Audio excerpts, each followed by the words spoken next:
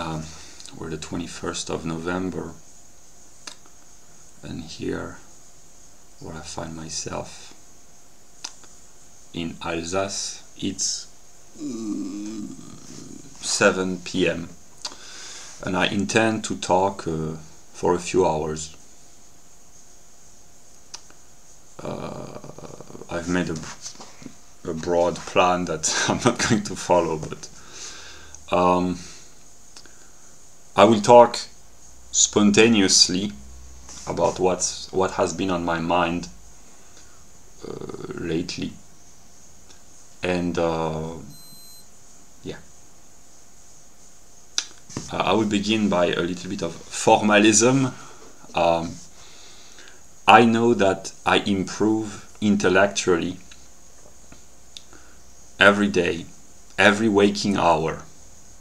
I have repeated this in my recent videos, but it's really how it happens. So here we're the 21st of November. I don't know when I will post this video, but when you watch this, maybe I will have posted many other videos, maybe I won't, I don't know, but I give the date at which it is recorded because the latest video, usually they are better, not in form, in the terms of rigor or systematicity, but maybe in terms of either intelligence or wisdom, because every new data, every experience, whether these are encounters with people or readings or watching videos or meditating or simply any kind of experience, makes me smarter sometimes, wiser sometimes, and yeah.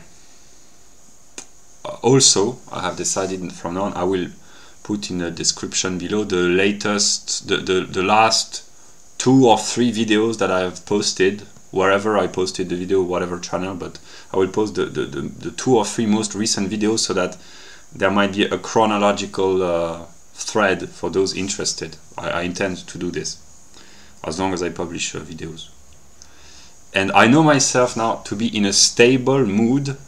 Probably it's chemical within the brain, right brain, left brain, chemical balance, because I have slept well this morning, or the previous night, and I took a nap this morning, I think, or this afternoon. No, this morning. And yeah. Okay, 3 minutes. I will take note for just to simplify the chronological annotation. So I will 3 minutes. End of the introduction. Okay. Yesterday I had a mental breakdown.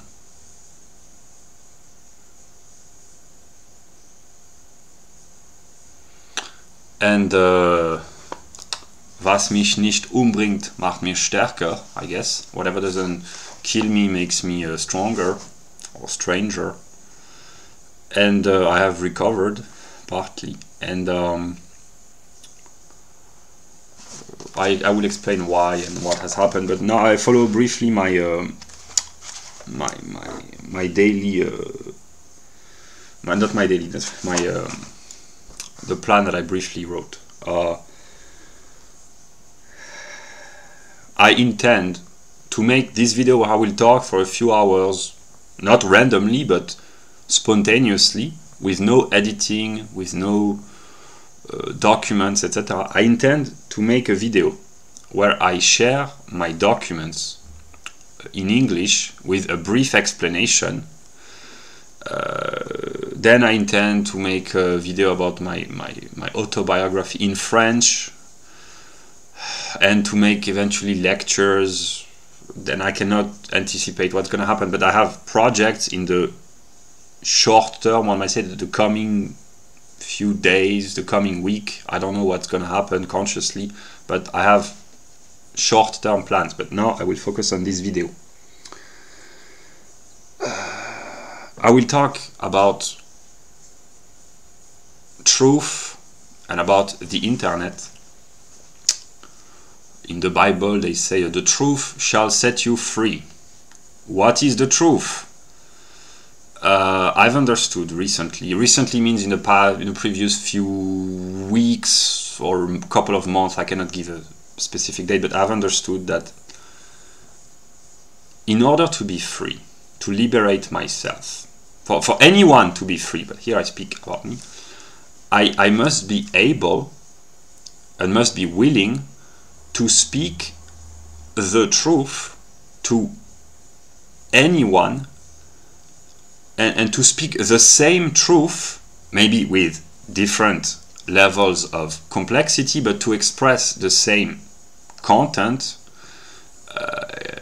to everyone potentially. That's what the truth is. Namely, the truth is the same for everyone, for every thinking agent or every thinking entity, be it a human or a extraterrestrial or a divine, or the truth is the same for every thinking entity.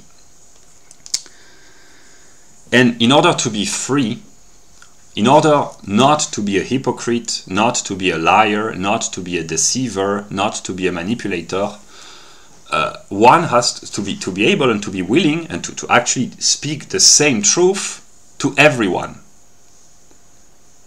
Which brings about an enormous amount of problems. Here I am in a stable mood.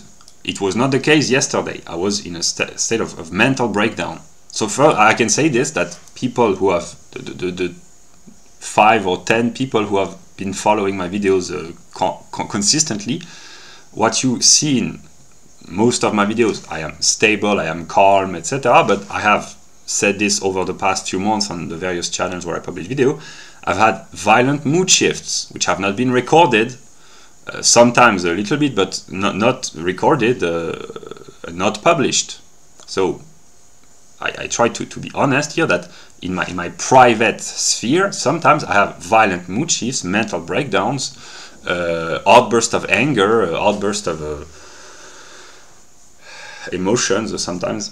Yeah, but here I know myself to be in a stable, calm mood. So yeah, and here I can say what I've been doing unconsciously, but more and more consciously.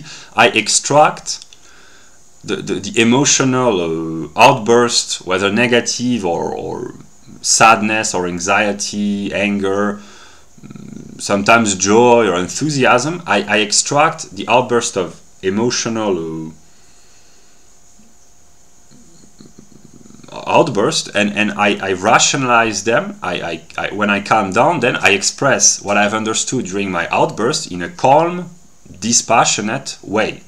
I am moody in my videos, in a sense that there are videos where I can speak very calmly, and there are videos usually when I make lectures where I tend to get a little bit overheated because and I make jokes, etc., etc. It's not always the case, and sometimes I get really negative, but in a calm way. So yeah, I will not talk. Yeah. So yeah, I've understood that truth, because it is truth, it's the same for everyone. So everyone has to be able, if he or she is a thinking entity, namely it excludes the toddlers and the degenerative old people, or the mentally disabled people who do not have a conscious functioning brain, either because of immaturity for the very young, or the intellectual degeneration for the very old, or for the mentally disabled. Everyone else, whatever his level of intelligence, has to be able to understand the truth. And then there is a gradation of quantitative intelligence, that which we call IQ, and the form of the truth in a rigorous philosophical way maybe only the very intelligent can understand, and for the less intelligent it has to be used by metaphors, images, etc. That's the distinction between philosophy and religion. Philosophy expresses the content of religion in a conceptual way, which it means the images of the religions, whether it's Islam, Christianity, Judaism, Hinduism, Buddhism, or all the paganism, all the religions, it expresses with images, metaphors, parables, conceptual truths. The negative in philosophy is that which the religion call Satan, the devil, Lucifer, or whatever name, Loki, whatever name the religion used to express negativity. Yeah. And I have understood already a few weeks or maybe a long time ago, but it's becoming more and more clear that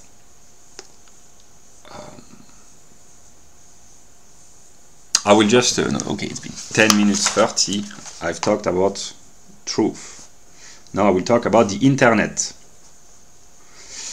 which is connected. The internet is connected, that's a good joke!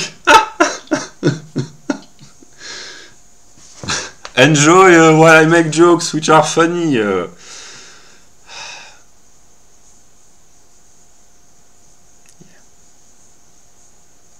This may be one of the last times where I make a peaceful self-talk, in a way. Not self-talk, but where I talk peacefully, calmly, in English. Maybe there will be other opportunities, but maybe this is one of the last. So the others who have been enjoying my video, the 1 or 2 persons or 3 persons, I don't know. Maybe this is one of the last times, I don't know. So yeah, about the internet.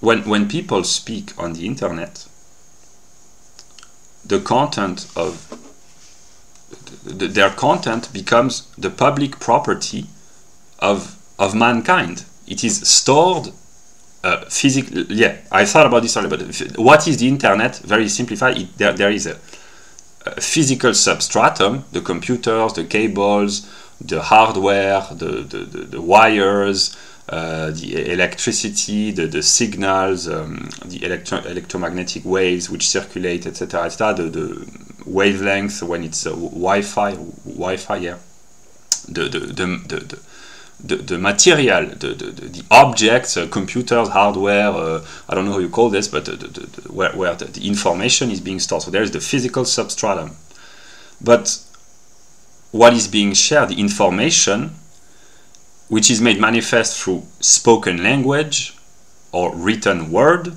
When I speak, I make molecules of air vibrate, which are sent in the microphone, stored under electronic data, 1 and zeros, probably an electronic code. It's stored in my computer, the video, then I will publish this on YouTube, it will become public, etc. This is how a physical interaction, namely me moving my tongue and making the air, the molecules of air vibrate in a certain rhythm which produce an intelligible sound. I have a specific way of talking English with my specific accent, etc., etc. But the words, if I speak properly, they are intelligible and they express ideas in the ordinary sense, which are thought determinations.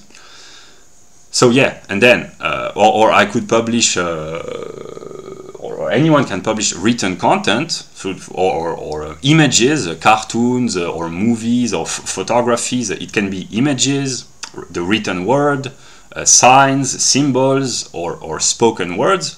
And these are information. They have a physical basis, namely these are electromagnetic waves in the form of 1 and zeros. I'm not an expert in computer science, but they have a physical reality in a sense that these are electric signals. Yeah, but they express abstract ideas in a sense that they express thoughts, not abstract ideas, but they express thoughts.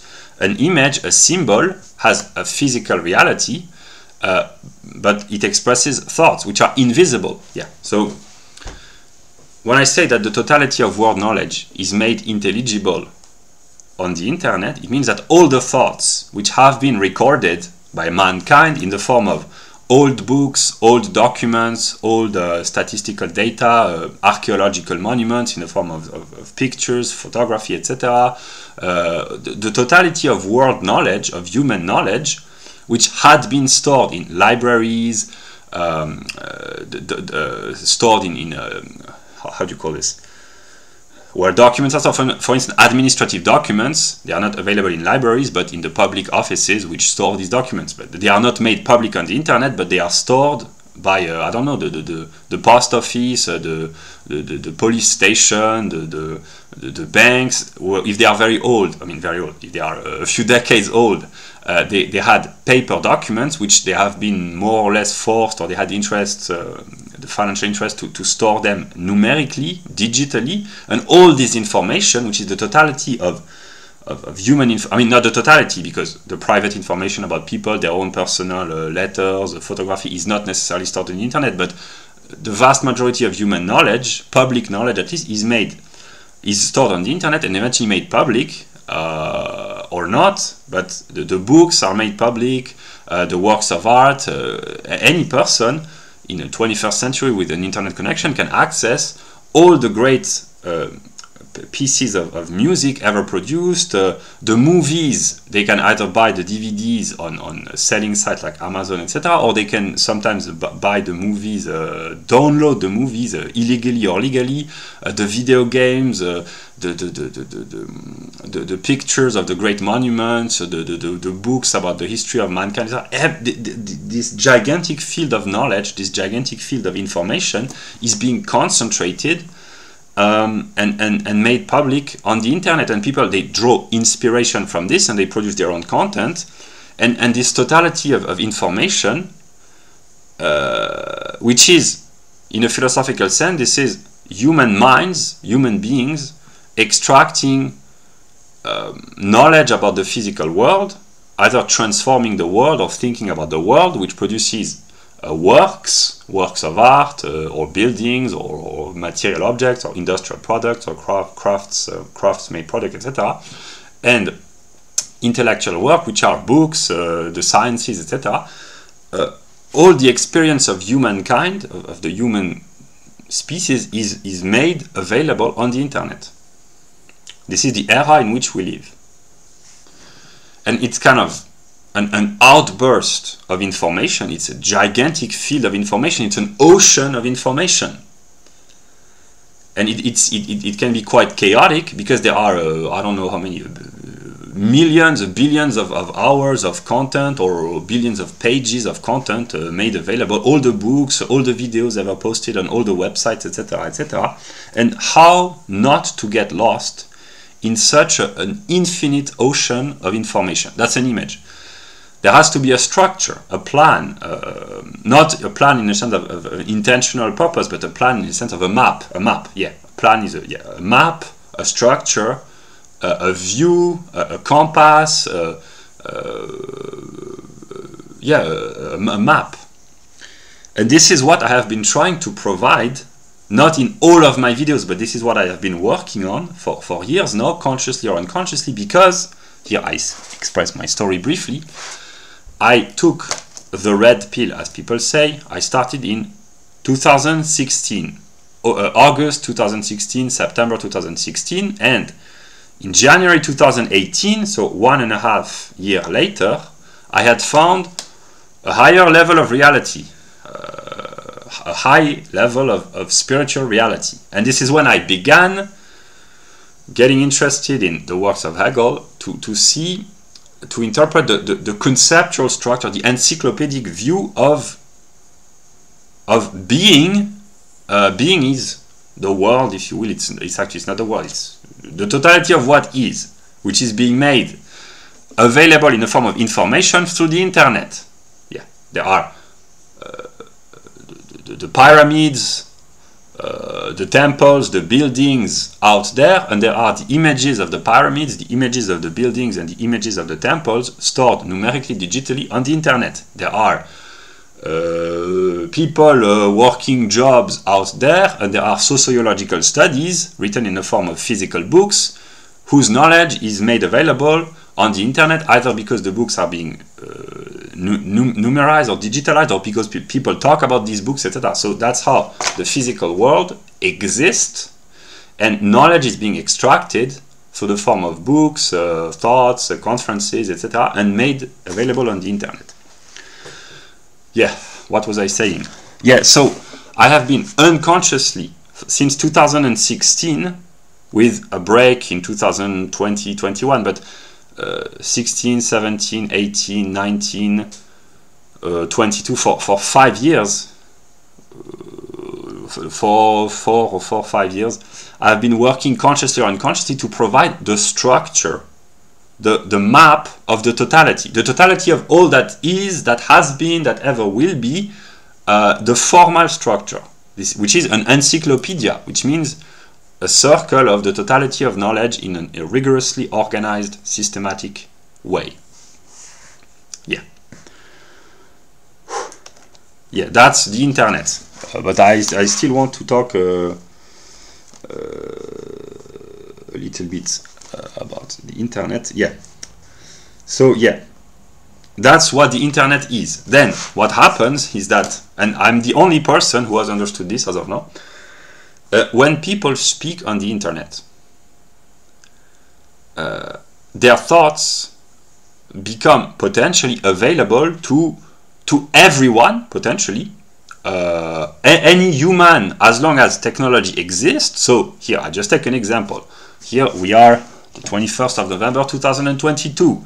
Let us imagine that there will be humans or post-humans or transhumans or green aliens in the 23rd century.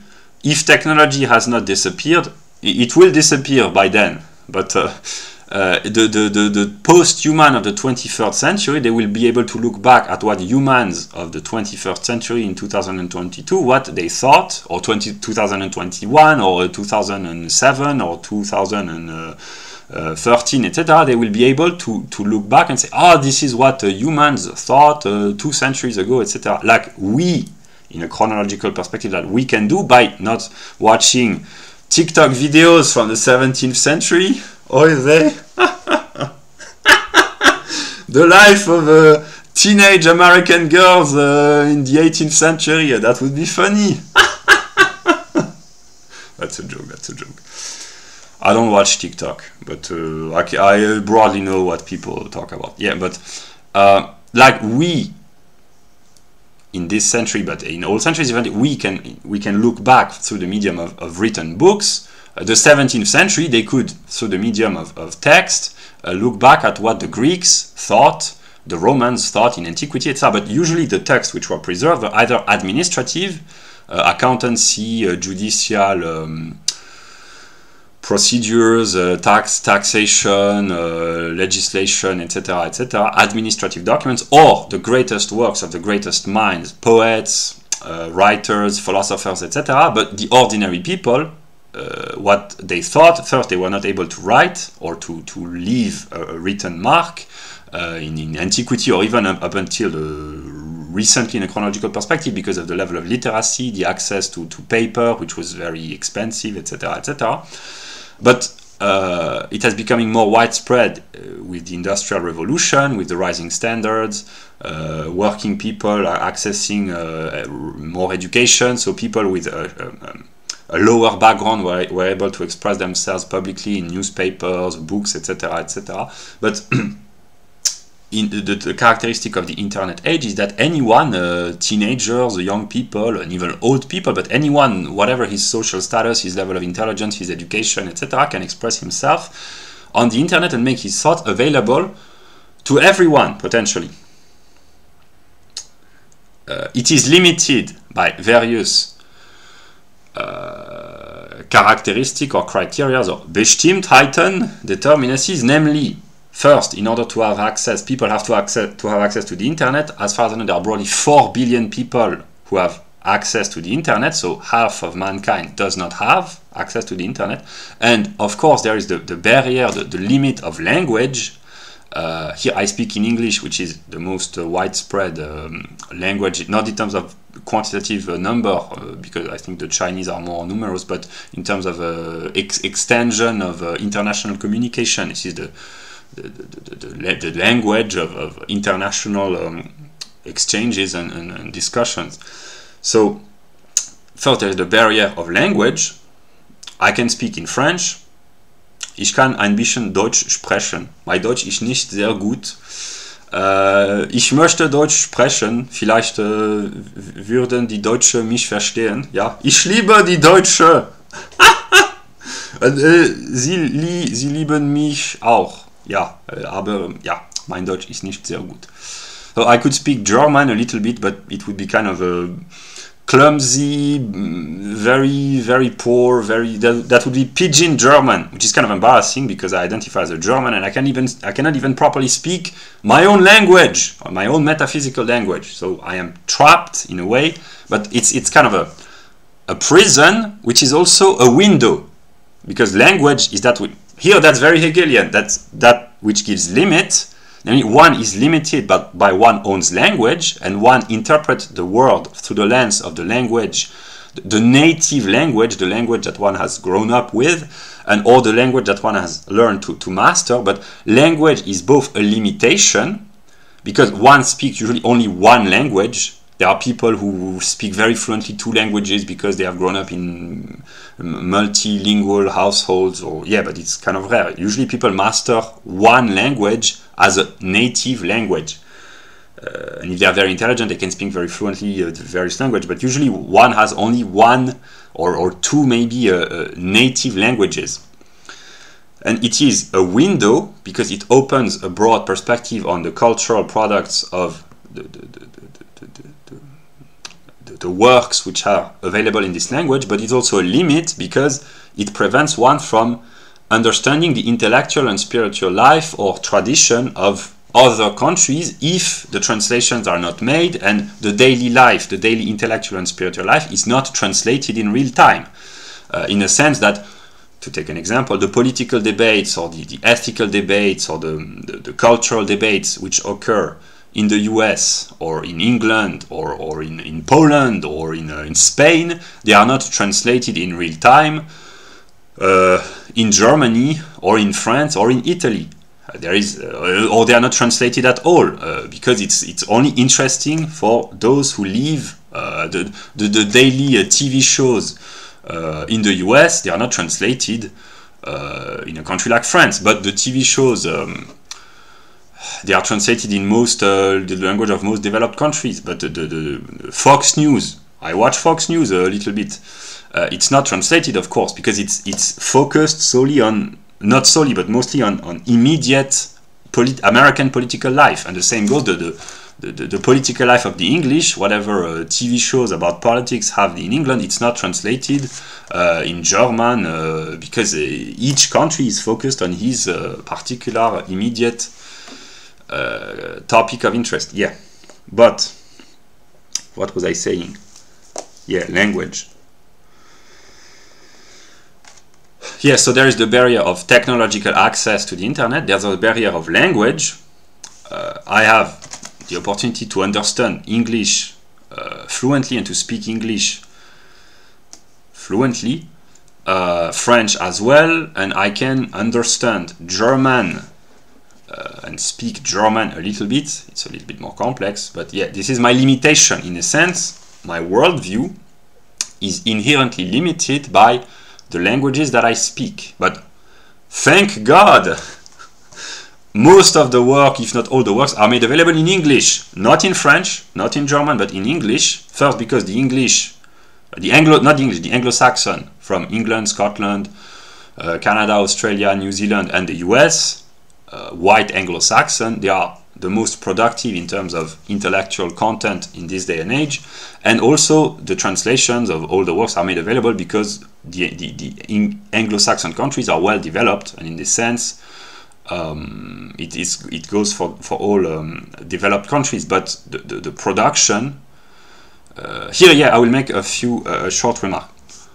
The Anglo-Saxon countries, especially the US, first, they are the best producers in terms of high-quality intellectual content in the modern day and age. They produce great quality every day, every week, every month, but also they have preserved some books which are not available in other countries for legislative reasons, which are legal to buy, but they are not sold. I have these kind of books in my library, which have only been made available for Europeans of Europe through the mediation of America. Books about controversial topic of the past century, they are not for sale in continental Europe. Only American sales retailers sell these kind of books. Yeah, which is why they have preserved precious knowledge for the understanding of European history and world history eventually. Yeah. So there's the barrier of language, and then there's the barrier of intelligence, namely there are content which is being produced on the internet which could potentially be understood by everyone or maybe not, but it does not interest a lot of people because it's too complex intellectually, so there's the limitation of intelligence. And I've understood this recently, that most of the contents that I've been interested in over the past 6 years, they have been for a select few, not because it's secret knowledge hidden from everyone else, because it's made public on the internet, but because the requirement is so high in terms of intellect that very few people are interested. I understood this recently. Because here I will explain the kind of videos that I use, that I have watched and that I keep watching. The videos that I enjoy the most are people talking in front of their camera, sometimes with no images. Caroline, you look good, Caroline. I would like to see more of you, but your voice is so great that I can live just with your voice. But I would like to see more. Maybe we'll see that later. Yeah, so I've understood recently that the reason why I've failed to communicate, one of the reasons is that my world has been, over the past few years, mostly intellectual, by watching videos and reading books. And the videos that I've been watching, they have a few hundreds or a few thousands of views, not because they are not good, but because they are too good. They are too complex, too great in terms of intellect. And in the formal aspect, the aesthetic aspect is kind of not very attractive, because these are just people talking. Apollonian Germ, Caroline, footnotes to Plato, Matthew Siegel, the philosophy channels like Matthew Siegel. It's great, it's wonderful in terms of content, but it's very high intellectually, and there is almost no formal presentation. And the same goes for Apollonian Germ and Caroline and the people that I've been watching, because yeah, it's not appealing to the eye, and it requires focus, attention, a high level of intelligence. Yeah. So there's the limit, the barrier of intelligence. Then the barrier of interest, which is partly connected in a sense that there are topics which are not interesting for a lot of people. Very specific topics. I'm sure that there are great content on any topic. People who are intelligent, who speak well about any specific topic, but the topic is not interesting for many people, so they do not get a lot of views.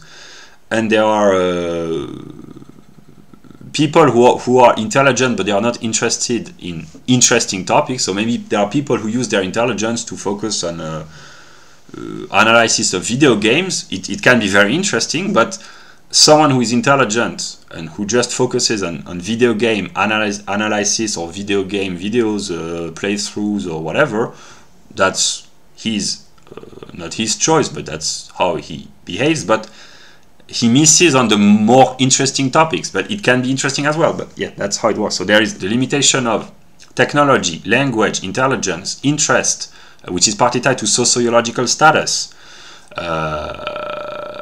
Depending on one's social status, which is connected with one's intelligence, partly, that's the lesson of the bell curve, by Charles Murray. The interest will be sociologically determined. Males and females, this is not a sociological status, but males and females are not interested in the same kind of content. There is the interest based on ethnicity. White people, usually they do not watch a lot of black nationalist videos, and a few black people, they might watch white nationalist videos, or Hispanics watching Asian nationalists. I'm not sure that there are a lot. So it's specified, it's particularized by group of ethnicity, gender, then sociological status. The workers and the postgraduates, the PhDs, there's the age, also the young people, the old people, depending on the generation. They are not interested in the same kind of content. There are male channels, female channels. There are males who watch female channels because the woman is good looking, etc., etc. There are males who attract females, I guess, but it's mostly the content which is being produced is specific to a given audience. The conservative channels, they talk to the conservatives. The liberal channels, they talk to the liberals, the ecologists, etc., etc. Every channel or every content creator talks to a specific audience consciously and empirically as well. Namely, consciously it is aimed at a specific audience, and the responsive audience is de facto specifically chosen. I mean, anyone can watch, but usually if you are a big capitalist entrepreneur in mass production of Coca-Cola, or no, not Coca-Cola, but soft drinks, you will not necessarily be interested in ecological circles, or maybe you will, to give your brand a good image. That's virtue signaling. Kevin MacDonald talks about this. Yeah, but if you are a socialist, you are not likely to follow the videos of the Mises Institute, or maybe to try to borrow their ideas, to contradict them, etc. But usually each specific group talks to a specific audience, overwhelmingly sociologically homogeneous, sometimes ethnically homogeneous, homogeneous in terms of gender or social class, etc., etc. But what I've understood is that I have seen the full picture. I mean, I have not watched every kind of content, but I get the broad picture, and I understand that it's like how do you call this? Groups of people listening to a certain kind of content while not viewing the full view. And I see the full view. The philosophical reason is that I am the negative. Not in a moral sense always, but in the philosophical sense, namely I am separated from the substance, the objective world, and I can see the broad picture because I've had a lot of leisure, money, intelligence, and interest to study, not consciously at first, but then more consciously, the intellectual and spiritual life of mankind, predominantly in the Western world, predominantly in the Anglo-Saxon world, because this is where it happens. But because thoughts are universal, it spreads eventually, because good ideas, they are attractive, and true ideas as well, because they are true. Yeah, so eventually we live in an age where, I will talk about this, where good ideas emerge in a kind of chaotic way, because the full view is not seen. That's why I've been trying to provide the view of the totality. But truth is emerging. 38 minutes. I will talk about this. Yeah. Truth. Of course, one might think there is truth and there is falsehood. It's partly true. It's partly false as well, because truth is not a coin. It has to be minted. It's the result of a process. Like the statue is the statue. The statue does not exist as such. It is the result of shaping the block of marble.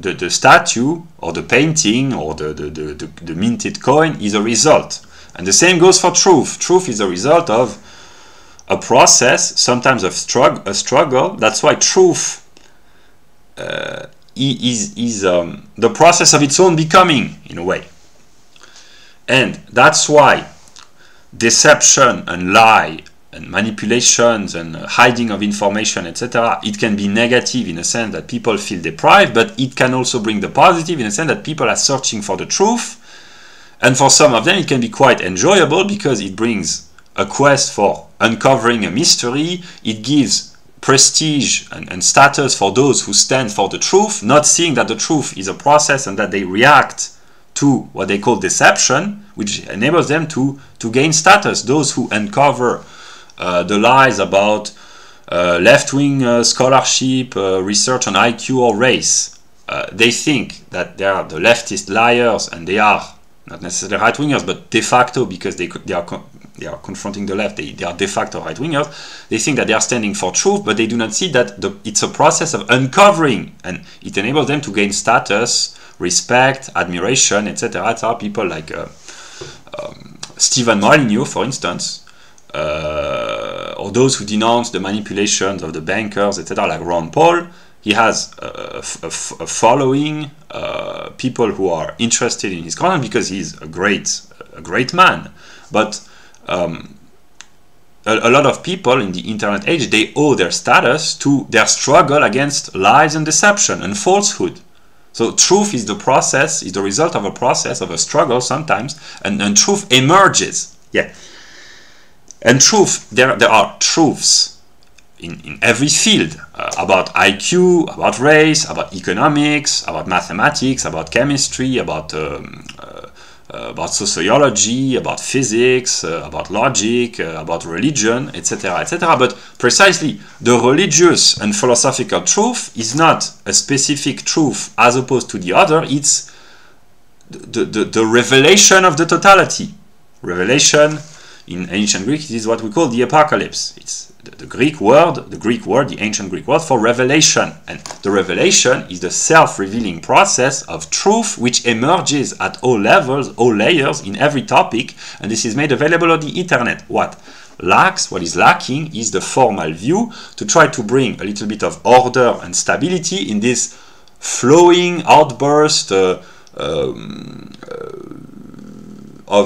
ideas. We live in an age where all the ideas of mankind, old ideas, current ideas, new ideas are emerging. It's boiling. There are ideas springing forth everywhere. I mean, mostly in the countries where there is the technological infrastructure, the educational level, and the cognitive level of intelligence to enable the population to express itself. But there are ideas flowing from everywhere. This is simply the reason why we live a revolutionary age, because in the history of mankind, every time that information has been made available and been widespread, it has brought about political revolutions at a certain moment.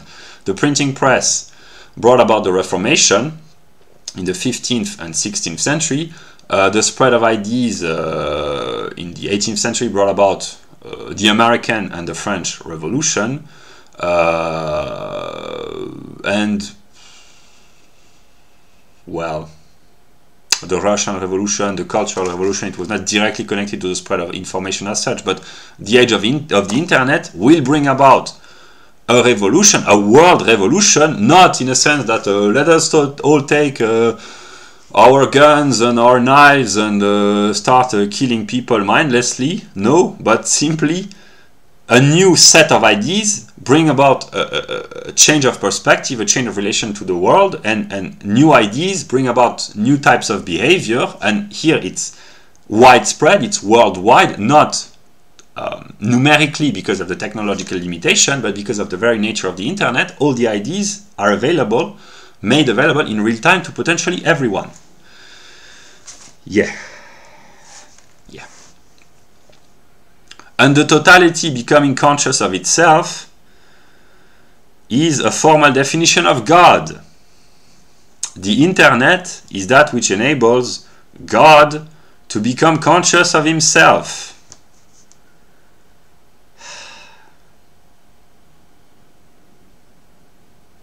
But why did God wait for the 21st century to wake up? Why could not he wake up with the printing press in the 16th century? He did! Remember Martin Luther? Oh no, that's a joke.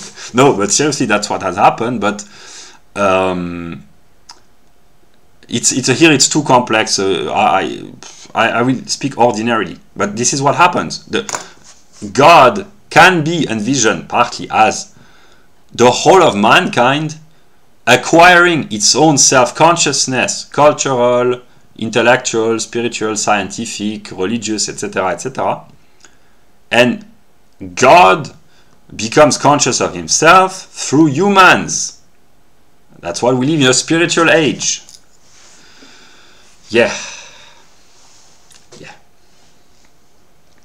And I know that people, they can share all sorts of experiences of life on the internet, and there are a lot of people who share their spiritual experiences or their mystical experiences. And what I have understood already three years ago is that I understand why, not all, but I understand why some people have had spiritual experiences, because I understand the process, the intellectual, psychological, and life process that they have gone through. Yeah, and I am connected to these people. The people with whom I am spiritually connected, I understand their own process, their own intellectual development, because I've had the same. Partly, I've grown further, or maybe too fast, too far, but I have gone through the same steps.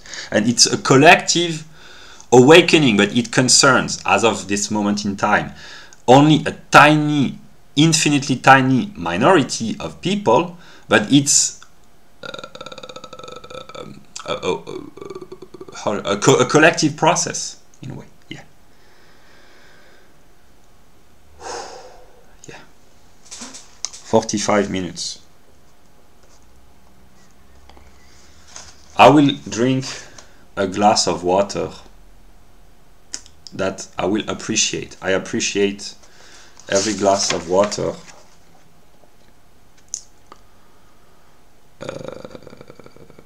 Yeah. So I will go get a glass of water. After only 45 minutes,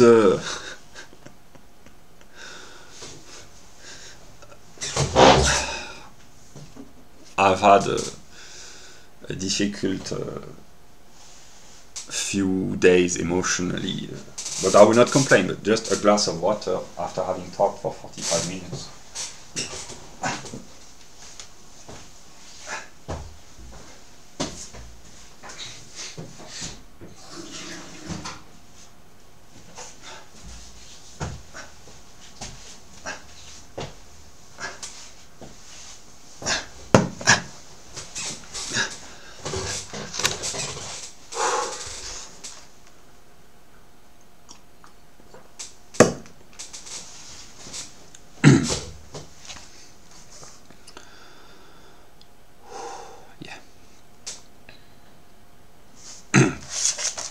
I look back at my. The plan was not the structure. I mean, was not thoroughly.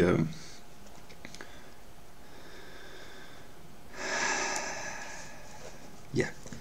So I will briefly make the connection.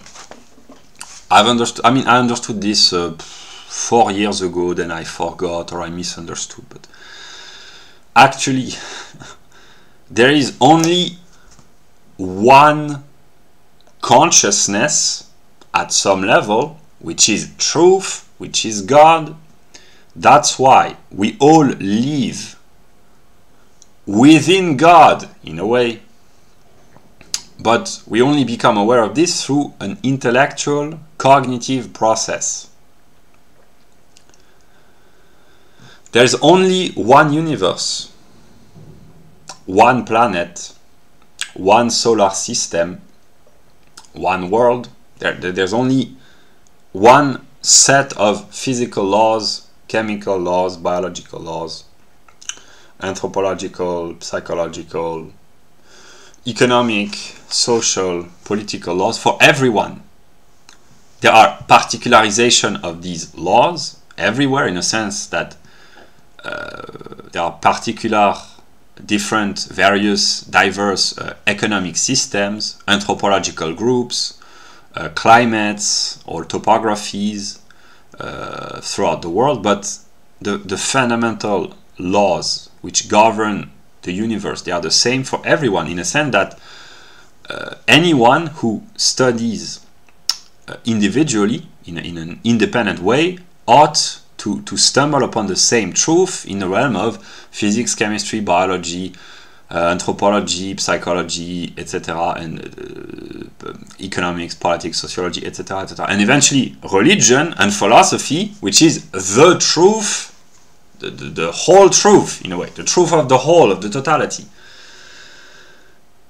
Yeah, this is connected with what I talked about at the beginning of the video. In order to be free one has to be able to be able to be willing to speak the same truth potentially to everyone and to anyone. Everyone and anyone, it's not the same, because everyone means the universal, anyone means any singular, which are carriers of the universal, which is the mind. So that's what I've understood. I already understood this years ago, but then I said I forgot, or yeah, but now it's becoming clear and I will not forget.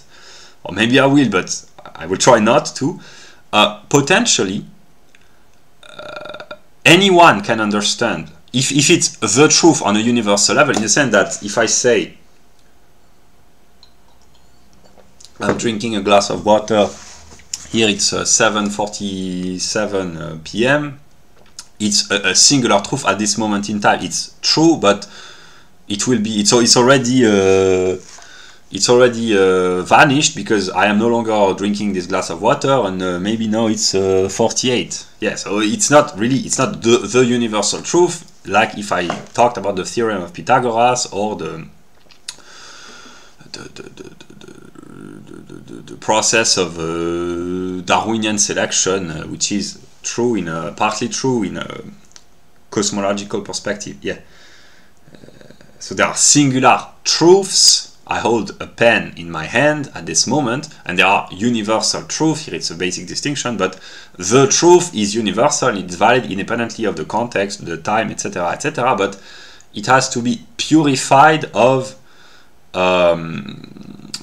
its singular content. And in the sense that if I say I hold this pen, I could express this more formally in a sense that human beings have, if they are healthy and fit, they are capable of holding objects, of exerting their will by holding physical objects, etc. It's connected to the connection in the brain, circulation of signals in the hand, etc. Motricity, etc., etc. Yeah.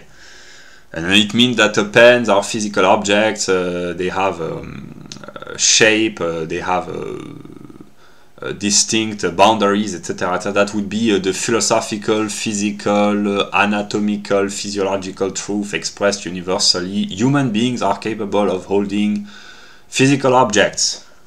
Yeah, but then it has to be, I will not delve too much, but yeah, what I mean is, or if I say I drink this glass of water, the truth universal would be human beings are zoological creatures who need a certain amount of clear water to enable the bodily function. They have to drink a certain quantitative of clear water in order to survive, etc., etc. That would be the physiological, zoological truth. Yeah. Which is the same for everyone. Yeah. What was I saying?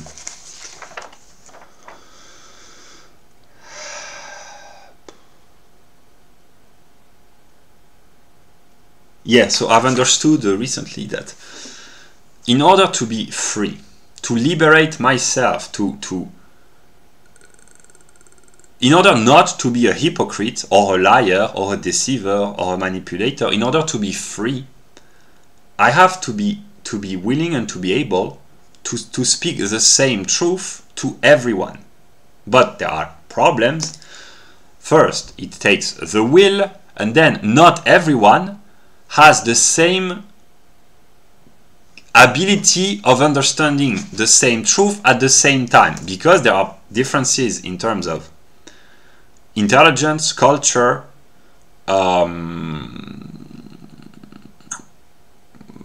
emotional capabilities,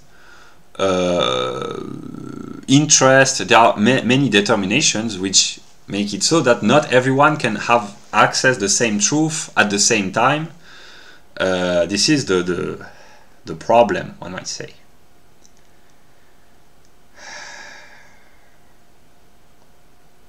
Yeah.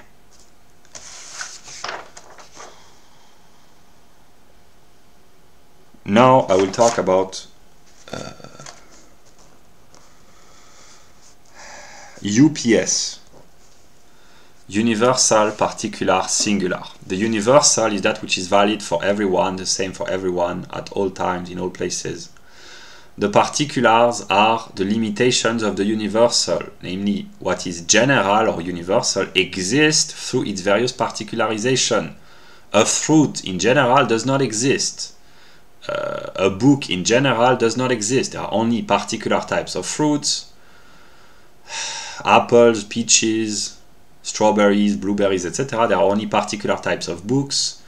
Books about poetry, books about economics, books about sociology, books about anthropology, books about novels, books about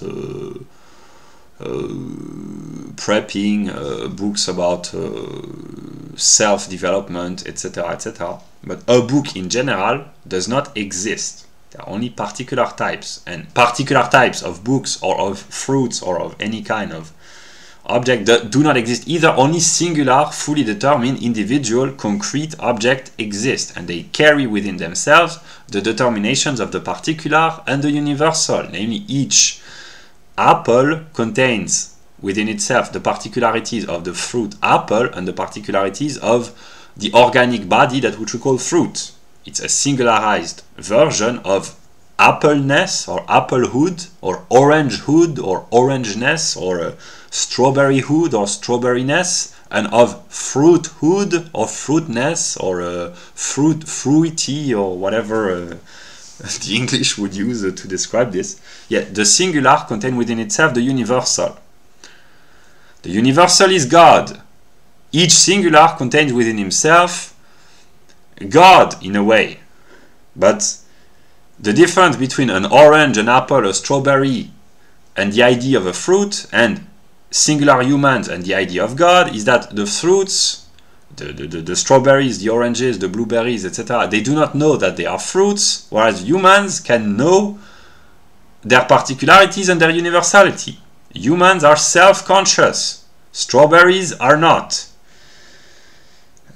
If a singular strawberry could think, she would say, I am a strawberry, I am a fruit. And she would become aware of herself or of himself. Maybe that's a male strawberry. Maybe they have genders among strawberries. Oh, they. Maybe they have transgenders as well. I don't know.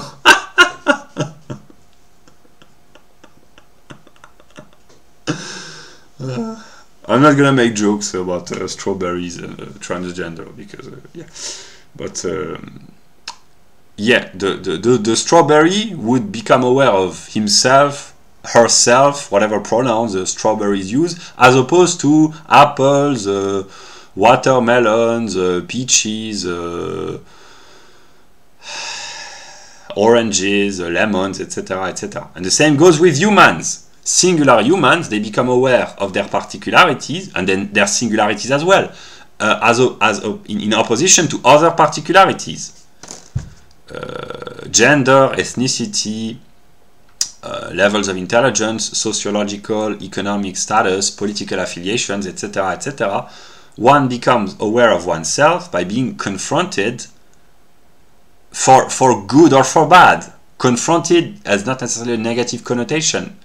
By encountering an other, and by reflecting upon the other, one reflects upon the self. This is how self-consciousness emerges, by being in relation to another, which is not the self, and by delimiting the not-self, one delimits also the self. This is why, in ordinary language, why a lot of people become aware of their identity, whether political identity, patriotic identity, national identity, ethnic identity, gender identity, by opposing the current state of ideology, one might say. By revolting against what they call the system, people acquire a consciousness of what they are, by opposing what they are not. But that which they are not is that enables them to become aware of what or who they are. I am not a liberal. No, I am a conservative because I am not a liberal. The liberals, with their crazy ideologies, they have helped me realize that I was a conservative. What would I do without you? Yeah.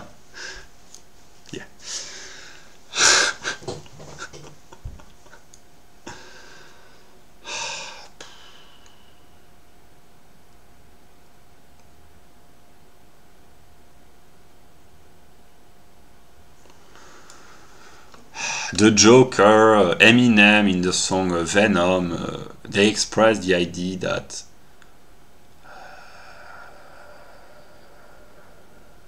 the other is part of the self because it is what enables the development of the self. Yeah. Yeah. Which is the ambiguity of the other, because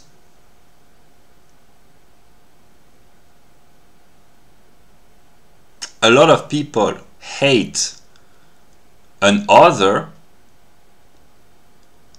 which enables them to have a sense of self-love, not necessarily on an individual level, but sometimes on a particular level. The Democrats and the Republicans, they hate one another. No, not always, but they are conflicts sometimes with one another, but they love themselves, their own party, their own members, etc. And it works for all the determinations. In politics, anthropology, psychology, gender, sociology, etc., etc. The workers, they hate the capitalists, but struggling as a worker is that which gives meaning to their political engagement, sometimes against the greedy capitalists. Yeah.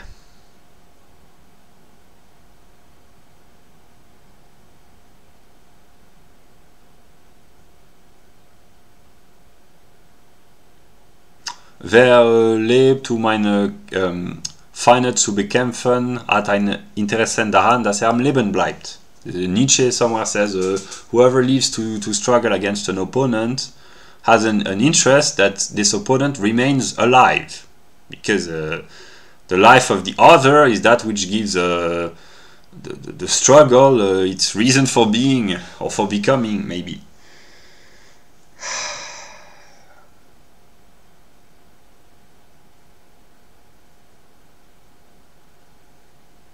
Yeah.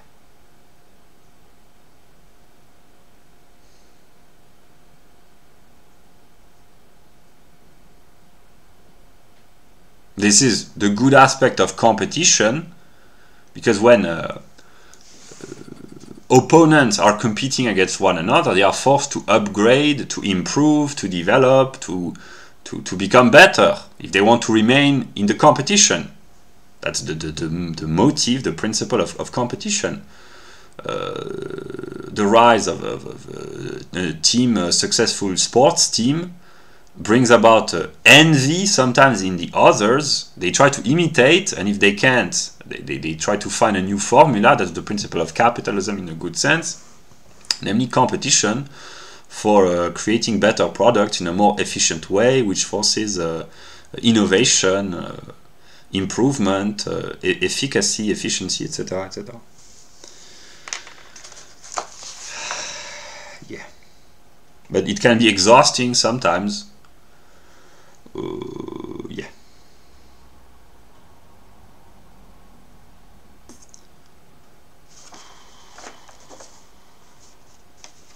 Also, UPS. Yeah. I've understood.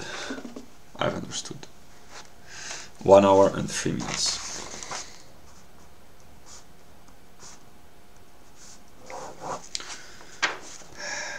Here I'm in a calm and rather confident mood, but yesterday I really had a mental breakdown. So, yeah.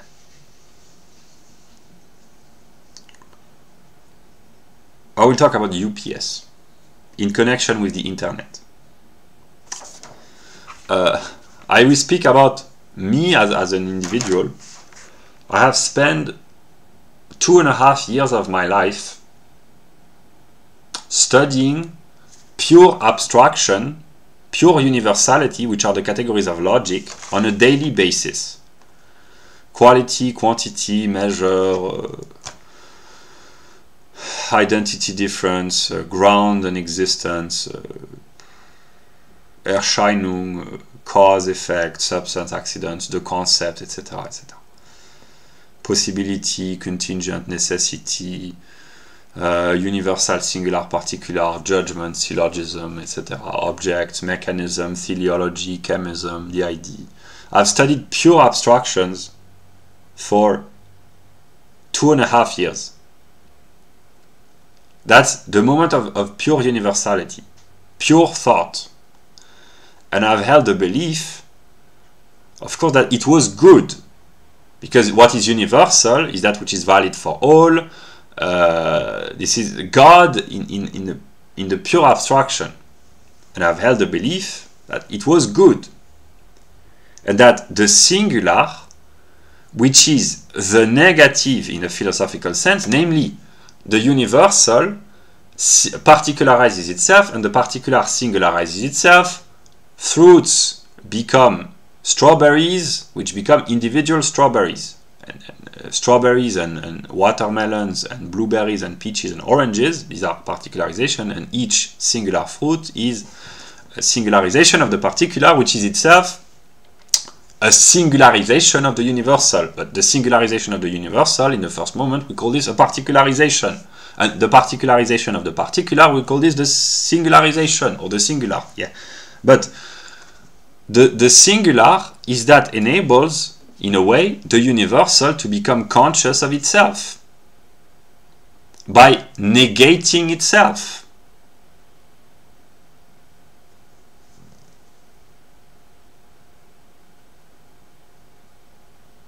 And the singular, in the case of humans, they can reflect, which means distanciation, mirror, mediation. They can reflect upon their particularities and the universalities. Humans can reflect upon God.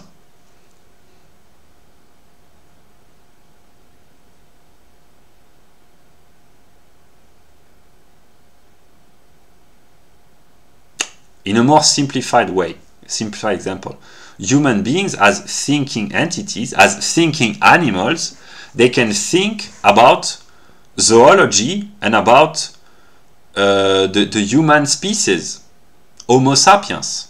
Other animals, no matter how intelligent they might be, dolphins, dogs, owls,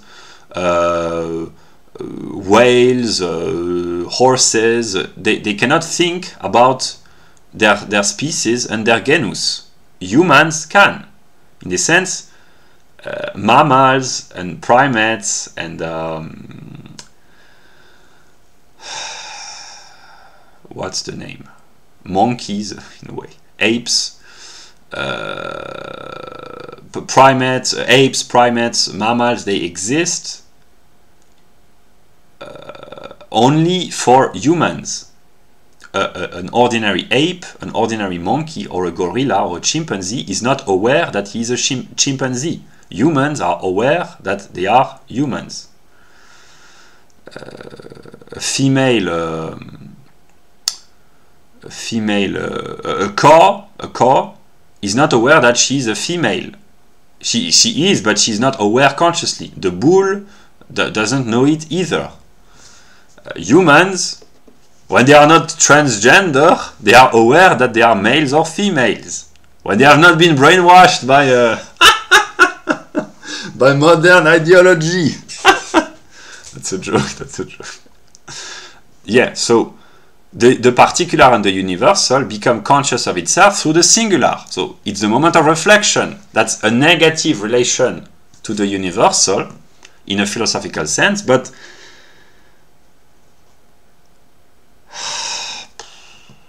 I have believed for many years that the singular, which is me as a singular individual, Luca, that's my name, Luca Guts, that I was the negative of God, eventually, the negative of the universal.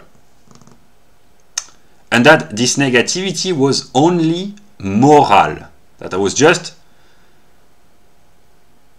that I was evil, but just evil.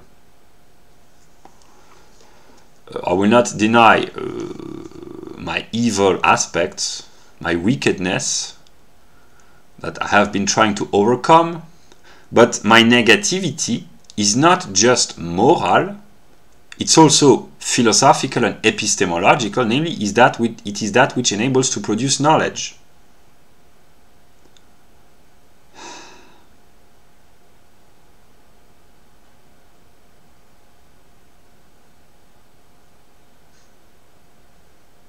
So in a way, I can reflect upon God as the universal, that's what I've been doing. God has been reflecting upon me as a singular. Oh, say, what does God think about me? I'm in a mood to laugh, but he would probably say, you have been so stupid, why does it has taken you so much time?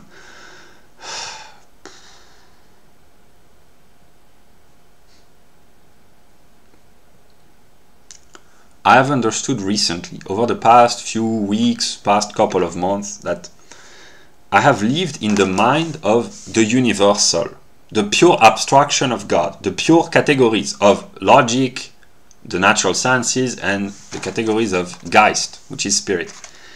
And over the past few months, over the year 2022, but more and more over the developing months, and especially over the past couple of months, I've had a more intense singular life, in a sense that I've spent more time outside of my library, one might say, talking to ordinary people, other human beings, what I've called empirical people, and to have their perspective on life, on the world, on the experience of reality, has helped me tremendously.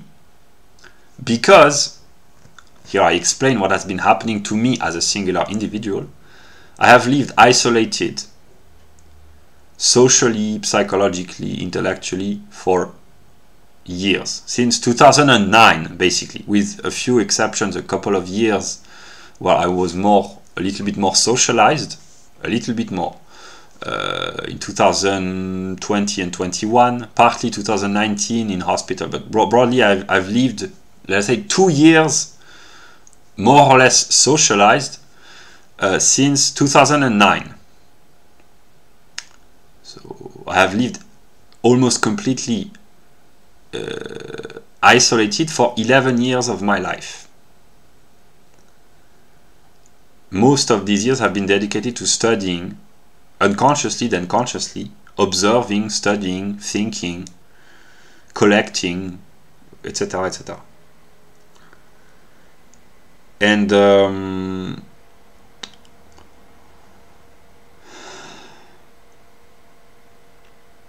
my encounter with ordinary people has made me realize that when I talk about, when I say in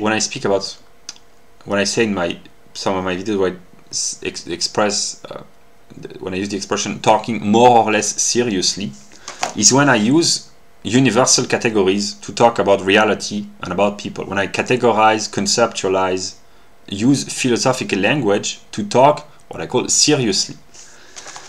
What I've realized over the past few months, when I do this, people almost always react negatively.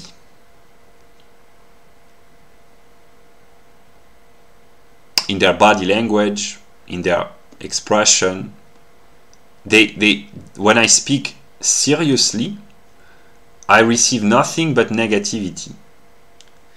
And this seriousness, the universal, is what I have called good. I thought was good, and I still do in a way, because this is what transcends all the particularities and that which enable humans to agree with one another. But when it's too abstract or too rigorous, people feel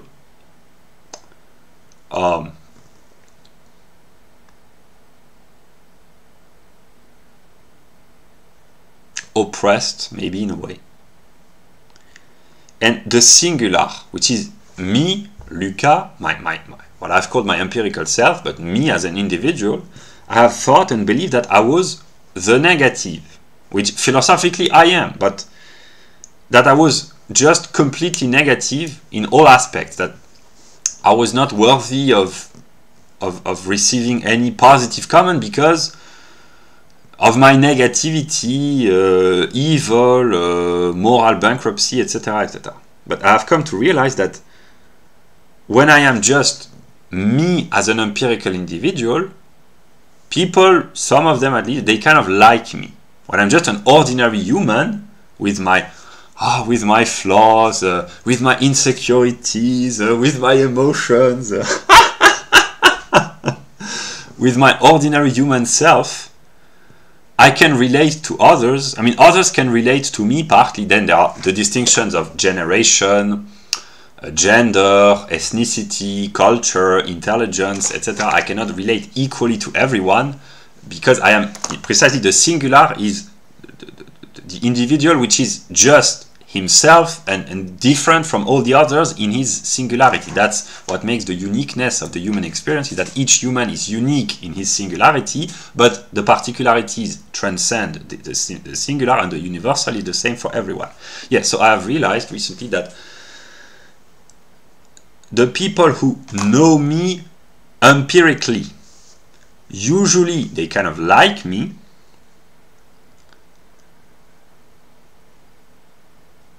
but I have thought that my singular self was the problem and was the negative, and that I had to negate the negative, to focus purely on the universal aspect. But when I do this, I receive almost nothing but negativity.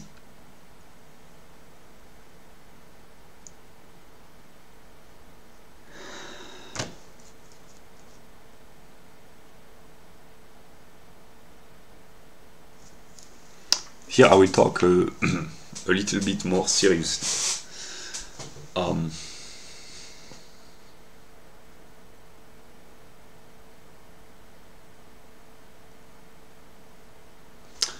I will speak as me, as a singular individual, just me, Luca, my hero, my role model, not always, but my hero, maybe always. My hero, my role model, my father figure is the German philosopher Hegel. That's my psychological characteristic. I'm in search of a father figure, and for me the father is God, but maybe even more Hegel, the German philosopher.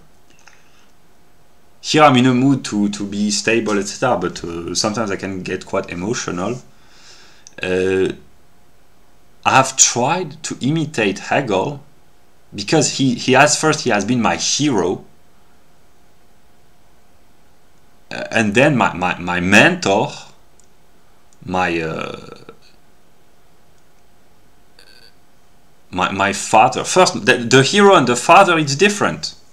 The father can be the hero at first, but Hegel is sometimes my hero and sometimes my father. And when I think of him as my father, well, I try to impress my father, but also sometimes I'm partly resentful because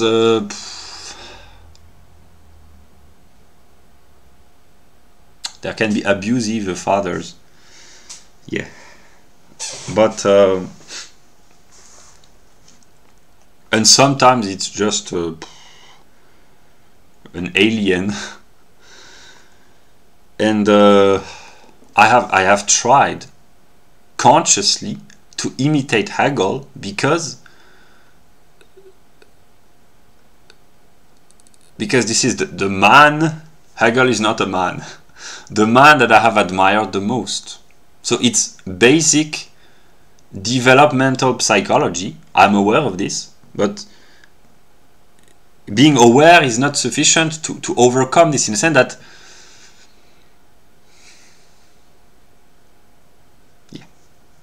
today I've gotten rid of a lot of books by Hegel which is for me like giving up on alcohol for an alcoholic, or giving up on drugs for a drug addict. I've gotten rid of a lot of books.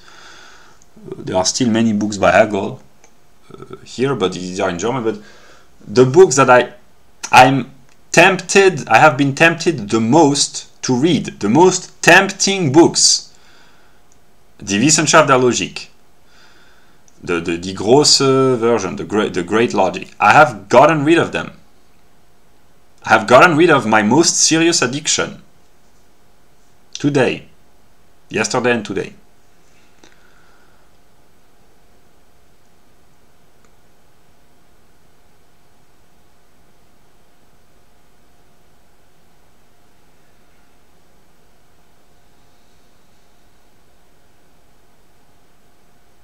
Yeah, so what I've understood, what I think I've understood is that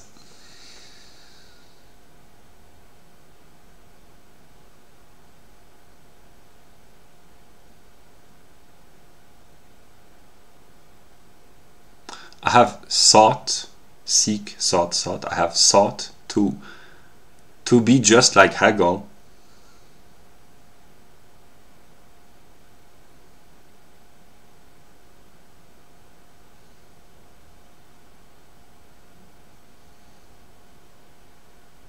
And what I have understood recently, that maybe God, the universal, wanted, or I don't know, attempted, or I don't know, the universal wanted to experience itself through a singular individual.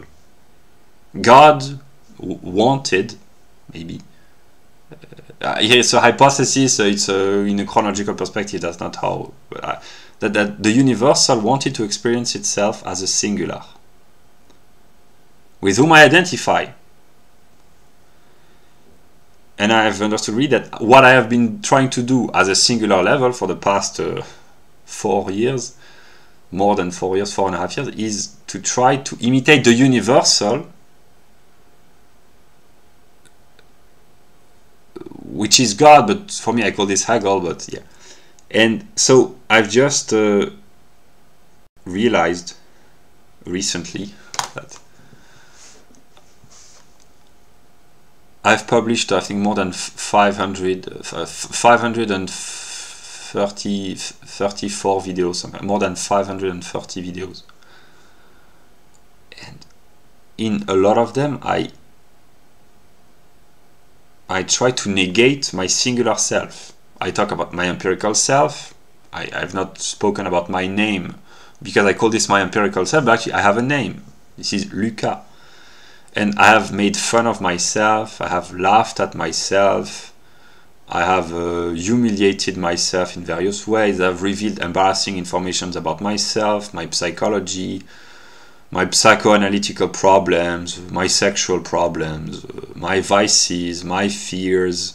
I've exteriorized all my negativity in the moral sense, or in the if it's an unconscious problem, it's not moral in a sense, it's not a decision, but I have expressed naively, but out of honesty, all my problems, all my embarrassing, most, if not all my embarrassing aspects. And in this sense, I am more and more confident in talking about this. I will not do this now, maybe if the video gets a little bit longer, but I've understood that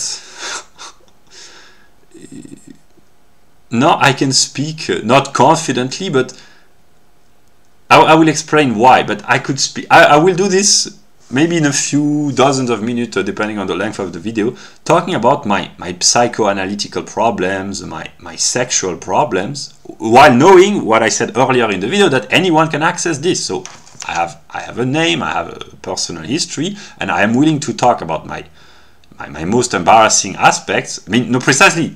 Because in my view, these are not the most embarrassing, but I'm willing to talk about embarrassing aspects about myself, knowing that anyone can access this and say, oh, really, you have these problems or these weird aspects, because precisely my view of what is right or wrong or shameful or not shameful is very different from everyone else, basically, because when I think about the universal, I think about the world as being my mirror.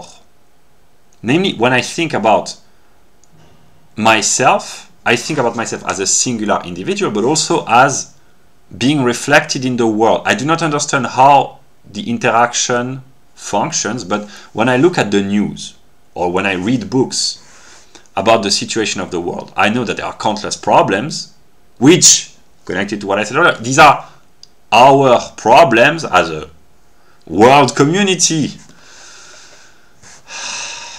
These are actually my problems, because this is my world, in the sense that this is the world in which I live, and there's only one world. So my world is the world, and the problems of the world are my problems. The wars, the conflicts, the tension, the famines, the starvation, the economic problems, the injustices, etc. These are my problems, and I find some of them more embarrassing than others. All of them are more or less embarrassing, but some are really embarrassing. And I have been trying to confess for 3 years now, in 2019 and 2022. Not continuously, because I made a pause for a couple of years, but in 2019 and 2022, to confess that I am the negative, all the problems are my responsibility in a way. And what I've understood recently is that when I say to ordinary people, the world is my reflection, the world is my mirror, etc., they do not react, or they do not understand, which I don't blame them, because it's very complex, because I myself do not fully understand. But simply, when I say this, of course I do not consciously expect this, but unconsciously, for me, it means the wars which happen in the world, they are part of my world. They are a reflection of aspects of me, in a way. The rapes, the crimes, the abuse, the corruption, the degeneracy, these are reflections of myself. The incompetence, I do not understand how it works. Is it a reflection of my full self? Is it, how does it work? I don't know. But when I think about the world, when I look at the negative aspects, I take all of them as being reflections of myself. That's why I can hate myself, or lack confidence, or be demoralized, or sometimes desperate, because I am impacted negatively by the negativity of the world.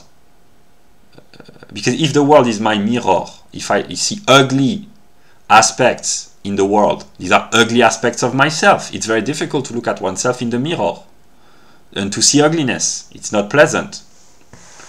So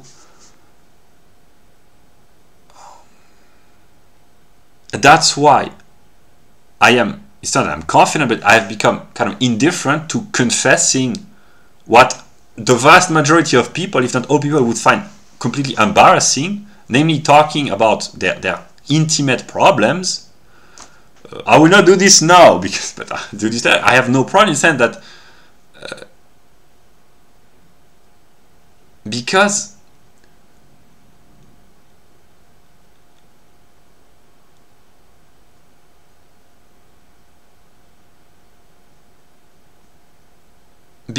for me the problem is not what is embarrassing. It's not my singular problems, sexual problems.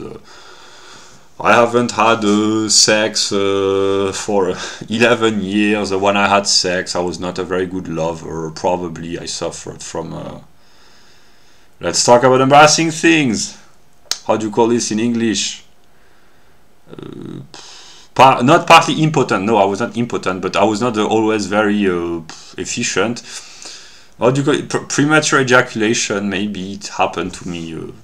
I was not a very good lover on a sexual level. I'm not embarrassed in talking about this. I've watched a lot of porn. Not a lot. I mean, a lot. I was not addicted, but I've watched a lot of porn over the years. embarrassing. I mean, no, it was. Now I will talk for a few minutes about my embarrassing sexual aspects. I've watched porn. I live in the age of pornography. Heterosexual pornography. Overwhelmingly, I've watched lesbian porn, homosexual porn, lesbian more than homosexual, just to see what it was like. Well, yeah. Well, transgender once or twice. Well, in the heterosexual sphere, well, I've watched mostly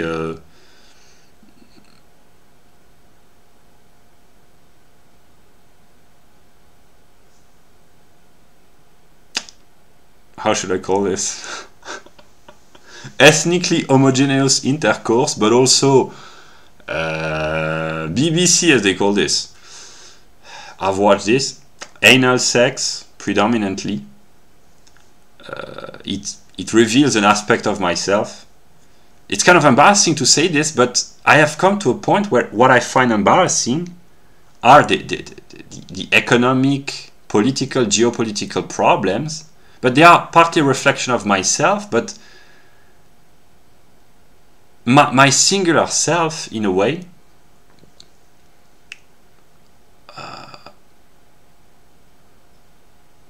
I am more confident in accepting the embarrassing aspects of my singular self because I have overcome most of them, in a sense that I've talked about the kind of videos that I've watched about pornography. I no longer watch porn. I haven't watched porn since the month of February, and I do not need to watch porn any longer.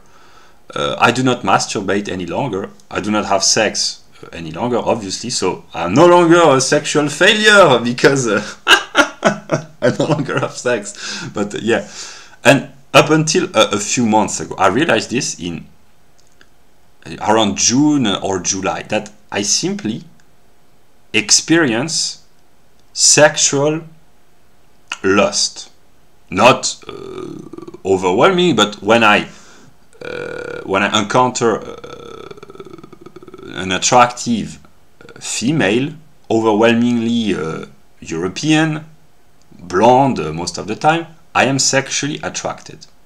I cannot deny this, but a few months ago, I was in a puritanical mindset, which still happens sometimes. Like yesterday, when I had my mental breakdown, I went full fanatical Puritanism. But I considered an embarrassment just to experience sexual desire for a healthy partner, mature, young, beautiful, etc. I thought of this as being shameful, embarrassing, as a sin. And when I'm in my puritanical self, I still think it is, but I realize, okay, if this is a sin, everything is a sin, and if everything is a sin, I am the sinner.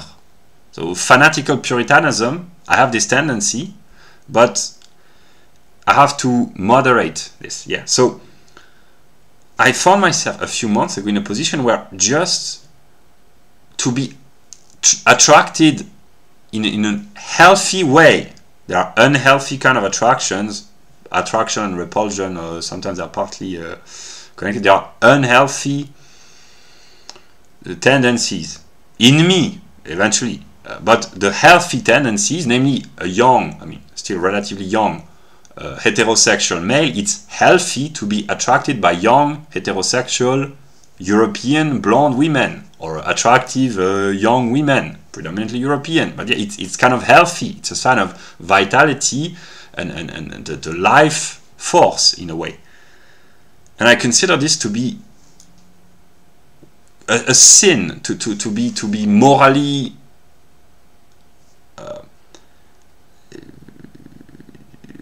moral corruption. It's not about cheating, hookup culture or excess. No, just sexual attraction for a healthy partner. I thought of this as a sin. This is the moral Puritanism that I was in. So in a way, I still do. That's part of my moral rigidity. But if it is a sin, and everything is a sin, like I said, and then it's simply not. Yeah, that's why I just explained. What I am not embarrassed by a lot of aspects, because my definition of embarrassment is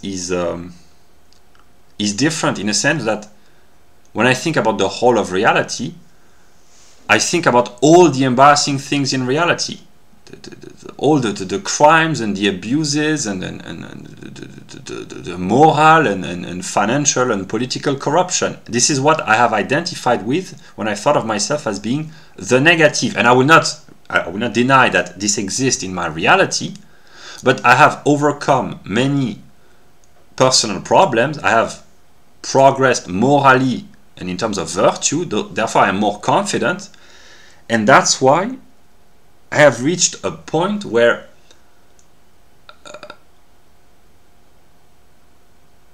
I have become shameless for the embarrassing aspects of my singular self, not because, how should I explain this? I will express this clearly. If people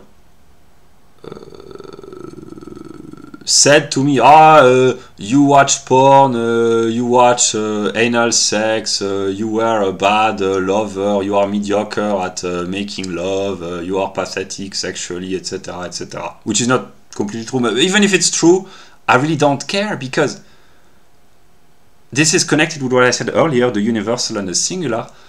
What I would find embarrassing for myself is when people will say at some moment eventually, but you are responsible for all the conflicts, all the tension, all the crimes and the abuse, it's you, etc. But here it's so philosophical that maybe it's not yet the time proper, but that's why I have misunderstood human beings, because when I talk about the world being my mirror, I unconsciously expect people to say, so you are responsible for the tribal warfare, the terrorist attacks, the building collapsed in whatever Asian country, I don't know, 5 people die or 10 people, or a factory went into flame, or someone killed himself. It's you, you are the reflection of the universal, you are responsible. And then I would be ashamed, because I find this embarrassing, that people are being hurt and killed for no apparent reason, unconsciously from my perspective, every minute. I'm not talking here about the accidents, because, well, it has to happen, I guess, but the willingly inflicted suffering.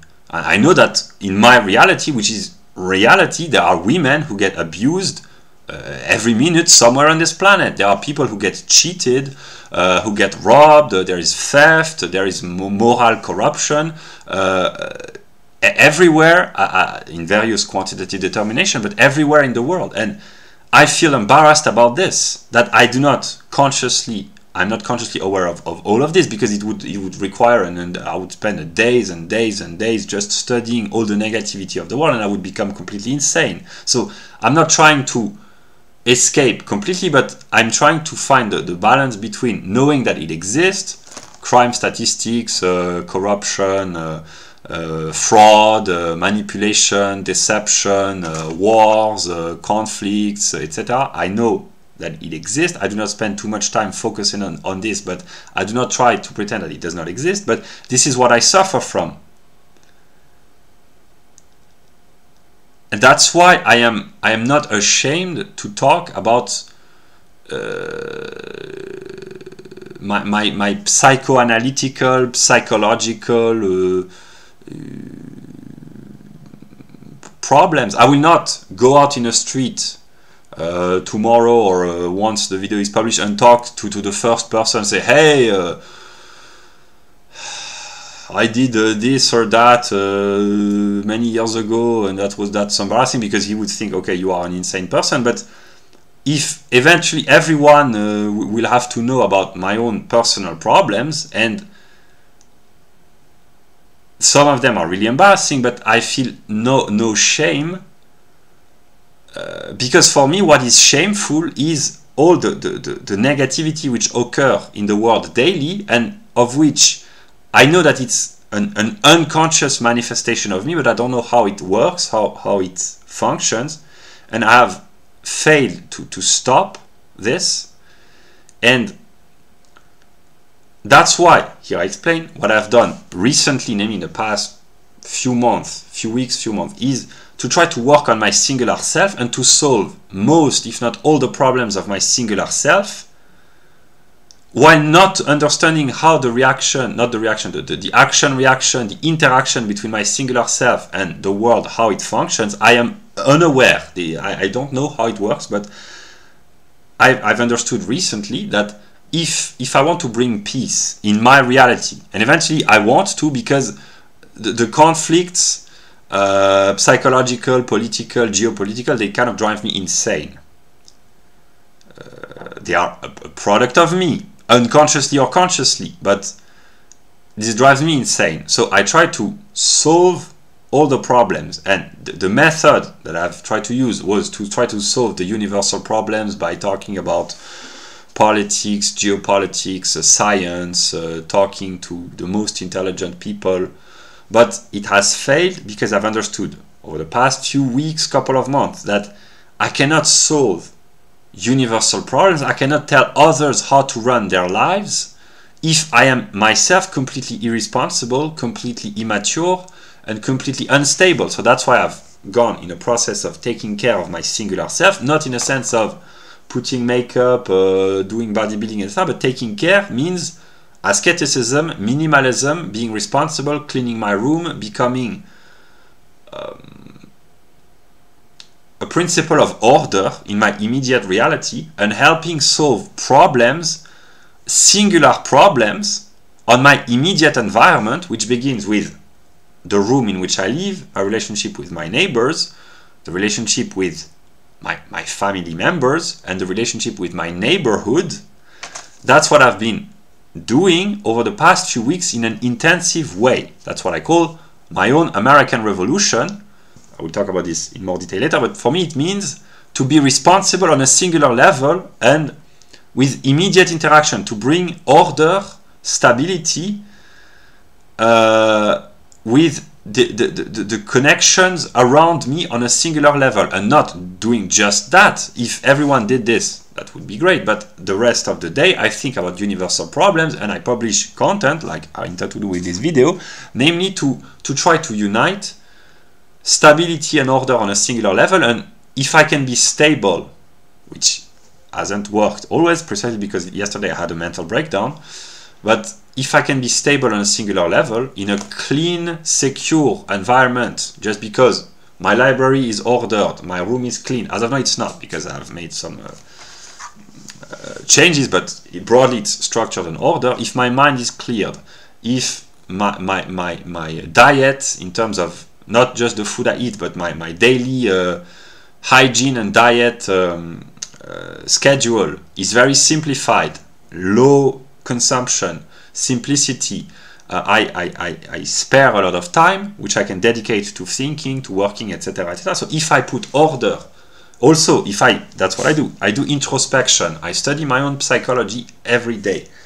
I will talk about this in more detail later, but I study my own psychology. Therefore I understand my own inner determinism, psychological, psychiatric, psychoanalytical. Understanding is the first moment to try to cure them. If I can cure myself with self-help, self-development, finding inner peace, I can radiate order around me. That's what I've been saying to the people that I've talked to empirically, and that's what I said in some of my previous videos. If I can do this, if I'm ordered and stable on a singular level, when I communicate universally on the internet, I can bring order and clarity.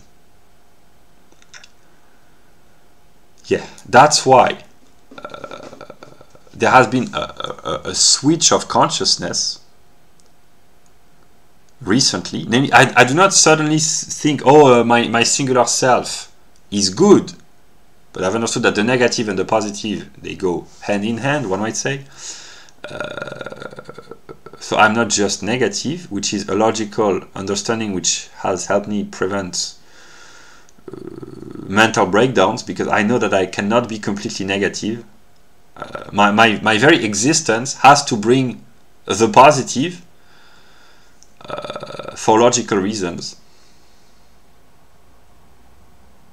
Not just that, but when I'm in a state of despair, like I was yesterday, I soothe and appease myself by thinking that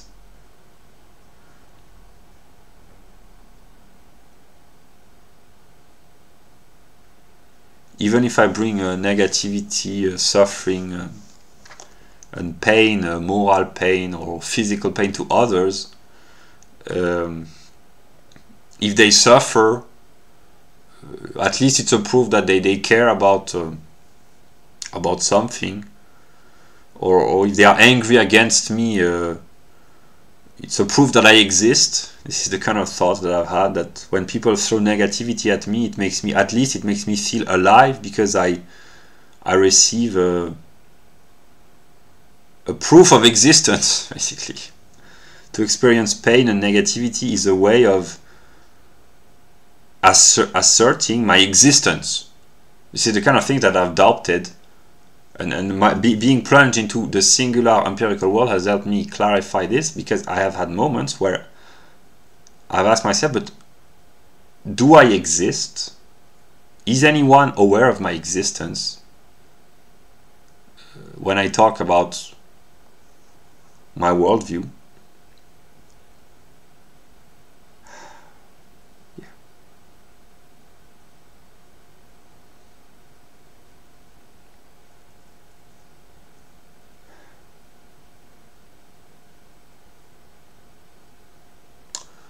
So now let us continue about embarrassment.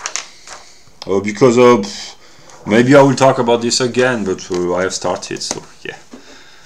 I will not make a full detailed list of all the embarrassing things that I've done on a singular level, but just on a psychoanalytical level.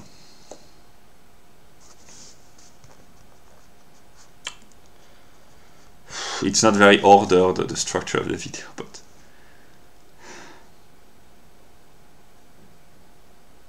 I've watched a video about psychoanalysis, about the ego, the id, and the superego. The way I interpret this, the id would be the subconscious. That would be Nietzsche. From my perspective, I translate the determination of my psychoanalytical self, my psyche, in the language of German metaphysics. So for me, there is the subconscious, which would be Nietzsche.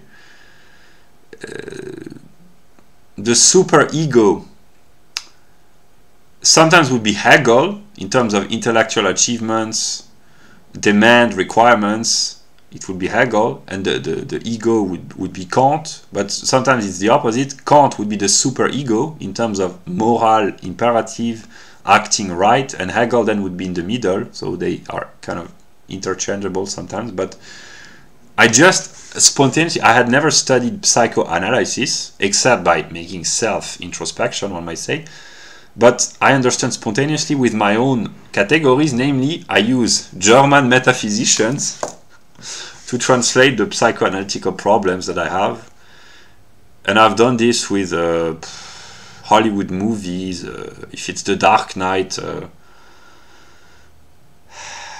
the Joker would be Nietzsche, Batman would be Hegel, and Kant would be Harvey Dent.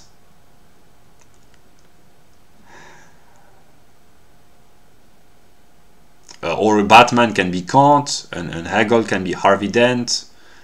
But for me, the negative, the Dark Knight, the negative hero would be Hegel. That's what I thought many years ago. And, Kant, yeah, these are illustrations.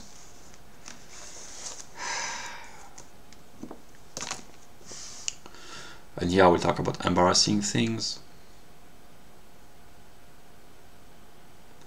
Every time that I read good books recently, I spend less and less time reading books because I find this to be kind of morally wrong. I do this because I know that it enables more productivity, more intelligibility, etc. But I try to work on my documents or on my videos or on my singular self by going out, talking to people, making supplies, etc., trying to solve problems on a singular level. I've spent an enormous amount of time on simply resting to be mentally, chemically balanced, but I have the quantitative amount of time dedicated to reading books has decreased significantly over the past few months in my daily life because I know that it's an addiction and that I have to renounce addictions. Like the attempt to order rigorously everything. I know that it's morally wrong because too much order is problematic. And I know that God, as I envision the universal God, expects me to be more spontaneous. Precisely, the universal wants to be singularized partly, and he wants me, that's how I envision things, to be more spontaneous, to be more daring, more bold. I mean, it's not very daring to make a video like this, but if I listen to myself, my Hegelian superego, I would be a boring scholar just reading a script where everything will be very rigorous. I've done these kind of videos, that's what I thought was good. I've understood recently that actually no. I mean, it's part of the process, but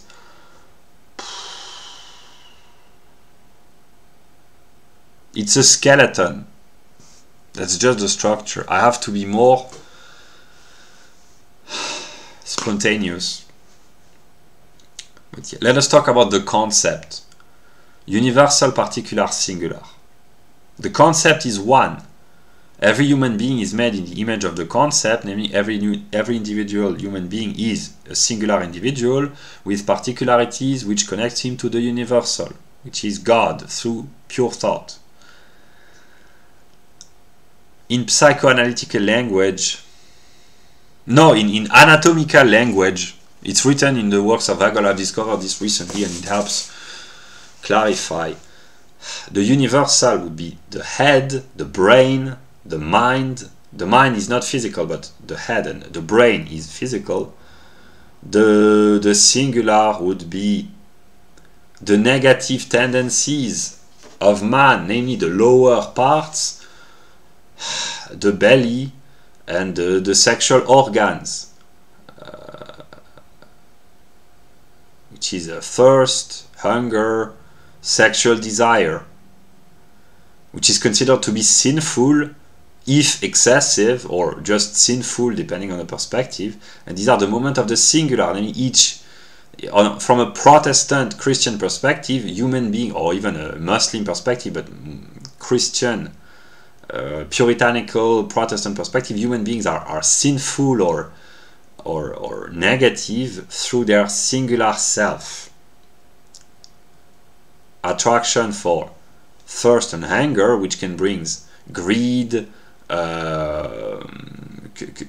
cupidity, excesses, etc., etc., and sexual desire, which brings lust, fornication, etc., etc. This is what the Christian use as images. And this is negativity in a sense that this is selfishness, the selfishness of the flesh, the temptation of the flesh, as the Bible would say. This is the moment of the singular. That's why the Christians say that human beings are sinful. Which, when I'm in a not stable mood, I can become a little bit insane, because the Christians who say human beings are sinful, but they are made in the image of God, if you are logical, it means that God is sinful.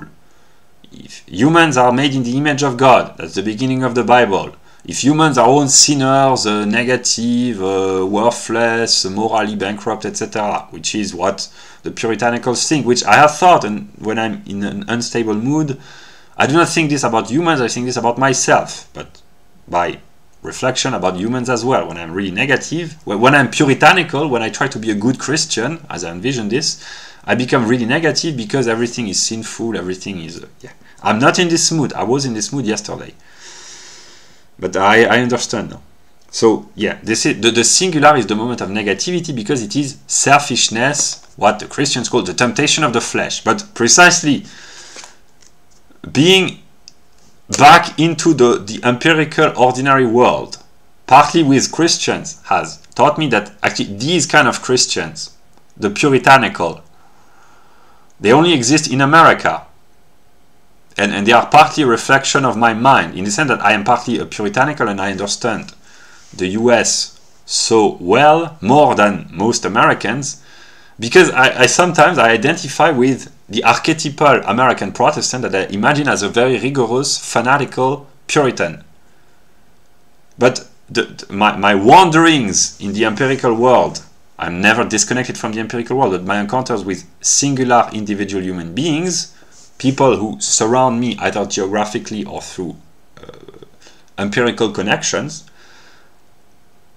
has helped me understand that actually Christians, they are not like this. It's partly because there has been a decay, a cultural, religious decay, but most Christians, they are not fanatical Puritans. We find only this in America, which is part of that which has made the greatness and the success of America and what makes the charm of America.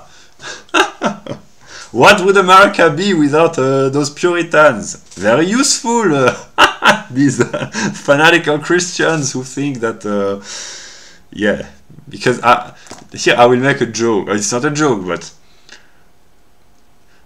the vision that I have developed of the United States of America over the years and over the past few months. Here I'm in a mood to laugh, but I think it's so far removed from what... No, actually, I've already said it. Partly it is and partly it's not, in the sense that my vision, which is in constant flux, but it's broadly structured, it's more true than the vision that most Americans have of their own country and its history, but in a sense it's also completely false because it's completely disconnected from the actual America. Because in a way I've spent many years in, I will talk in more detail about it, in the mind of Americans through their publications, etc. They complain about, mostly right-wing Americans, about SJWs, the woke ideology, liberals, virtue signaling, transgender, sexual degeneracy, etc. I have the perspective of the right. But then I tend to believe that if I went empirically to America, I would find virtuous, puritanical Protestant everywhere. But actually no, because there are less and less Protestants, there are less and less virtuous. It's not a judgment, it's not that bad. I mean, I'm in a stable mood here, be careful, maybe. That's a joke, that's a joke. No, but seriously, here I'm in a mood to laugh, because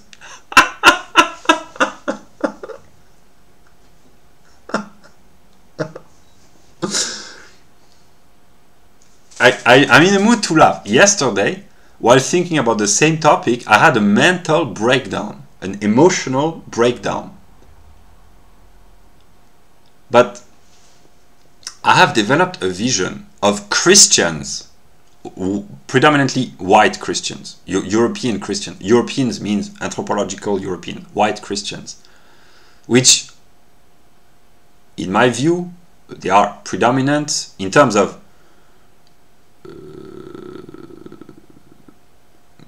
Protestantism as envisioned is in America. The evangelist, from a continental European perspective, the US, they are accused of being the country of radical Protestants, which, when one looks at the full pictures of America, today, most of Americans are not white. I mean, most of them are white, but less and less are white. Among whites, less and less are Christians. Among Christians, less and less are Protestants. And among Protestants, less and less are Puritans. And if they claim to be, they are not always. Yeah. So what I mean is, I have developed over the past few months and years sometimes a puritanical view of Christianity. But when I adopt this perspective, everything becomes negative because no one or very few people meet the standards of rigorous puritanical Christianity. And people, empirically in continental Europe, they kind of hate this. Maybe in northern Germany it's kind of different, or in Germany at large, or in the Scandinavian country, but where I find myself, namely in Central Europe, officially on French territory, but actually it's German territory, historically, culturally, ethnically, etc. But in France, in the other parts of France, Puritanism, it's kind of an alien ideology, because it contradicts the classical French view of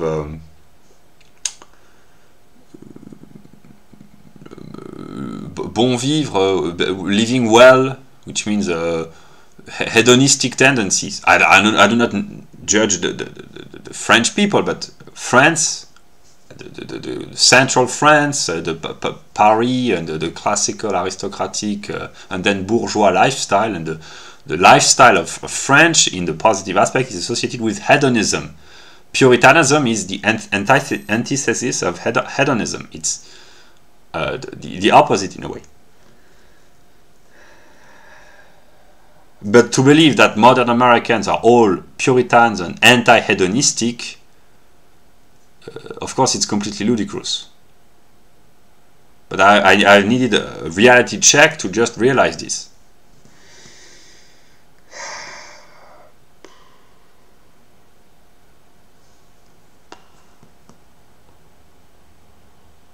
Yeah, so UPS. Universal would be the brain, the mind, the head. The singular would be the belly and the sexual organs.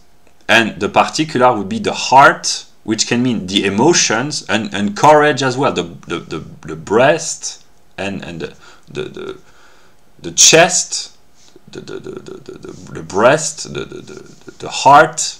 These are logical moments of the concept. Universal would be higher, singular would be lower, particular would be in between. So the brain, the heart, and the penis for males. Yeah.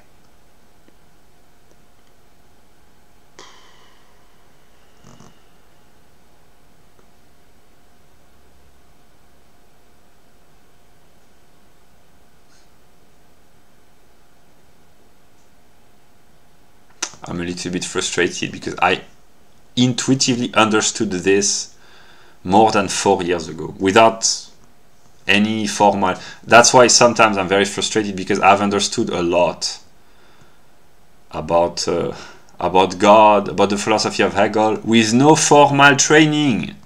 I've understood before understanding that I understood. I have needed the formal training, that which I've done the past 8 months doing, and already in 2018, 2019, to understand that I had intuitively understood a lot. And when I understand this, that what I call my ideas as a singular level, Luca, my spontaneous ideas about reality, about God, about others, about society, were good, sometimes even brilliant. And I have gone through the mediation of pure abstractions to realize that what I had produced spontaneously was quite good. And when I realize this, I feel kind of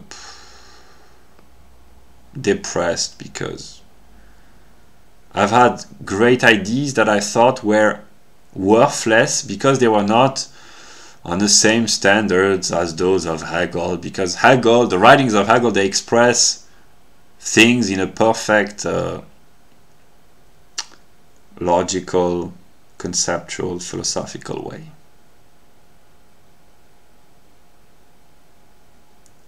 And I've kept believing that I was worthless because I could not meet and reach the standards that I set for myself, which I've understood also the past few months during this year, that my standards in the intellectual sphere and even religious are the standards of the most demanding, maybe, Hegel and the other German metaphysicians. So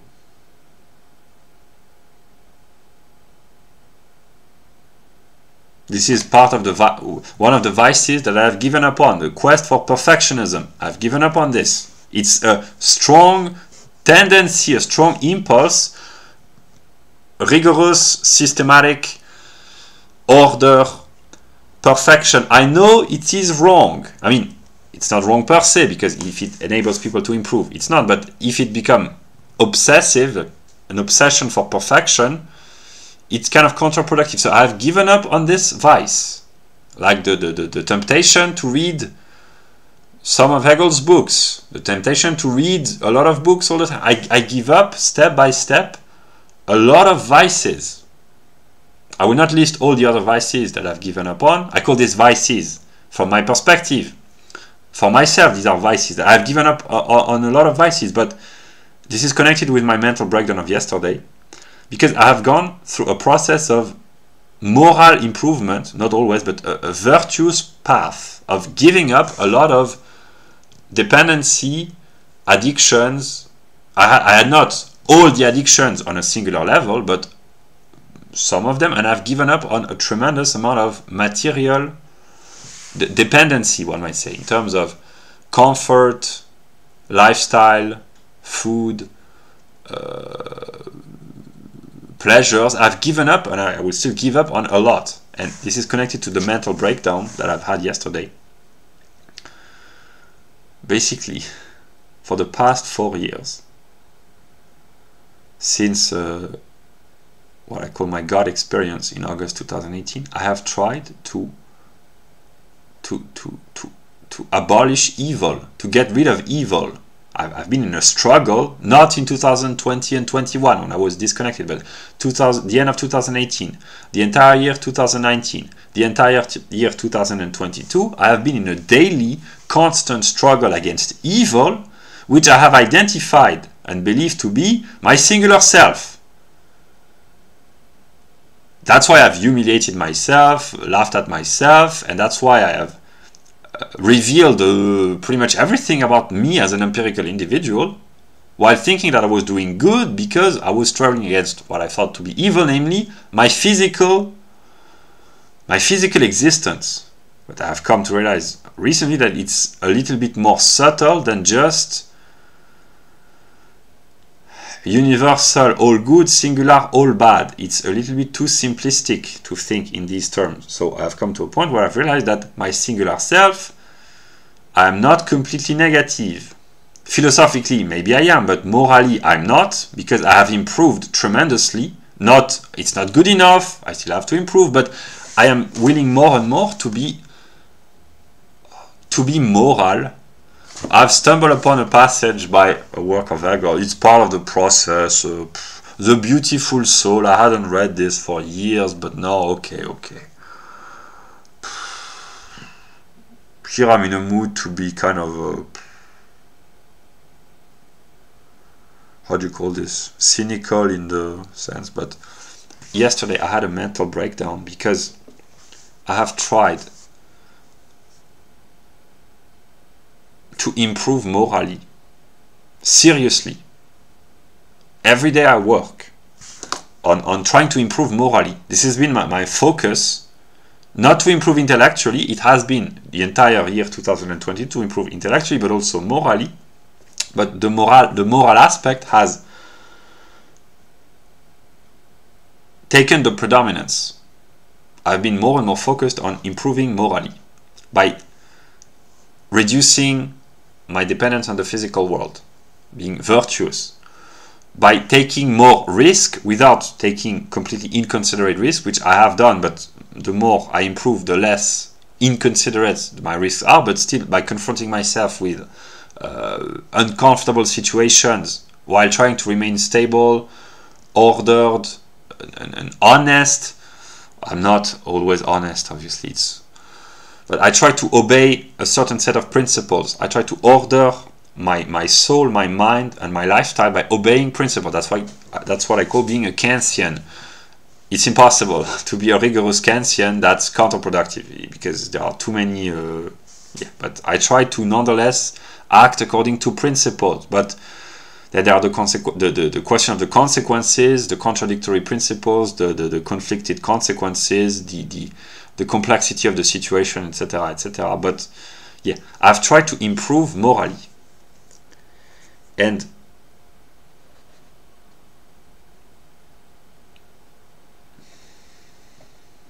I did what I thought and still think is a good action, namely sharing supplies and pieces of advice with my immediate environment for the sake not of hypocrisy but mutual self-interest. It's in everyone's interest that his immediate environment, his neighbors, or the people he lives with or next to, be as stable and independent and autonomous as possible, because it is the first step towards being able to help each other, one another, and to be helped eventually. If the others around you are helpless, you are forced to help them or to let them. But if they are autonomous, they can help themselves, so you don't have to. And eventually maybe they can help you if it's in your best interest. But to order one's own immediate environment in larger and larger circle is the prerequisite. The soul, the immediate environment, the room, the neighborhood, the town, the city, etc., etc. I have started to think in terms of my singular self being the center and trying to radiate order around me geographically in terms of connections, and then eventually through my communication on the internet universally. And I think that's what I believe as of now. I cannot solve universal problems if I am conflicted inwardly in my immediate environment. I have to play on both. It's not to play, but to act on both aspects. But I have given the emphasis on my singular self because the more stable I am, which is not always the case, example yesterday, but the more stable I am, the more clear my immediate environment is, the more time I can dedicate to universal problems, which I haven't been able to because it's a high investment to clarify one's own immediate environment. But my thoughts are becoming clearer and clearer. For instance, this video, which is a random, spontaneous recording, is the result of let's say at least 2 weeks of intensive work on my singular self and the ideas that I can express. Also, it's a result of months of studying. That's why I can express myself intelligibly in a clear fashion, because I do not have to use very complex German terminology, etc. I can express myself more fluently. But if some people watch this and find this interesting, it is the result of hundreds of hours of work over the past couple of weeks on my singular self, which enables me to clarify my idea, to improve my idea, because every experience that I make, that I have, enables me to reflect upon my experience of the world, because I have the conceptual, philosophical, categorical aspect. I have the categories. No, here it's a sign of mind. The categories in my mind, and I like a filter which helps me interpret all the new experiences, so I can extract the universal aspect from all the singular experiences. Like, for instance, my own singular, clean my room, good relationship, or at least a peaceful relationship with the immediate environment. That's my singular story. But if everyone, on a universal level, if everyone acted like this, the world would be a much better place. I've understood this. And I will not detail fully in this video because I intend to share this in my documents in the next video, but this is what I've been thinking about. So yeah, psychoanalysis.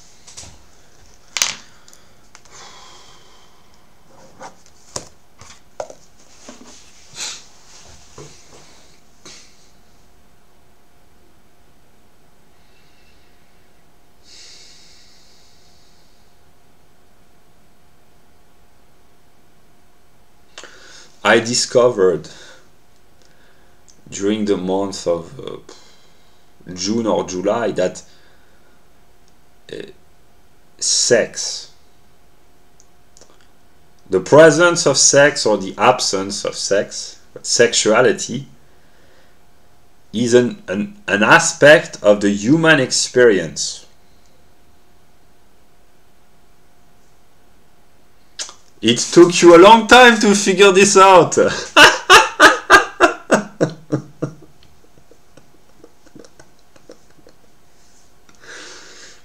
I'm in a mood to make jokes. Hopefully, at some moment, people will find my jokes funny.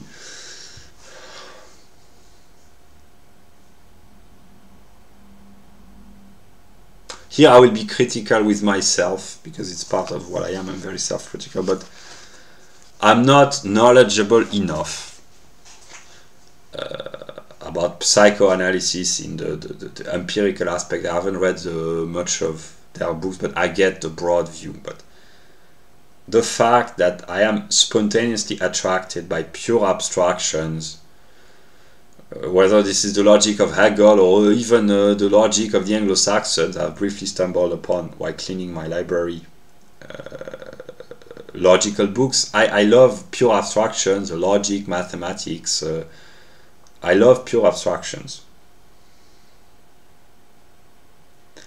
Partly, predominantly because it's interesting, because it enables to understand the empirical world, and it's genuinely interesting, it's stimulating for the mind, it's demanding, it's rigorous. I love reading dry, boring books. What most people, I've already said this, but I understand more now, what most people would find an unbearable, boring task is what I call a hobby. Reading pure abstractions, abstract metaphysics, yeah. I find this enjoyable, and I don't do this out of a sense of self-righteousness. I do not spend too much time reading books about metaphysics because I know it's morally wrong. That's partly my puritanical self, because I have partly a sense of duty. I have to make my thoughts intelligible, and for me, reading what for most people would be unbearably boring books is what I call enjoyment, and I renounce my enjoyment for the sake of pleasing the people. Maybe at some point they will say, we liked you better when you were lost in your metaphysical abstraction. Why did you come back to Earth? We don't need you. And some will say, oh, thank God you came down to enlighten us, maybe. That's a joke, that's a joke.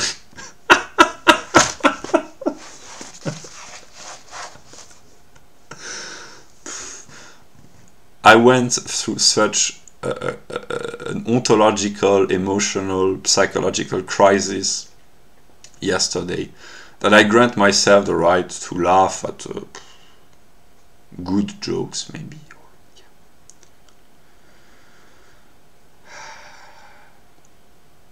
Yeah, so my spontaneous attractions towards pure abstraction, devoid of any sensuous content, partly it's because this is genuinely interesting, but partly it's because probably a trauma or it reveals an aspect of me, namely my negative relation to ordinary reality, the reality of the senses, and unconsciously that may be an attempt to escape or an expression of my lack of, it's partly my lack of interest in the sense that I have been hedonistic at some aspects in my life because everyone enjoys a good sugar, fast food, pleasant experiences from a strictly hedonistic standpoint, namely physical pleasure. And I have partly enjoyed this because that's the definition of pleasure, it's enjoyable. But if I had to think about what I've done from a religious or non-religious perspective, even when I was not in a religious mood but simply in an intellectual mood, I am not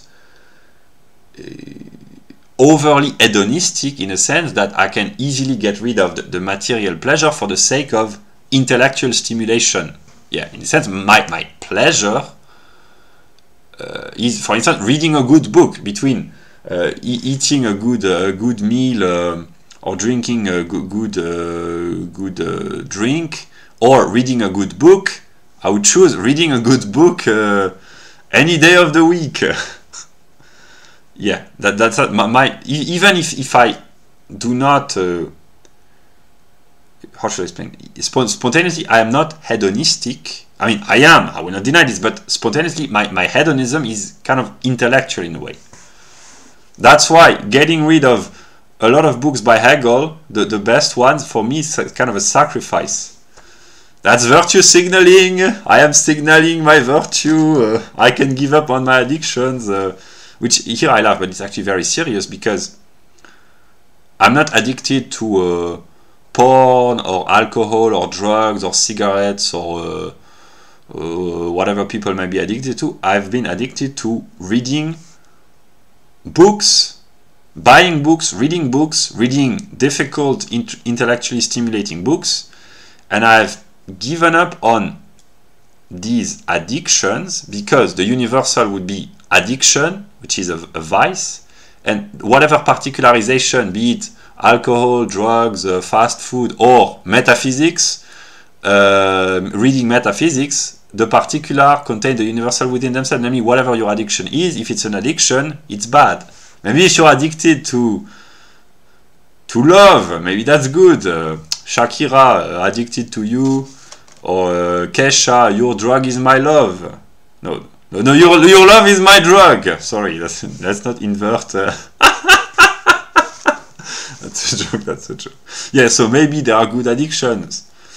But I know that I suffer from addiction to the will to understand everything intellectually.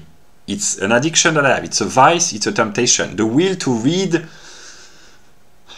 German metaphysics. I've given up mostly on this. I try to give up, but I will not give up on my own the system that I've incorporated, and my own notes and my own commentaries, etc. That would be I'm good-hearted, but I have a self-interest as well. That's a joke. No, but seriously, I try to get rid of what is dear to me, because it's kind of costly. I mean, it's not that painful, but it's really, for me, restraining myself from reading German metaphysics. I am renouncing addiction. It's a virtuous action. This is part also of the reason why there's misunderstanding between me and other humans. I mean, me and humans, is because when I say to some people, I've said to people that I've talked to, I suffer from an addiction to buying books. They say, that's not what they said, but what they think is, but that's not that bad. It could be worse. You could be addicted to cocaine, heroin, LSD, or alcohol, or cigarettes, or gambling, etc. Yeah, but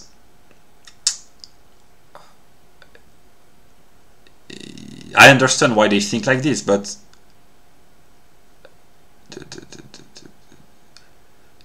the image would be the ring in the Lord of the Rings. Namely, that there's a will to power in wishing to understand everything rigorously, a negative drive towards control through understanding, and I know that it's wrong. Not enough is irresponsible, too much is irresponsible as well. That's totalitarianism. There is the thinking about the totality in a holistic way, and thinking about the totality in a totalitarian way. And to think holistically, organically, fully is good, because it's the only method of knowledge, but to think in a totalitarian way is negative. I have to renounce my totalitarian impulses. I'm working on myself. Because I want to bring order in my mind, my soul, my immediate environment, in the world at large, without bringing a totalitarian order that would no longer be order, that would be oppression, but to give up on the excesses of the order principle without falling into the chaotic tendency to find a proper balance. But the proper balance is more on the side of order than on the side of chaos, in the Western world at least, but in the world at large eventually. So, yeah.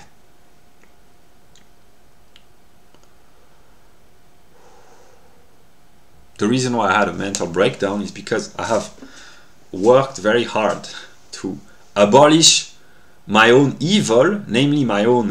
I'm not saying that I've worked hard enough. I'm not saying that I've done everything that I could. I'm not saying that I've done the right decision, but I have partly tried. I have a selfish tendency. I must confess that, in the sense that for me selfishness means reading good books. And not always speaking the truth to all the people that I encounter empirically, because maybe I'm lying in saying this because I'm intelligent enough to know that one way of lying is speaking parts of the truth and not the full truth. But if I had to speak the full truth to all the people that I encounter, it would take 5 hours for one person just to introduce what I want to talk about, and I cannot spend 5 hours talking. That's maybe an easy way out, saying, is that a justification for lying?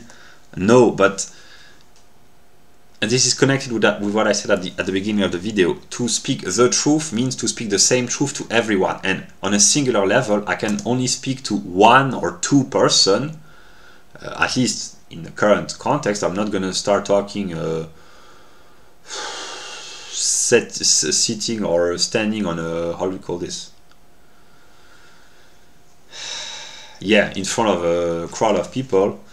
But I can speak potentially to everyone on the internet. That's what I've been doing. But then I have to speak the same truth to the people, the random people I speak to on the internet, and to the people that I confront face to face in the real world. But in order to express the truth, there has to be a preparatory work, in a sense that it's like the gradation from a junior high school or elementary school to a PhD level.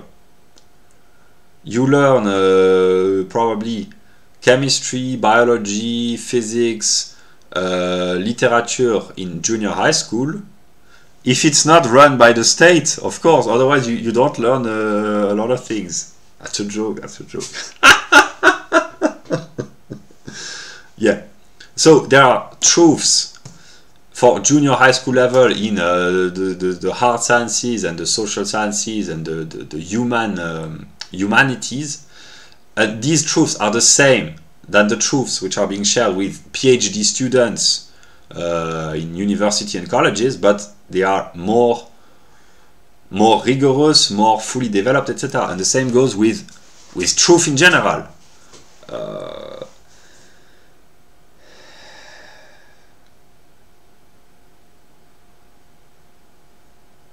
The people who watch this video at first will be those who have an interest and who have the patience, I would say the intelligence or the education to understand what I'm talking about through their own perspective and to meditate and reflect from their own perspective. So it requires the interest, the leisure, partly the intelligence, to stand there for a few hours listening to a guy talk with no formal presentation. Maybe my accent is annoying, maybe my vocabulary is limited, maybe my tone, the way I express myself is annoying, I don't know. But only a select few, in the chronological perspective at the beginning, once a video is published, only the select few get interested because they have the interest and they have the will to endure the patience of the negative, as Hegel would say.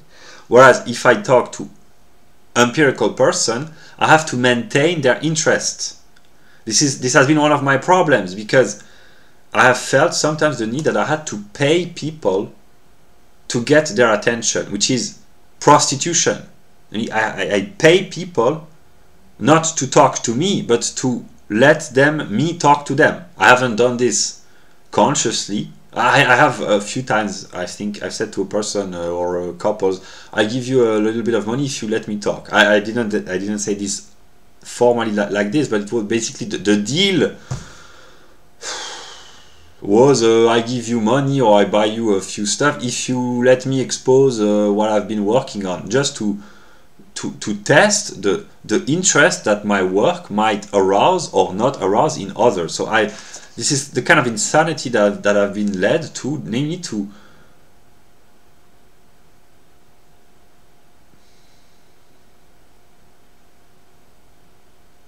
pay people so that they might listen to me talk about my view of God eventually. Only the devil would do this.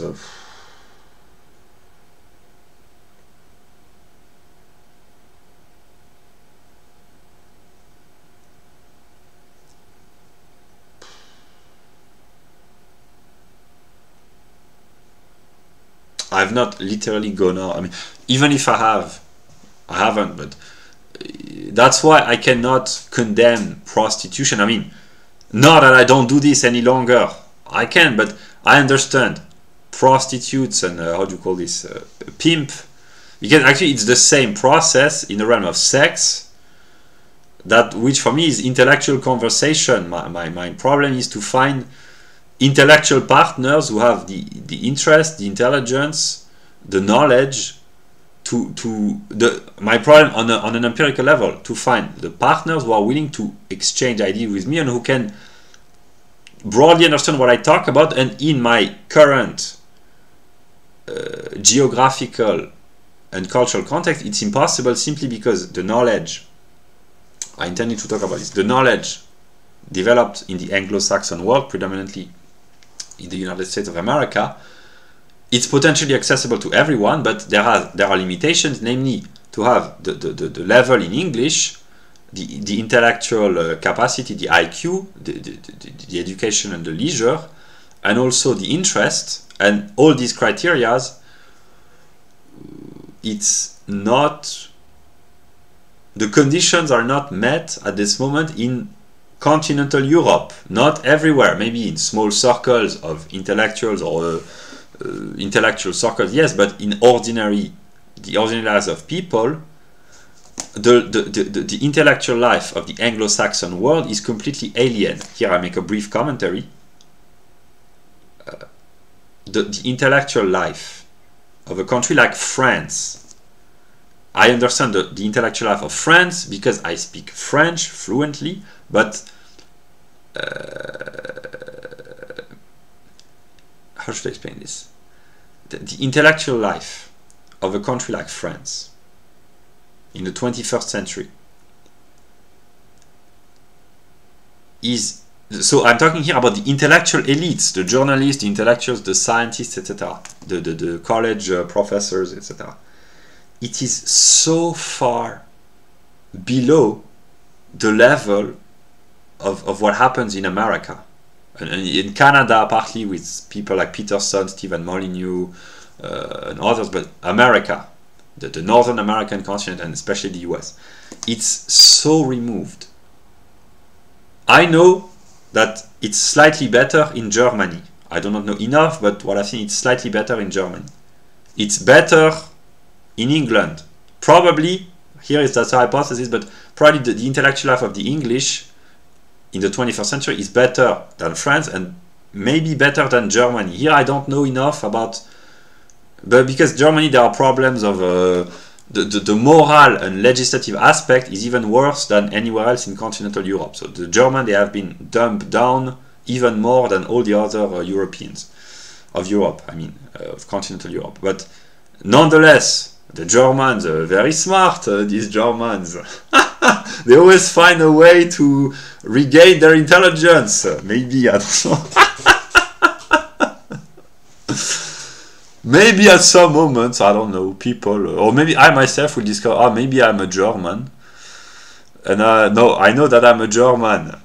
Partly, for the good aspect. UPS.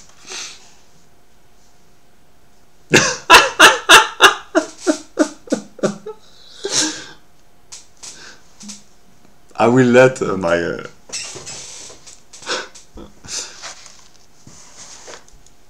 I will laugh what I can.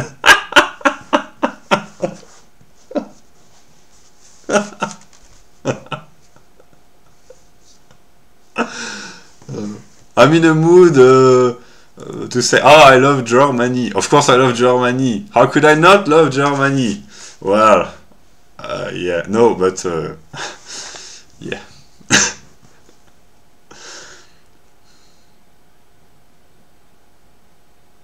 Here I will make how do you call this?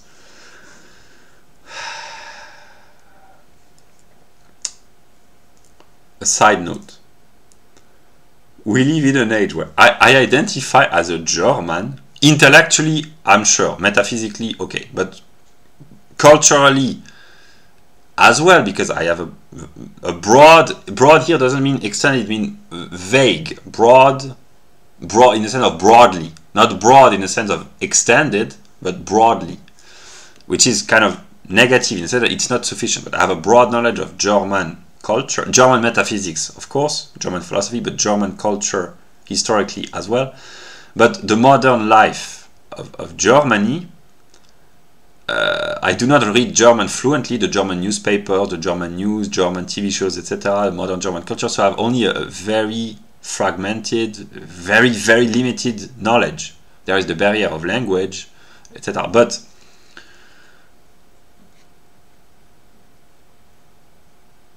I nonetheless I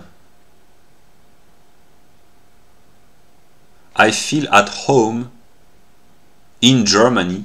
Here I talk about Germany as a country. It's not that I do not go to Germany. I haven't gone to Germany for I don't know, more than years and years, more than 15 years maybe. Yeah. But when I encounter Germans of Germany, which is just the region next to where I live, and they are ethnically partly similar to the native people of this region, but who speak German as a native language, I feel at home. So in a sense, the question that I've been asking myself, which has caused a lot of torment for me, is what will the Americans think about me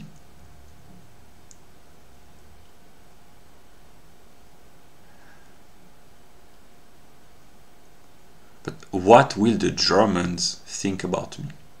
The Germans of Germany. Because I have one of the weird aspects of me is that I have a worldview where the most important countries on earth are Germany, historically, metaphysically, emotionally, and the US, economically, culturally, spiritually, historically, ethically, religiously. But the US, they are partly derived from Germany historically, because the US have been founded by Germanic peoples through the mediation of the Anglo-Saxon, and then with Scandinavians, Northern Europeans, Germans of Germany as well, but it's predominantly a Germanic country historically. The institutions have been built and maintained predominantly by a Germanic people, the WASP, White Anglo-Saxon Protestant. Yeah. Very few white Americans are still aware of this. That the traditional American stock, white American stock, is predominantly Germanic. Not German, but Germanic. Yeah. But, yeah. I have developed a view of the United States of America and of the modern as well as historical USA. I know more about the modern than the historical perspective. And about Germany, here I know more about the history from the lens of a culturally French perspective. The French, they don't like the Germans very much. Those who have a culture, I mean.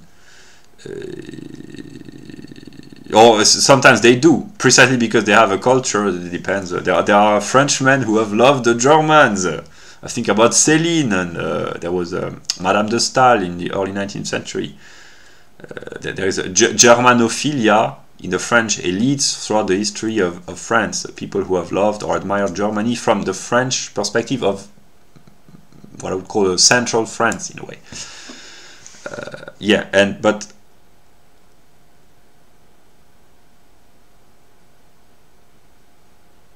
yeah.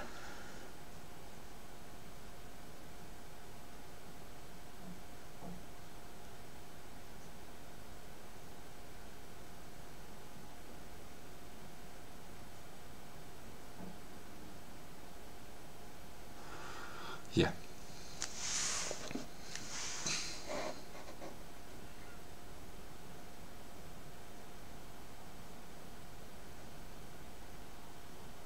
So just make a brief comment that we live in an age, the age of identity politics, where people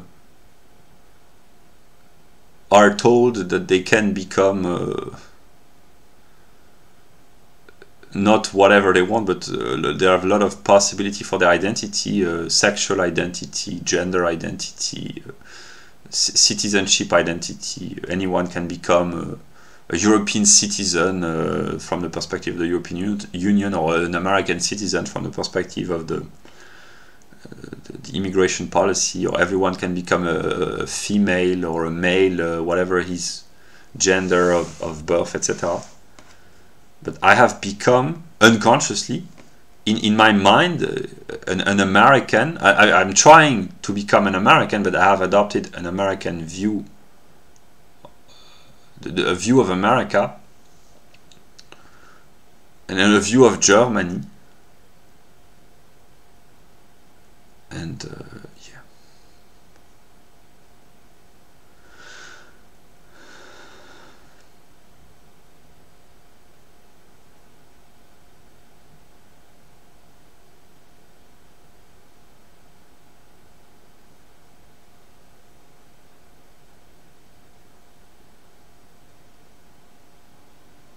Here I'll make a brief comment, something that I've told empirically, so I share this universally. I've asked myself, what is, from the perspective of a native Englishman, a white English person, how does he relate to the Canadians, the white Americans, the Australians? Does he think of them as being his cousins, which they are? Historically and anthropologically, they are the same stock, the Australians, the Americans, and the Canadians, and the English. And they speak the same language. They have broadly, I guess, the same culture, the same root culture, the same fundamental culture. There's the root, which is England, and there's the trunk, the roots and the trunk. The roots, they are Germanic. The trunk is English. The branches, these are the former colonies. How does the typical white Englishman, the typical English person, how does he think of his cousins? I've realized by talking to an Englishman a few months ago that he probably is not aware even that these are his cousins anthropologically. And the typical English person probably doesn't have the time or the interest to study the life of the Americans.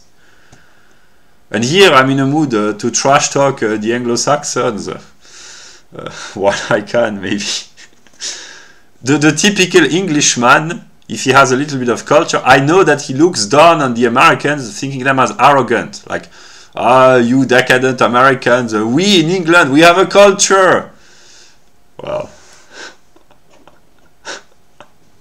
that here I will laugh, but that's the comical aspect of the European family. European here means white people.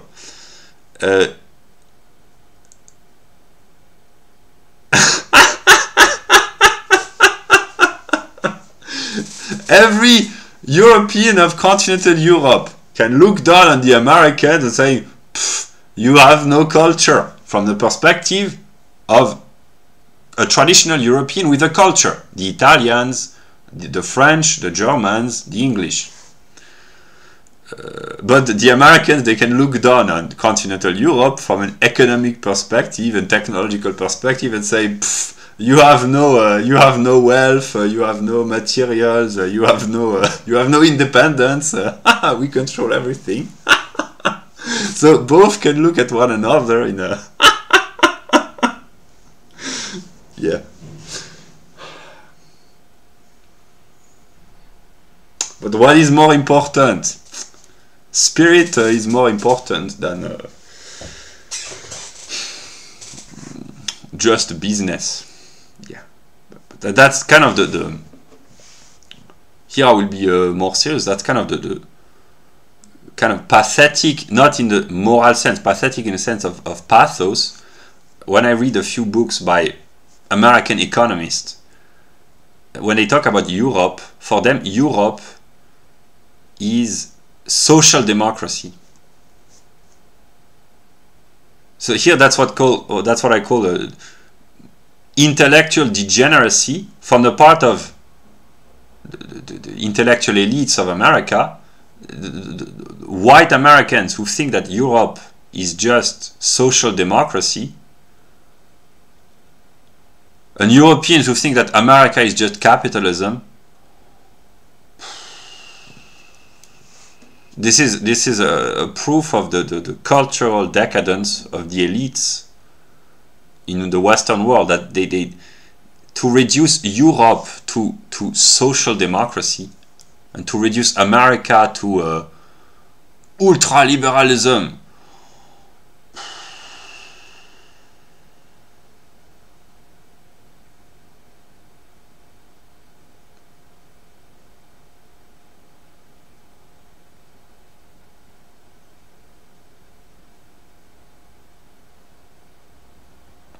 Well, what was I saying?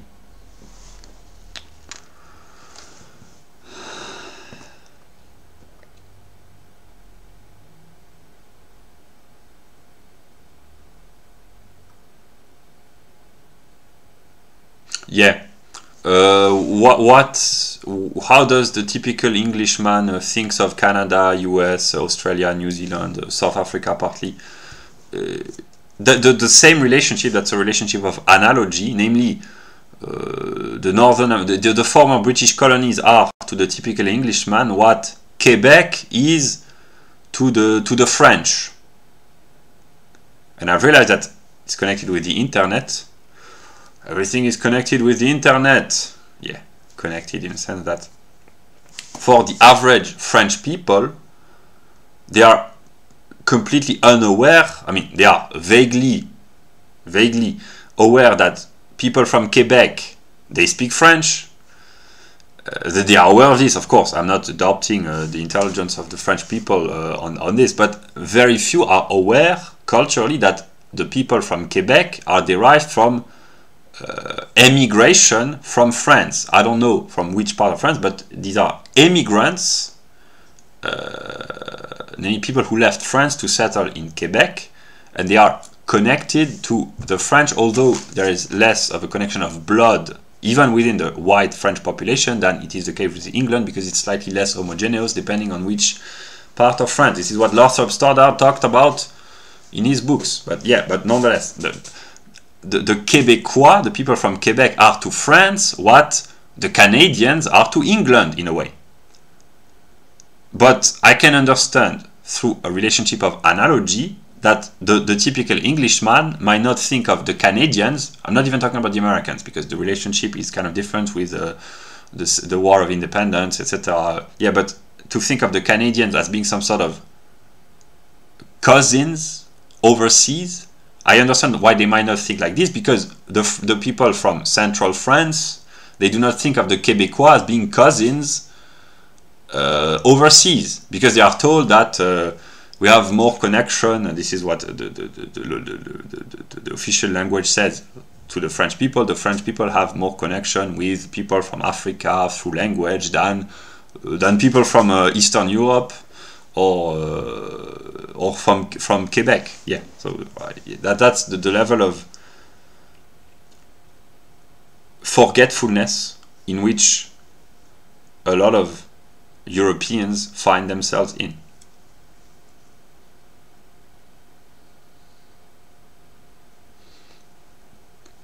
Because here, that's tied to the connection with language. I just make an anecdote. The Québécois, they speak French very well, depending, of course, on their cultural and intellectual level, but with a very weird accent from the perspective of a fluent speaker of French. Yeah, the Québécois accent of French is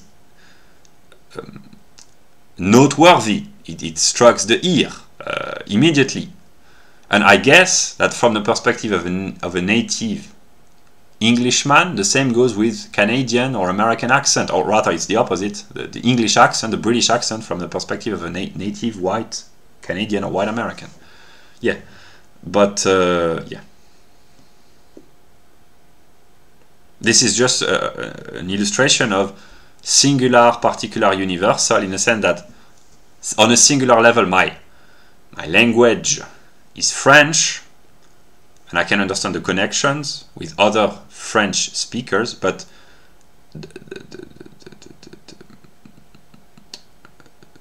the particular would be people who speak a language which is also spoken by other speakers in other parts of the world with a different history, either the same anthropological people with a different history or a different people.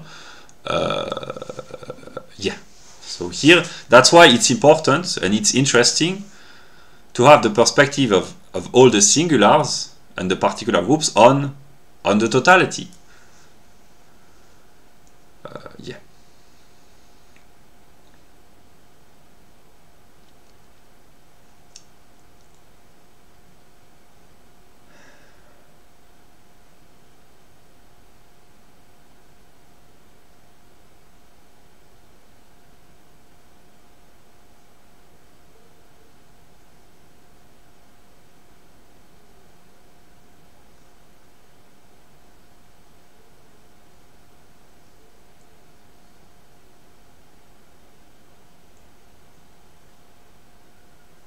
Yeah.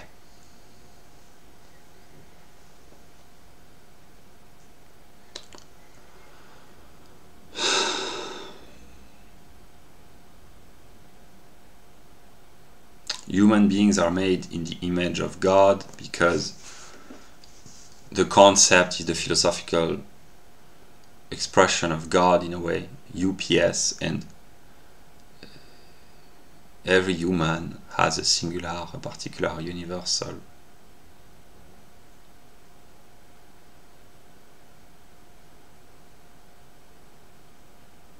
And here, I just read my previous notes, the question of sexuality.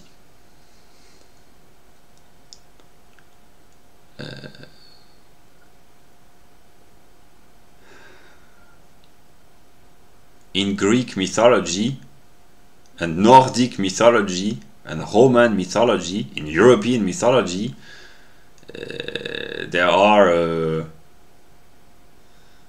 attraction between the gods and the goddesses. Very attractive, these European goddesses.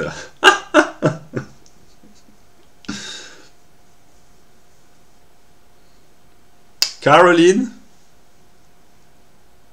Stella, of course. Yeah, but I've just realized over the past few months, but now it's becoming more clear because I become smarter every day.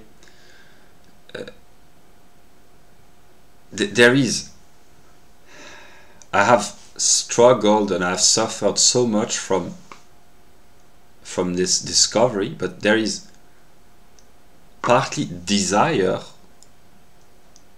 within God, because God, it said in the Christian religion, God creates life, but to create life there has to be a desire to bring forth life, to procreate. And in the human realm, procreation is the realm of sexuality. It's very simple, but actually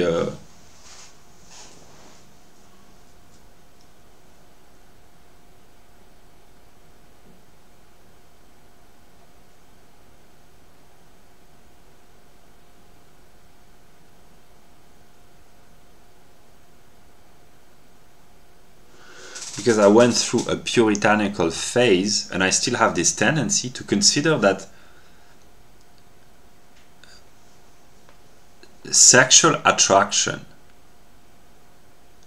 just healthy sexual attraction for a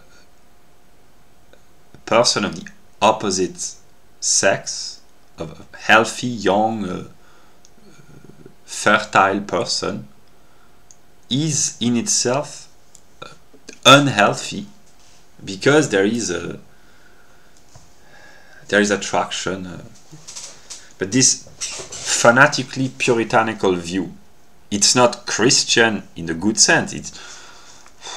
It's simply kind of nihilism in a way, in a sense that the excess of Puritanism. I'm not saying that Puritanism is bad, because I'm partly puritanical even when I'm not in a fanatical mood. Just as a virtuous mode of existence, a moderate form of Puritanism, not in a religious Christian way, simply in a moderation, in the sense of Stoicism is Puritanism. Of course, Puritanism is a category of Anglo-Saxon Protestantism. It cannot be said that the Stoics were Puritans, but if we just used Puritanism as a sense of ethical behavior, virtues, moderation, rejection of hedonism,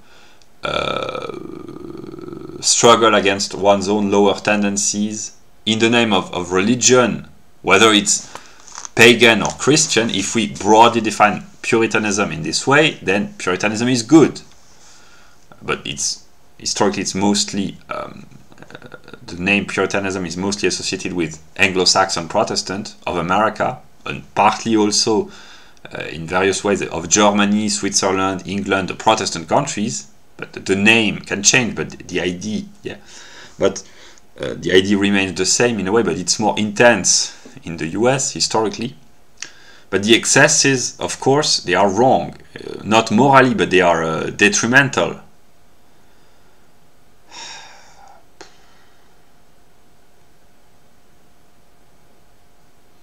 And when I have my mental breakdowns, I become a fanatical German,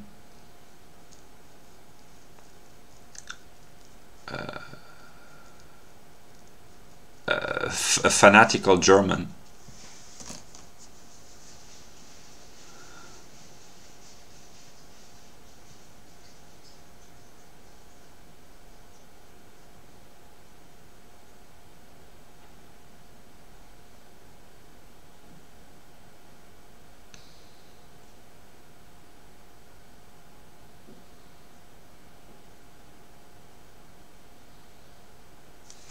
Because I have tried to do good since 2018, with the exception of the 2 years of disconnection from religious consciousness, one may say. But in at the end of 2018, 2019, and 2022, for 2.5 years, I have consciously tried almost every day through various means, sometimes contradictory, sometimes counterproductive, sometimes detrimental. I've tried to do good, and I have consistently failed from my perspective.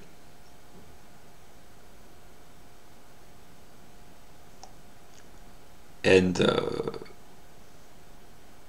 what I've been trying to do recently is to do good, not in a compassionate way, maybe I've had this tendency, but in a virtuous way, in a sense of common self-interest, what I call the American ethos. Ethos, from ethos derives ethics. Ethos means the way of behaving, the moral conduct on a collective way, which I associate with classical America, 19th century America, early 20th century, up until the 1950s, namely responsibility, civic virtue, not in a militaristic way, but in a bourgeois. Here, bourgeois means noble. Here, in this specific sense, bourgeois is a noble term. in a sense of moral responsibility, collective responsibility, while associating with individualism. So individualism in the way one runs one's own life, business, marriage, freedom, etc. It's individualistic, but it's virtuous on a civic bourgeois level because it's community ties, independent from the welfare state and state intervention. So that's local communities self-organizing. That's how I envision classical America, and I call this good in politics. Yeah, and I have tried to implement this on my small scale level, on my singular level, to be a good citizen, a good community organizer, when I say, to take care of the problems of my immediate environments. Homelessness. I've not done this thoroughly because I work on my system, my intellectual view most of the day, but I've done with slight actions on a singular level, homeless people, jobless people, poor people,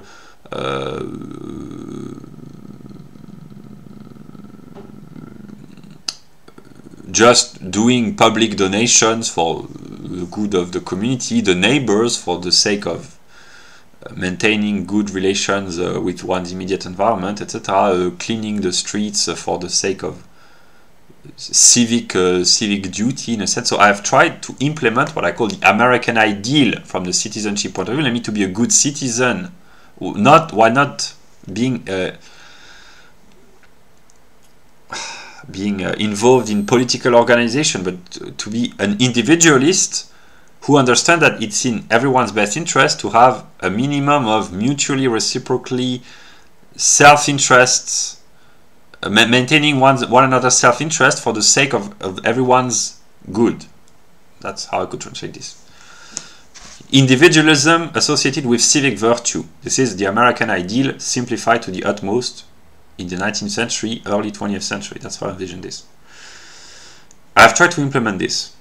To do good, inspired by Charles Murray, Ron Paul, Daisy Luther, Thomas Sowell, Jeff Deist. These are the 5 characters that I associate spontaneously with classical America in the modern context. These are not historical figures, these are modern Americans that I associate with the ideal, not the idea, the ideal of America, namely that would be the center of a healthy American society, but eventually of every healthy society where Europeans live together, namely the central would be responsibility, common sense, reliance, self-reliance, autonomy, individualism with an interest for the well-being of the community, and a sense of self-interest without selfishness, individualism without egotism, because there is the balance of the civic life. This is the ideal. When I'm in a stable mood, this is the ideal of a good society from a political standpoint,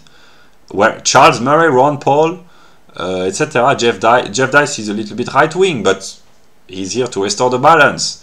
Jeff Deist, Charles Murray, Ron Paul, Daisy Luther, Thomas Sowell, these are embodiments of what I call the American ideal. People who are not political. They are political because you wanted us to be decent men in an indecent time, but you were wrong, etc., etc. They are political one way or another, but their ideal is to abolish politics. They are not politicians.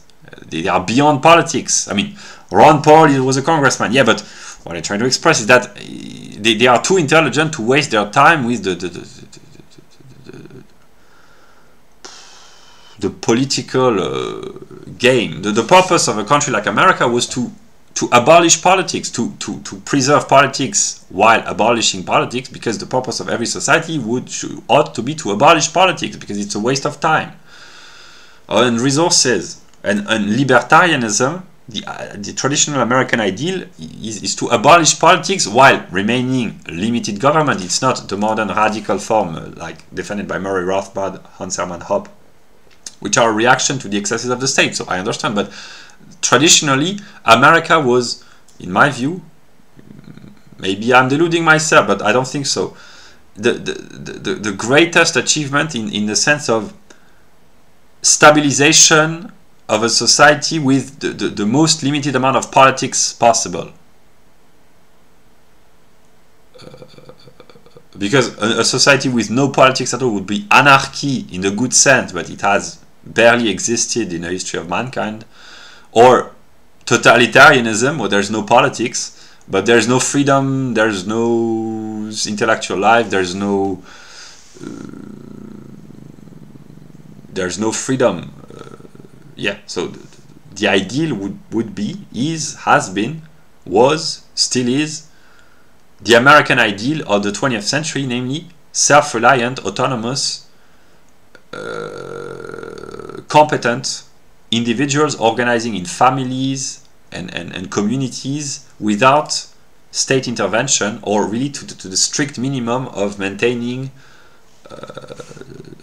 order. But if a society is healthy psychologically, in terms of male and female relationship, marriage, education, upbringing of children, if a society is healthy on a fundamental level, it is autonomous and self-reliant spontaneously, doesn't need the excesses of the state. Yeah.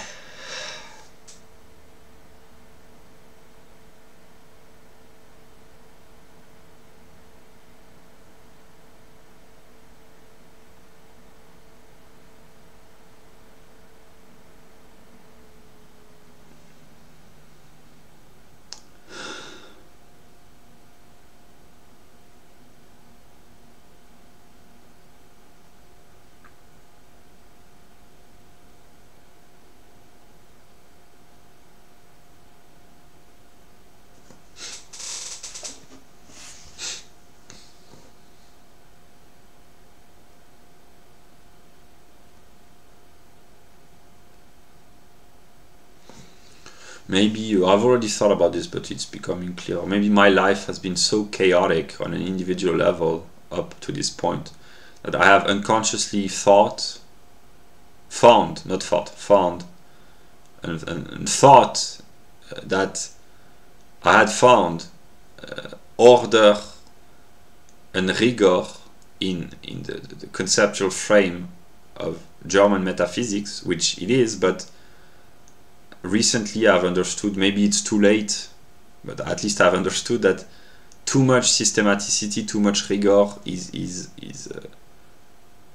excessive as well. So I understand maybe why I've been determined to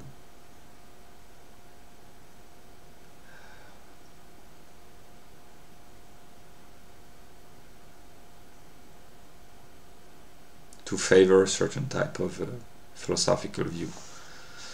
Yeah. That's the problem with formalism, because formalism in philosophy and systematicity, the excesses of systematicity in philosophy, bring about bureaucracy in politics and totalitarianism in politics. So a little bit of formalism can be useful, namely a little bit of bureaucracy sometimes, it can be useful, but too much formalism, it becomes a bureaucratic in this negative sense. And here I'm a little bit inspired. My empirical encounters with empirical people, with human beings, have taught me empirically what I knew scientifically, namely virtue signaling. White people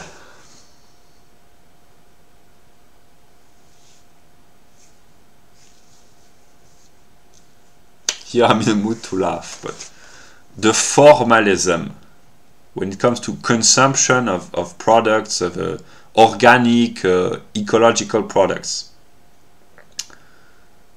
I think this is good. Here I know that in every Western developed countries there are shops where one can buy organic, locally produced ecological goods.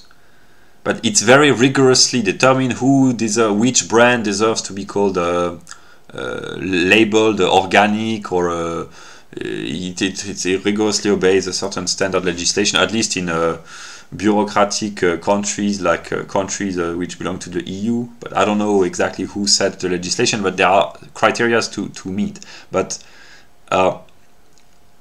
I've understood from my empirical experiences that white people when they can afford to, they have the need to associate ethics and morality with their most basic needs, namely water, food, hygiene, etc.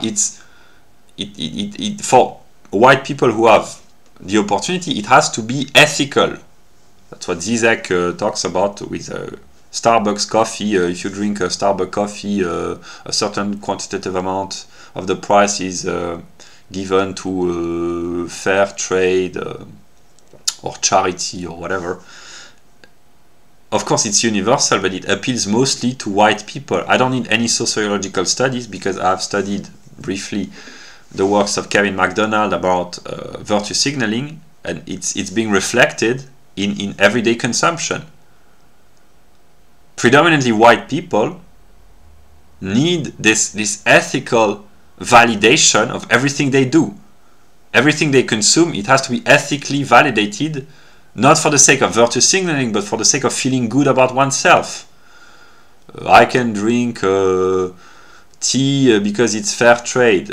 I can eat a chocolate because the people who produce the chocolate in South America or Africa, they have been paid well, the working conditions were good, the pollution of the transportation has been limited, the CO2, etc. It's not like this for every product, but this is the kind of formalism that white people of a certain sociological status need to feel good about themselves. I've understood this. I already knew. Actually, it's not a surprise, but it's a validation, an empirical validation. And when it becomes a little bit excessive, it can be a little bit annoying. But in a sense, white people, they are one of a kind. Yeah.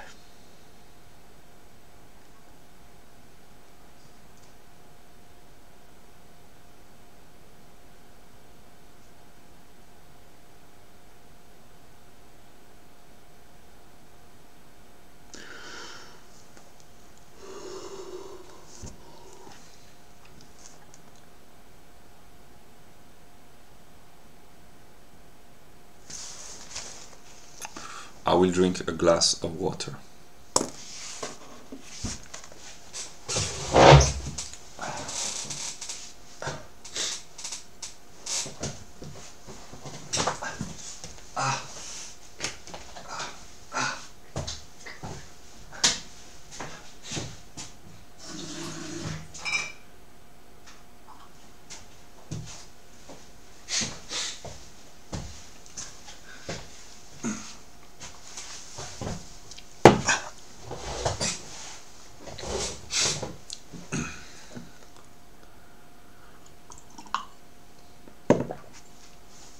Yeah, I will make an economic joke.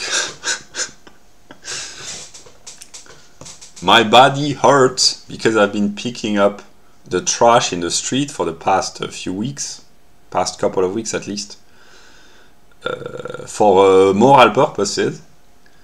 Where is the social security to take care of the disabled workers? But here's the joke, is that the reason why the streets are filled with trash is because of, there are many reasons, but one of them is socialist mode of organization. It's socialized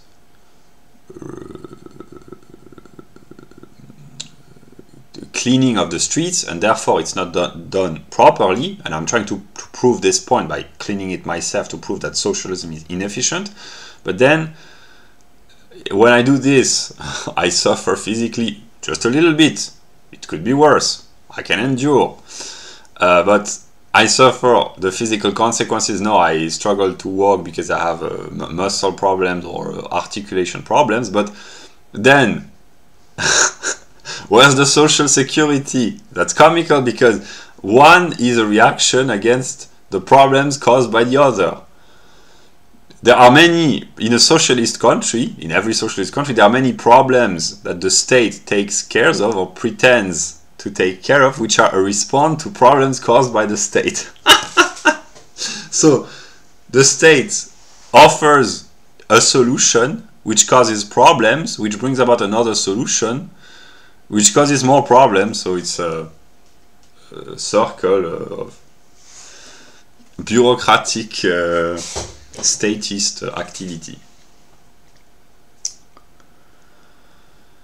Yeah.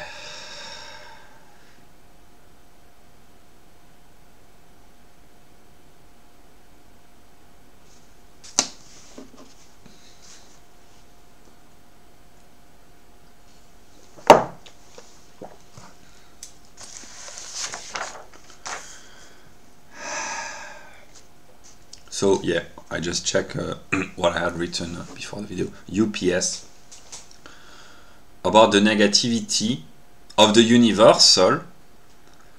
I have thought for years that the singular was the negative, and I still do, but I've understood why for most people the universal can appear negative, because when I speak what I call vaguely seriously with my categories, people are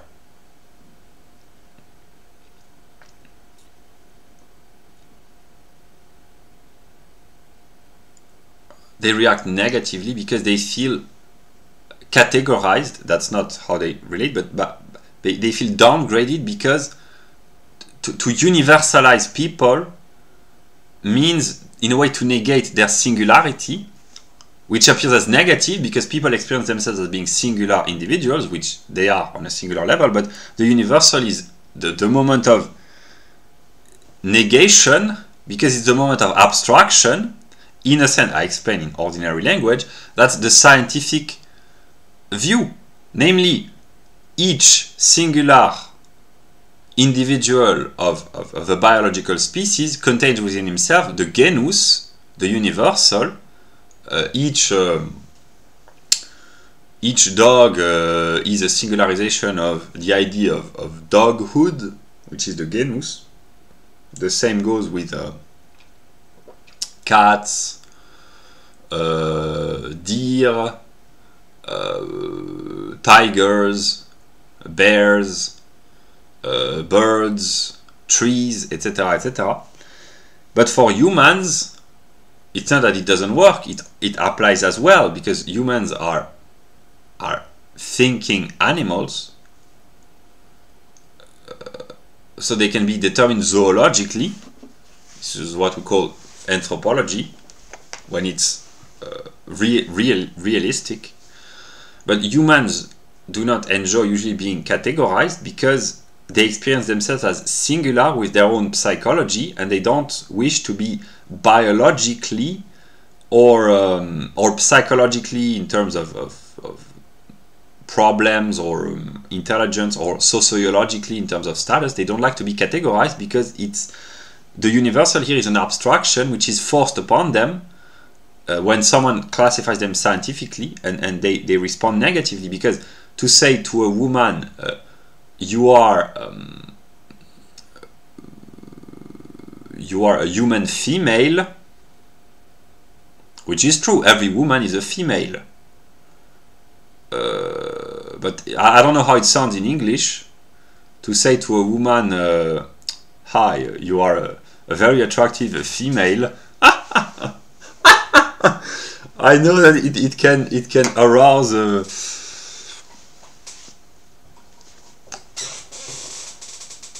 I will not comment, but here are my limitation of the English. I know that sometimes, yeah, I understand. But yeah, to say to a woman you are a female, or to a man you are a male, it's biologically true. But it can be experienced as being downgraded, because it's a reduction to the purely biological determinations. That's what in modern cultural life in the West we call misogyny. But actually it's not, it's simply science. And the same goes if to say to let us begin with white people, to say to a white person you are a European Caucasoid, or you are a Caucasian, it's not derogatory, because usually people do not use this expression because it would revive race realism in common consciousness. But white people, they are European Caucasoid. That's the rigorous definition used by modern anthropology. They are Caucasian or European Caucasoid. And to say to a person who is European or white, you are a European Caucasoid or you are a Caucasoid, it appears as weird, but actually it's true. And the reverse, if to speak to an Asian person of Eastern Asia, an Asian person, to talk directly to this person and say, you are a Mongoloid, it's true. It's the scientific categorization, and science is universal. That's the belonging of the whole of mankind. That's just a terminology used by predominantly Anglo-Saxon anthropologists. It could have another name, but the classification is rigorous.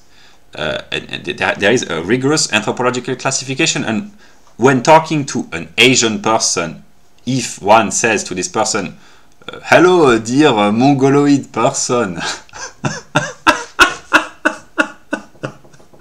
if he or she has a good sense of humor and a good scientific culture, he would be forced to acknowledge, yes, I am a Mongoloid, you are a Caucasoid, a black person, an African person, a person of African origin. This is a Negroid in terms of rigorous anthropological determination, or sub-Saharan Africans for the more politically correct within the realm of racial anthropology. But Negroid is not derogatory, Mongoloid is not derogatory, Caucasoid is not derogatory.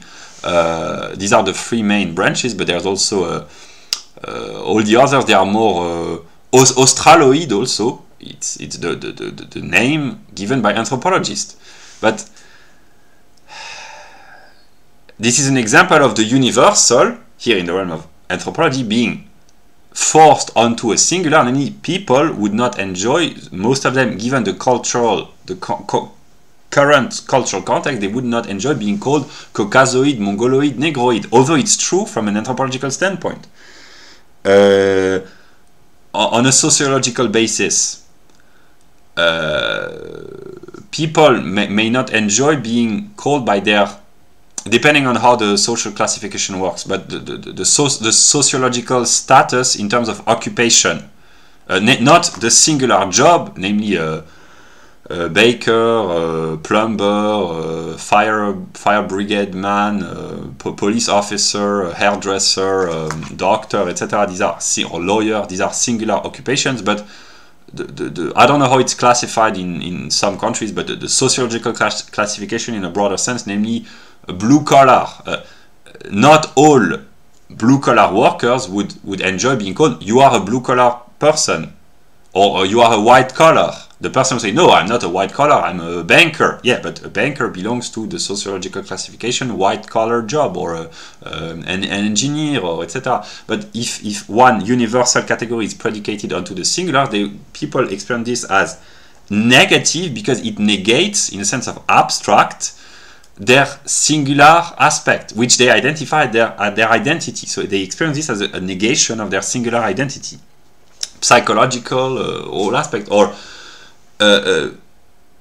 even more simply in terms of economic status, people who are well off, the privileged, the rich, oppressors of generations who have kept you down with their myth of opportunity. The rich, they usually do not like at least in a country like France, where money is a taboo subject, like race.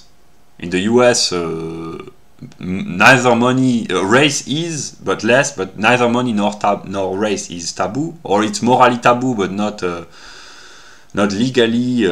Yeah, but yeah, sex, money, and race. No, sex is no. Sex, money, and race are not taboo in the US, whereas it is in a country like France. Not sex, but money and race. Yeah. All the interesting topics. That's a joke. That's a joke.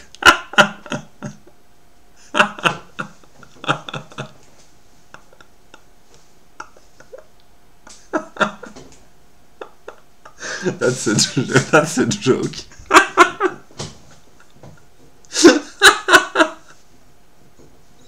Nietzsche would find it very funny. If I can make Nietzsche laugh, yeah.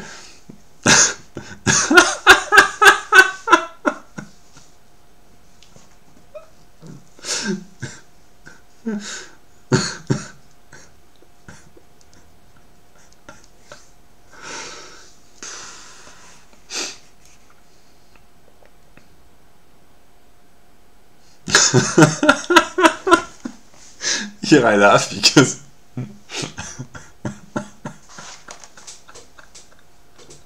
there has been a constant struggle in my mind, or in me, between Hegel, Nietzsche, and Kant.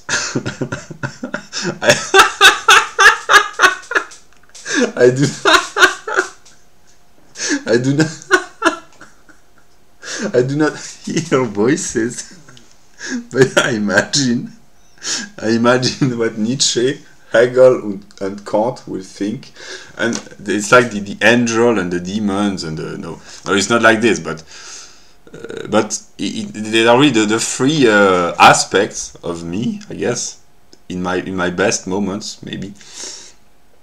Yeah, and I imagine them being in a struggle with one another.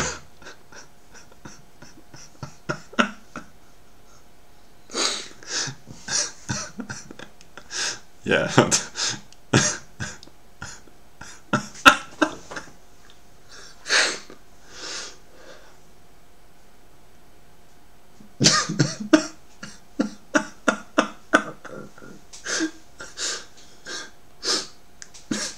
I'm just an ordinary human being. My problem is that there are insane German metaphysicians living in my mind.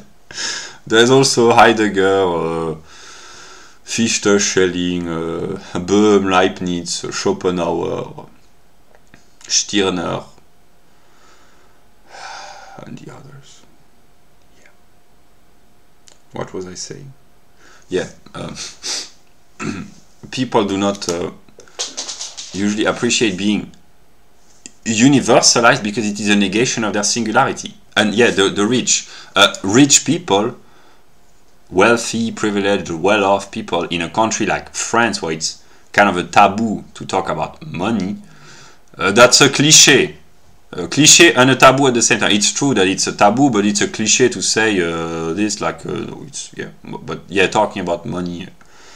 I have no problem talking about my earnings, because I make zero money from my videos, and I do not intend to make any money. I'm not in it for the money. But yeah, to say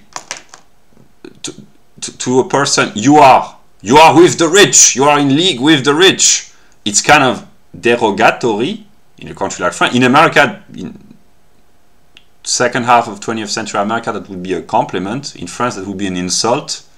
You are with the rich, which means you are with the oppressors. And if it's in America, he would say, no, I'm with the successful, the competent, the ambitious, the thriving, the healthy, not from a medical standpoint, from a economic standpoint, not in a sense of entrepreneur, yeah, healthy in a sense of willingness to be an entrepreneur, etc. Then there has the ability, the conditions, etc. Yeah, but to say to someone, oh, you are a rich person in a country like France, that's an insult. But in America, it's becoming an insult as well because of the progress of socialism. I've read Di Lorenzo.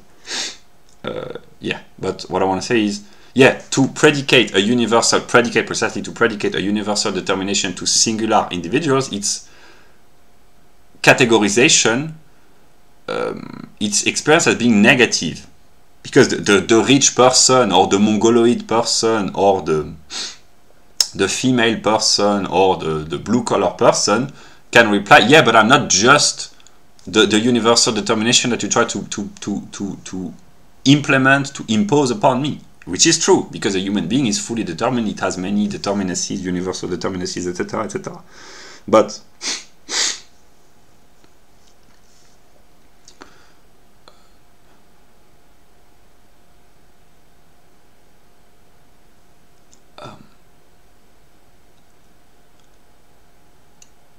the universal would be the scientific aspect, and the singular here would be the emotional, psychological aspect, in the sense of a singular human being experiencing himself as being just an individual. And of course, people, their emotional life, their psychological life is usually, for most people, it's tied with their singularity. Very few people have the knowledge, the interest, the time, the leisure, the intelligence, the education, the willingness, the possibility to think, to reflect upon himself or herself. That's why a lot of people are ignorant, no matter how intelligent or educated they might be, because they are, like I said, they have neither the interest nor the time or money, leisure, intelligence, education to investigate themselves. There can be very smart people, very competent in their limited field of endeavor, with no knowledge of themselves or no understanding of the world at large, because they have only one tiny aspect.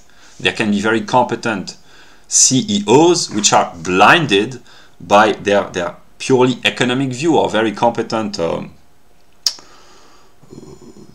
geneticists who are just focused on their study of a specific, specialized, compartmentalized aspect.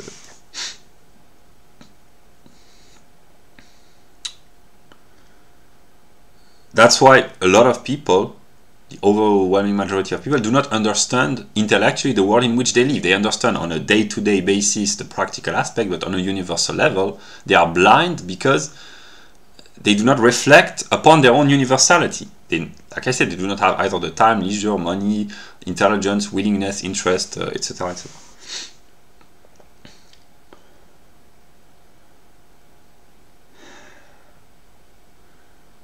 And I have been doing, over the past few weeks, the opposite path. Namely, I have descended from my high metaphysical spheres into the real world, and I've started to experience not ordinary life, but to talk with people, to have common interactions.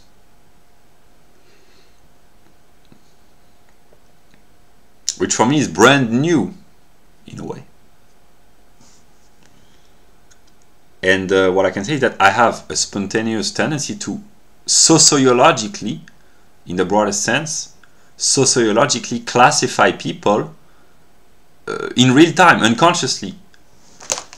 Ethnicity, gender, intelligence, sociological status, economic activity, education. I do this spontaneously.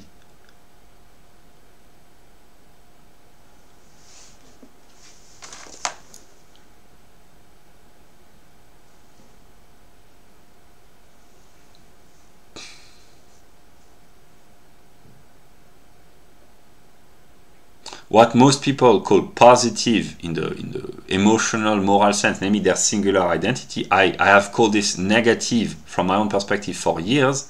And what they call negative, or they express as being negative when they encounter this, namely the universal scientific aspect, I have called this positive. So I am inverted in comparison with most people. I know about the religious... Satan is the great inverter.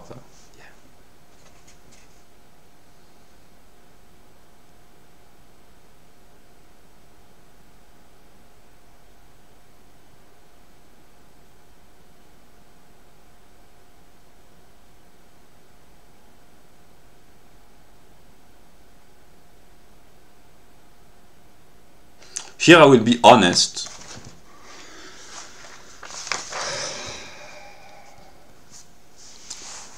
I will say what I think. It's negative for myself, but I'm being honest.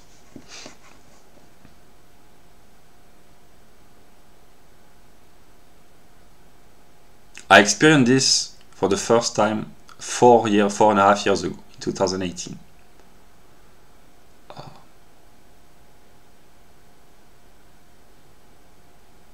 I'm being honest.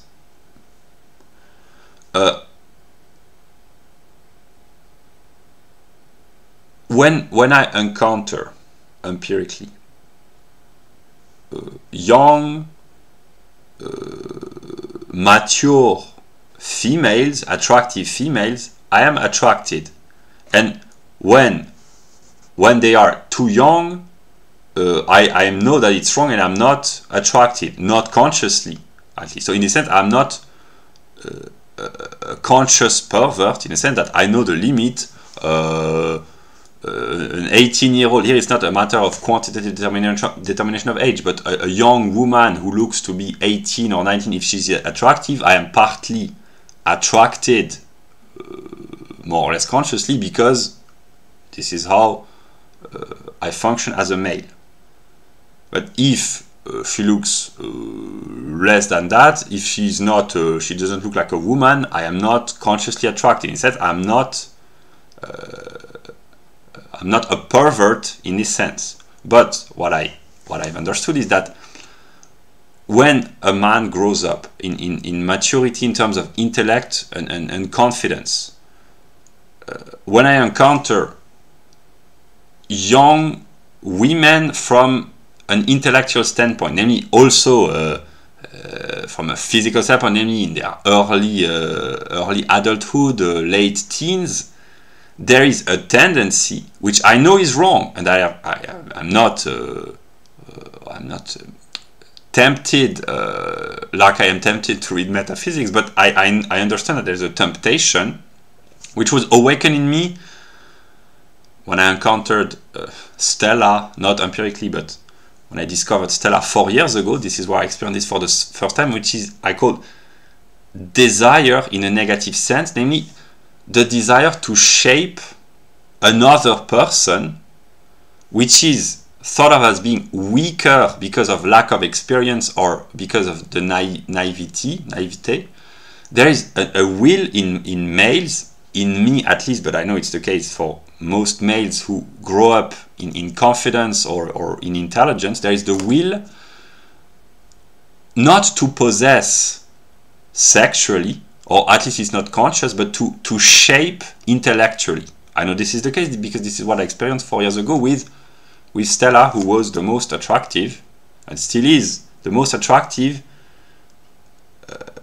female intellectually. And I experienced for the first time in my life in 2018 a negative will that I did not understand, but namely I encountered another female attractive, intellectually intelligent,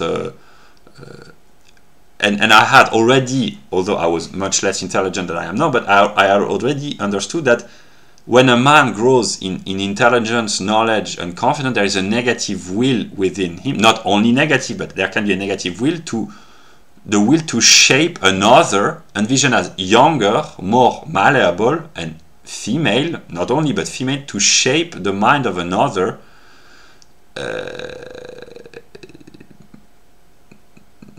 to own the other.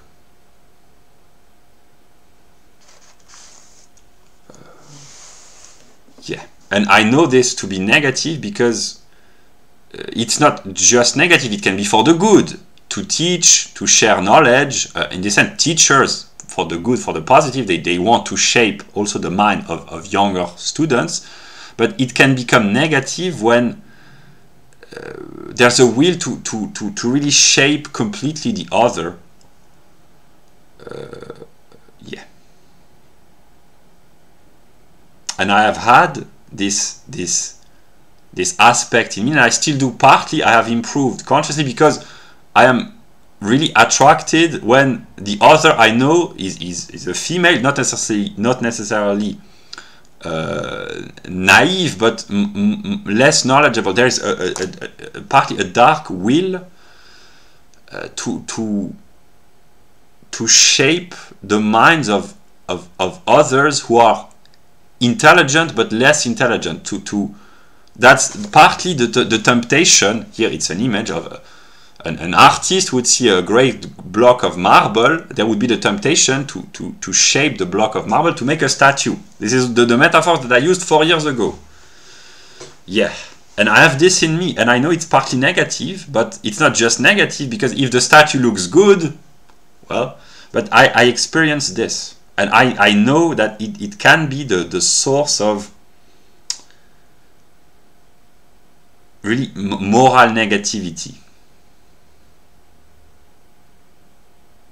And here, that's my singular case, but I know it's a universal, namely males who become knowledgeable or confident or eventually powerful, they can suffer from, or make others suffer from, a will to power which is the will to control, that can be in the neurotic, the boss who wants to control all his employees, yeah, but it can be in a erotic way, with a weaker person, usually of the opposite sex. But in ancient Greece, these were prestigious men with high social status who wanted to shape the mind of younger. This was the origin of most homosexual intercourse in ancient Athens. But here I'm talking about masculine males with weaker females with potential. There can be the will to shape the mind of another weaker person, and this is the origin of why some gurus have a lot of influence upon their female audience and how they can manipulate. Yeah, and this is it exists, but it has to be contained because it's kind of negative. Not always, like I said, in the case of great teachers, but it exists. This human archetype, the intelligent male who shapes the mind of the weaker female, who exert a magnetic attraction, a hypnotic, that's the Joker and Harley Quinn, that's Kanye West and Katy Perry in a clip in the movie, not the movie, the video E.T., that's in the V for Vendetta with Natalie Portman.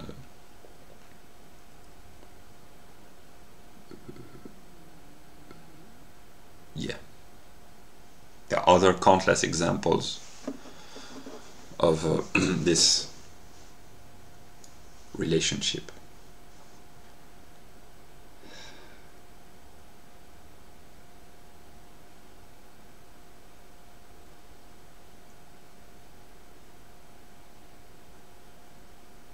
What is the solution to this problem? If I think spontaneously, I would say Charles Murray, who says that the elites, they have to become virtuous, not just knowledgeable, but also virtuous. Yeah.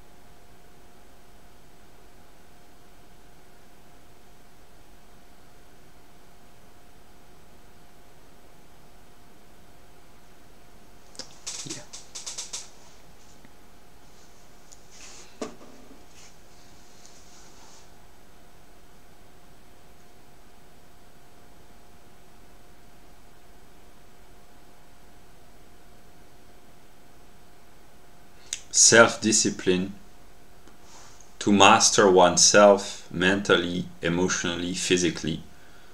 That's yoga, that's asceticism, that's yeah, asceticism is another answer, which can be complementary.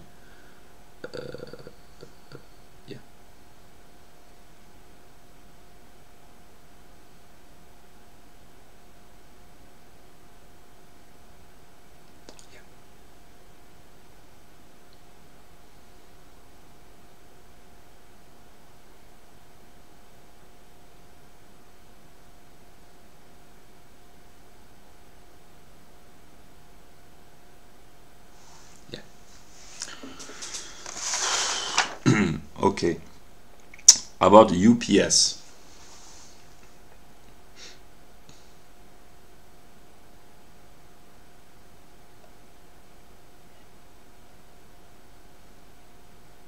I will just continue about UPS. The singular contains within itself the determinations of the particular and of the universal, and to think properly, adequately, judiciously, means to extract the particular and the universal, and namely I have understood through my readings, my personal introspection, and my empirical experience of the world that I act like a typical white person for good and for bad. Namely, I've had this tendency over the past few weeks in my intensive training program, talking with people, having a social life. I do not have a social life in a sense, going out, drinking beer or whatever, going to parties. No, but social life means really in a basic, going outside, talking to people. That's a brand new concept. It's called, I don't know, life maybe.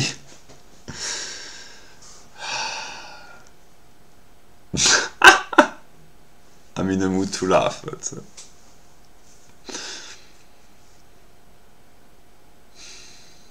what was I saying? Yeah, I've had this tendency I have this spontaneous tendency to act while trying to follow principles which can be universalized. In a sense, I'm spontaneously a Kantian. I try to be.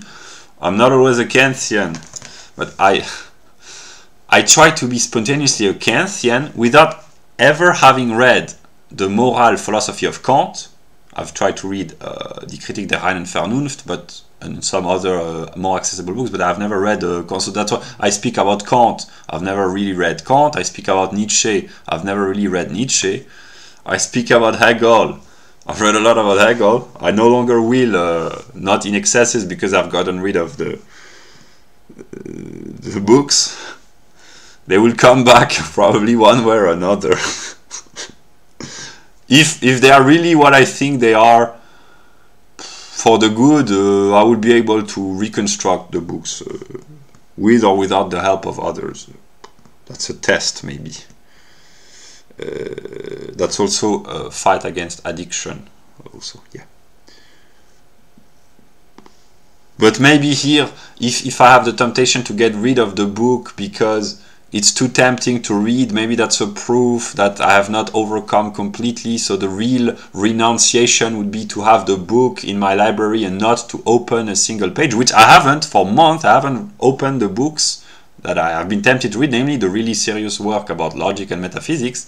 But no, I no longer can.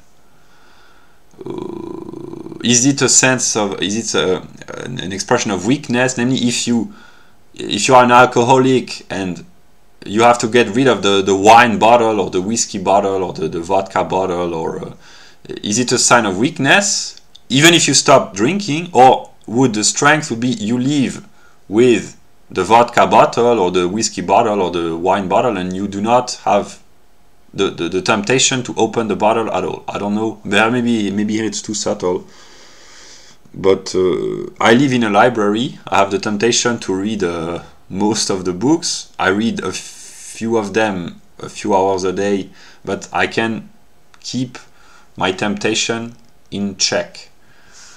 Yeah.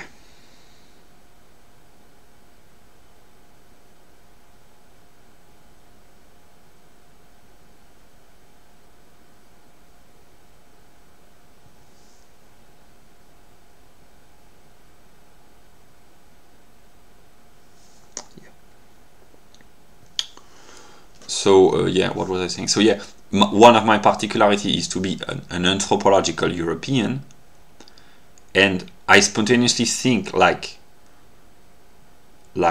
Europeans, Northwestern, because I have this universalist ethic, which has been fully expressed, not fully, but adequately maybe, or the most formal aspect is Kantian ethics. Kevin MacDonald talks about this in his book Individualism and the Western Liberal Tradition. It's a recurrent feature throughout the history of the white race. And I have spontaneously reconstructed Kantian ethics without ever having read Kant, but it's just ethics. But white people preach this a lot more than all others for hypocritical, with the hypocritical aspect, namely those who constantly preach virtue are usually not the most virtuous, but also they practice it more as well. It has to be honestly acknowledged. But this universalist aspect is specific to white people. It doesn't mean that others can't, but predominantly whites have this constant impulse towards universalism. Here I deduce this logically, in a sense. I've never read non-white newspapers. I haven't studied a lot of non-white cultures theoretically, but I know that it's not like white countries, countries populated by Europeans in Europe or in North Africa or North America and Australia, etc. Because it's specific to white people, and maybe even Eastern Europeans, they do not have the same universalist impulse.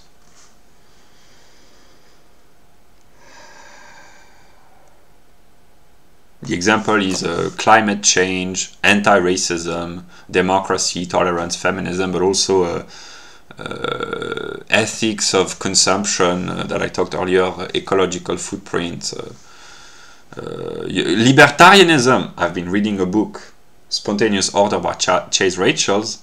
The need to rationalize, justify, universalize every ethical position, every doctrine, to rigorously demonstrate the validity. Here it's formalism for good because it's rigorous, but the works of the theoretical libertarians like Hopper and Hans Hermann Hoppe and Chase Rachels, for instance, it's typically European in the sense of there has to be, and Jared Taylor understands this, and Kevin MacDonald understands this, there has to be the moral justification for whatever white people do. It is morally legitimate, etc., etc. Then, whether or not the consequences are positive for those they are supposed to help, that's another question, but the principle has to be morally justified. That's why white people, Europeans, are addicted to moralistic tendencies.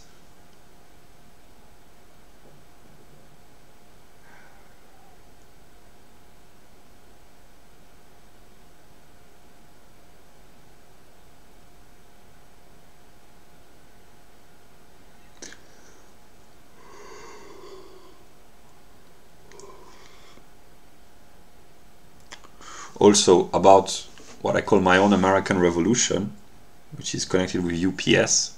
In the modern world, 20th century, the universal country is the United States of America, because it is the country in which all the ideas are present, all the points of views in politics, the sciences, religion. I mean, not literally all, but in the sense that there are atheist Christians, fundamentalist Christians, ordinary Christians, Catholics and Protestants, New Agers, pagans. To a certain extent, there are all the religions. There are the Jews, of course. There are Muslims, Hindus, but the tendencies, the new religions, the various brands of New Age, various forms of mysticism, it's in the US. In politics, there are all the tendencies from far left to far right, libertarian, communist, nationalist, in economics, all the sociological tendencies. They are all the intellectual and spiritual aspects in a country like America. That's why I've understood the connection between UPS, that all the great ideas of modern science, modern politics are made available in the Anglo-Saxon world, predominantly, overwhelmingly, for anyone, potential 4 billion internet users, to steal the ideas, steal from the rich. Here it can be funny in the sense of My Oh My, of Aqua, the band My Oh My. I will note, I will put this steal from the rich, yeah, or a little bit. Do you have an idea? Do you have any idea of who you're stealing from? Yeah. No, seriously. All the most modern, most up-to-date, state-of-the-art, greatest ideas are made available by Americans, by the intellectual life of Americans, in researchers, campuses, colleges, YouTube content creators, the political life, for anyone, especially the Americans of America, but for anyone else, to use all these ideas, the both aspect of all debates, and to use the good ideas to improve the situation oneself on a singular level and any country. There are fantastic channels about psychology, psychiatric problems, psychoanalytical problems, countless great books, I mean not countless, but a lot of great books about the latest development of sociobiology, anthropology, IQ, economics. The Americans, they are the best in the modern world. They are the best in almost all fields of research and knowledge. On the question of IQ, the English, they are slightly better with Richard Lynn, Edward Dutton, Woodley of Many, etc. But this is one of the few specializations where the English are still better. But in most topics of science, knowledge, the Americans, they are the best. But these ideas, because they are universal, because the very nature of knowledge and science is to be universal, anyone who has the ability, the possibility to access these ideas can use them to improve himself on a singular level and to improve his or her own empirical country, provided that he understands this idea and has the time, the leisure, the ability to study these ideas. And if a lot of people do this, a lot of countries will be improved. If the Americans want to improve America, they have to use their own ideas, which are so great that, yeah, if the Germans want to improve Germany, they just have to use American idea as well. If any other country, the French, the English, the Dutch, the Swedes, Northern African countries, Sub-Saharan African countries, Southern American countries, Asian countries, if any country on this planet wants to improve himself,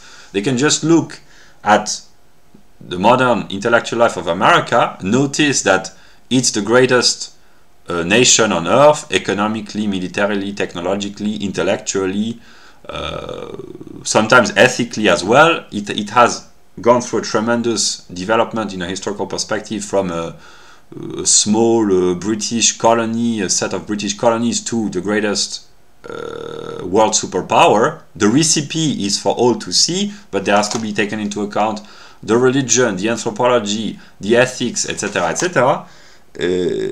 Everyone can copy the recipe. Not everyone, but anyone can access the recipe of what has made America great and what has made America decline and what can make America great again. And any country can make itself great again. But if all countries realize, oh, let us make ourselves great again by using the method of America, hard work, self-reliance, autonomy, being bold, traditional family, religious dedication, hard work, Protestant work ethic, etc., etc., the knowledge spreads and all the people realize, hey, but there's only one recipe to make a country great. But if everyone realizes this, they will realize that, hey, but all countries, they are singularly different, but on a universal level, they share the same determinacies, etc., etc. But then there are particularities. Not every population can adopt the standards of classical WASP America, but the best of America is made available to all. That's why America has become a communist country in the realm of the intellect, because, of course, one has to pay for the knowledge, the books, etc., but the knowledge made available on YouTube is free.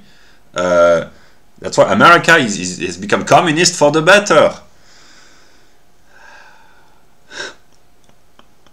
very interesting. These Americans are very intelligent, very yeah, very interesting, because even when they decline, a steep decline, they are still the best. That's a compliment for America, and that's I don't know what to say about other countries, but a decadent America is still better than all other countries in the 21st century. Can Germany tolerate this? I don't know.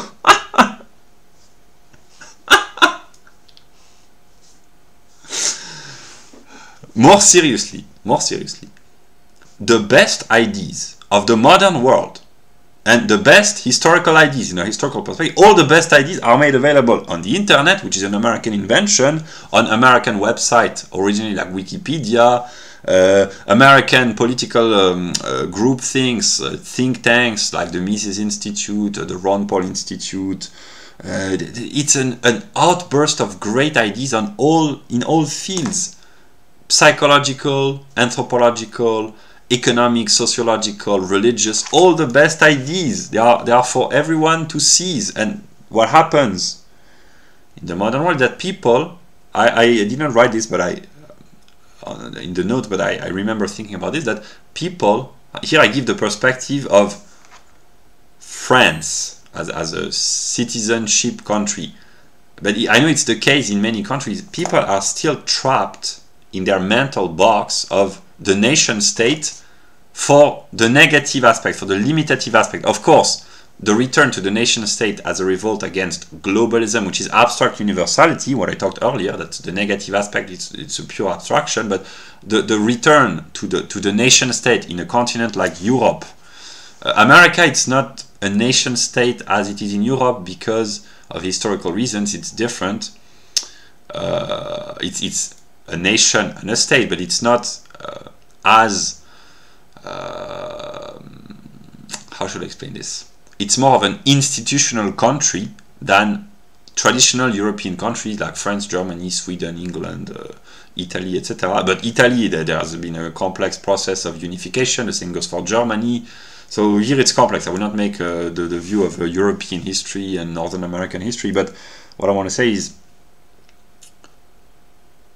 the patriots or the nationalists of any country, but of continental Europe, but it works as well with America, but there are no American nationalists as such. There are American patriots, but yeah, but the nationalists and the patriots of European countries want to retreat back to their roots as a nation state from the perspective of the revolt against globalism or the EU.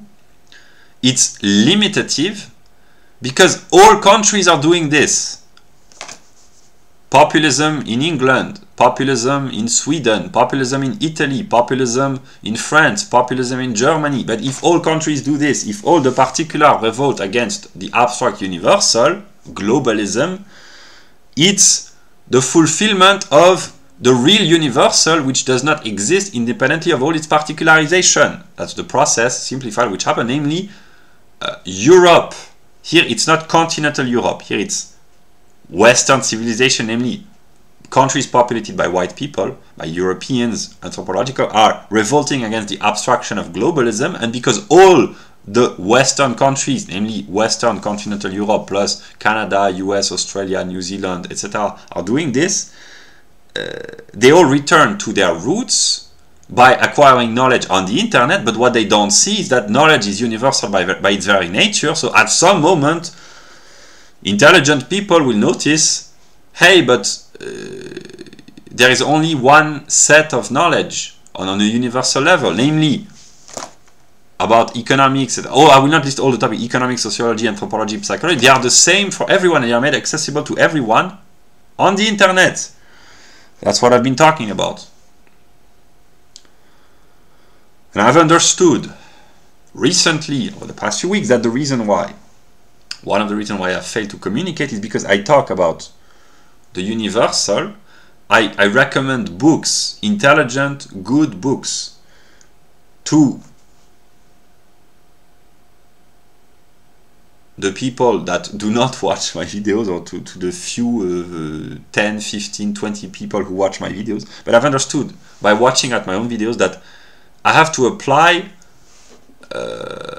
my own, it's not teachings, but my own recommendation. I have to get high on my own supply, and that's what I've been doing for the past few weeks. I've been reading the books that I had been promoting for weeks, and I've applied their teachings in a way, and I've understood that this is the actualization, namely the universal would be all the great ideas made available in the Anglo-Saxon world and mostly in the United States of America, but that's an abstract universality. It has to be actualized, namely singular individuals of particular countries, which include the US, have to actualize the universal knowledge made accessible, namely in terms of self-reliance, autonomy, libertarian politics, which is the absence of politics, because everyone can see by studying the Mises Institute and their intellectual production and the history of economics that libertarianism is the correct answer, that socialism has caused many inefficiencies and many problems throughout the decades and the centuries, and that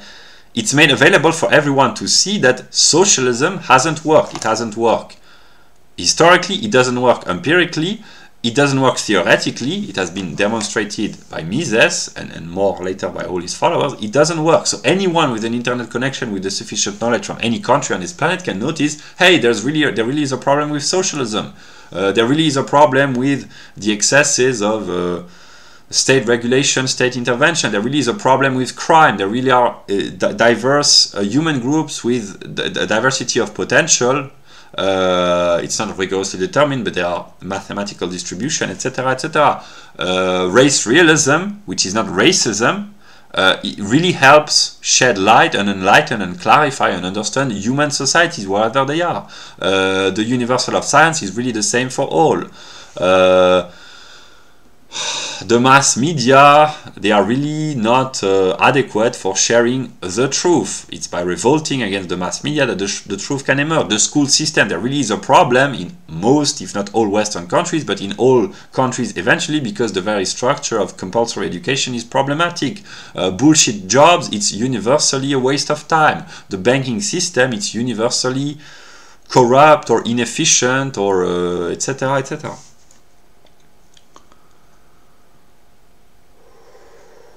And because I have understood this idea, universal, particular, singular, the actualization of the universal through the singularization, etc., before anyone else, I will actualize my truth. That's what I've been doing by behaving like a good American, as I envision this, of end of 19th century, early 20th century. Then there are the American explorers, and there are the American shopkeepers and entrepreneurs of show business of second half of the 20th century. America is so full of itself, for the better, that in a historical perspective over just 2 centuries, but also in a modern perspective, 21st century, there are all the aspects, all the possibilities, everything is possible in America for the good. Yeah.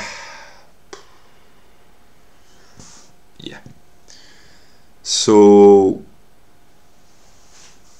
yeah, I've understood that I have to actualize on a singular level the best universal ideas, which are particularly produced by the Anglo-Saxon world, especially America, but by their very nature they are universal, but it's a particular brand of, a particular type of people with anthropological, cultural, religious, sociological determination. Usually these are white males of Anglo-Saxon stock. Their religion, well, a lot of them are atheist, some are Protestant, but it's overwhelmingly this group of people which still produces to this day the best knowledge, which is by its very nature universal.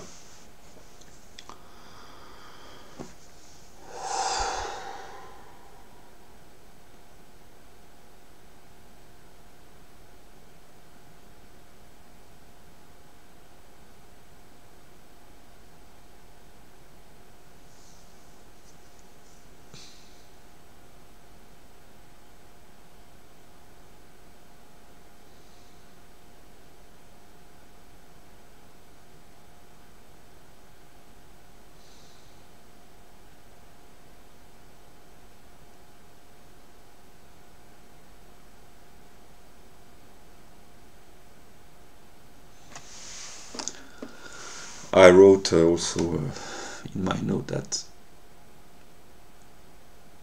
up until a few months ago, I never believed that I would have anything interesting to say to anyone, because I experienced myself as being ignorant and incompetent. I still do, but now I have come to a point where I have so many interesting things to say about all topics.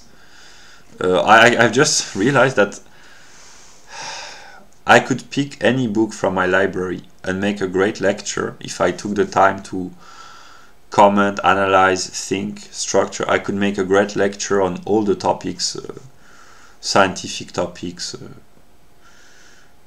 I will not try to do this because there are people who would be better, who already are better in their own field of expertise, but as long as I can peacefully publish videos, my intention is to make lectures on certain topics to help share light. If I can no longer do this, maybe I will have inspired others to do so. Yeah, that's, yeah. And also, okay, 4 hours and 10 minutes. I will talk briefly again about the internet, which has helped me and my own psychological individual development over the past week or weeks. I've had a tremendous uplifting mood from acquiring knowledge and understanding about psychology. The channel Psych2Go is a blessing because it has helped me understand my curse, maybe. I've understood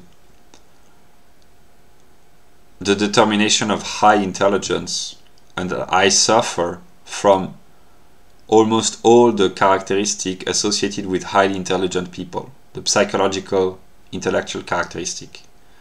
And it has helped me so much, it has appeased me in a way to understand that a lot of tendencies that I have are determined by my high intelligence, quantitatively. And that in this sense, I belong to the particular type of highly intelligent people, not the very, very genius type in terms of quantitative intelligence, but the 2% of the most intelligent, or the 3 or 4% of the highly intelligent. And I share a lot of negative characteristics with them, which bring about suffering, like anxiety, lack of self-confidence, being overly critical, perfectionist, social isolation, and other sorts of sometimes not procrastination, but sometimes chaotic tendencies. Although usually intelligent people are associated with the idea of order, but yeah, there's this tendency. And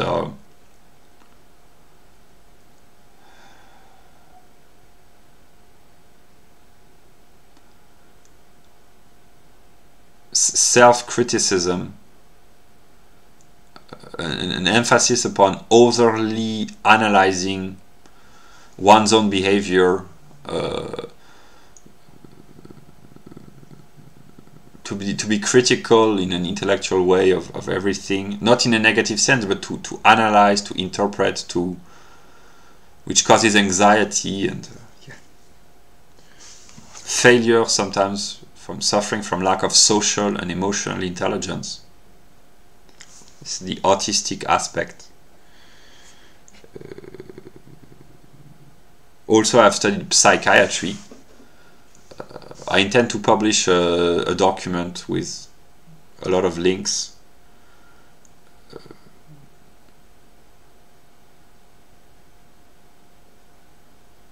I suffer from almost all psychiatric problems: schizophrenia, bipolar disorder, PTSD, autism, sociopathy,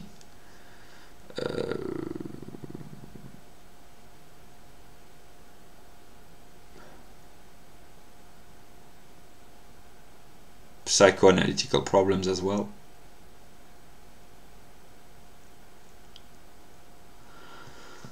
Immaturity, lack of responsibility, but I've been working to try to improve this.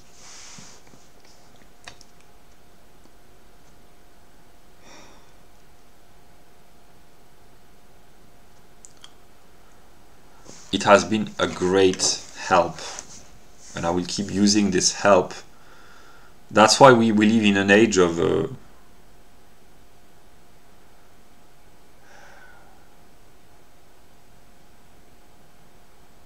good communism, maybe. Any person who suffers from psychological, psychiatric problems, if they are intelligent enough, they can watch these channels and find appeasement and a cure to their torment. It may not cure everything, but it can appease greatly. People who suffer from loneliness, anxiety, depression, and all the aforementioned psychiatric or psychological problems, lack of self-confidence, lack of assertion, etc., they can find tremendous help, because all the intelligent people, the less intelligent as well, but almost all the intelligent people of the world in countries which are technologically developed, with freedom, relative freedom, they can express themselves on the internet, and all the good ideas of not the whole of mankind, but the most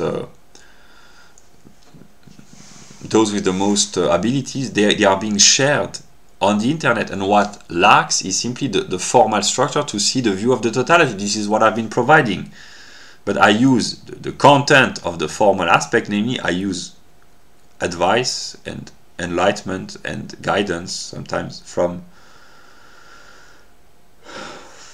intelligent people in all the topics of human inquiry.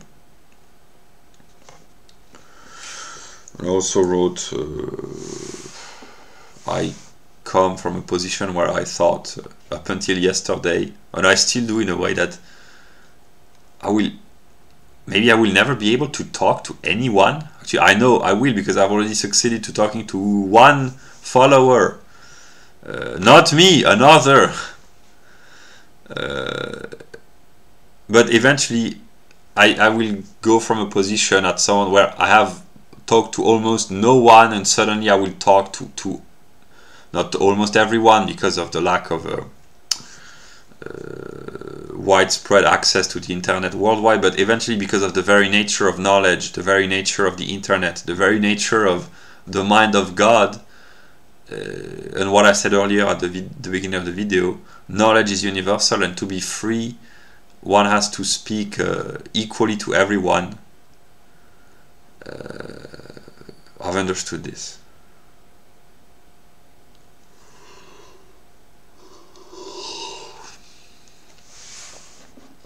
Yeah. I have to make the first step. I'm doing this with this video, I've done with previous videos where I talk about this. I will keep doing as long as I publish videos on YouTube.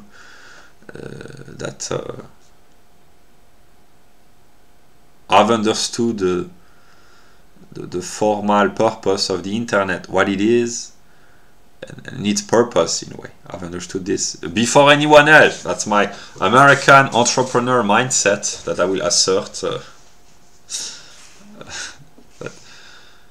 If I can bring just this idea, maybe I can bring more than just this idea, but anyone can talk to anyone else and to everyone else. And good ideas, because they are good, will become widespread eventually. Bad ideas, they will serve as a repulsive aspect, namely do not follow this piece of advice because it's not good. So even the bad ideas, they have their use. Nietzsche understood this in his own way. Hegel as well, in his metaphysical expression. But Nietzsche and Hegel, they say the same thing. With Kant in the middle, trying to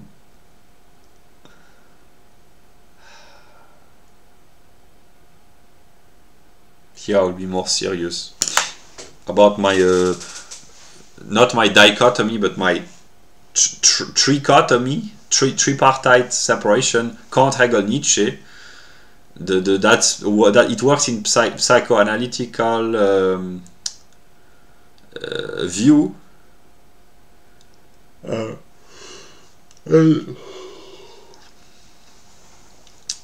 I've understood in the month of July that Nietzsche is what represents some of my instincts, biological tendencies,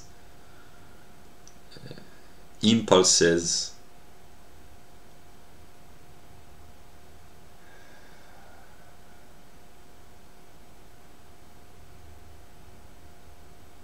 here I will be honest, after 4 hours and 20 minutes of talking, I leave pieces of information hidden in a very long, boring speech. No one cares. I've understood.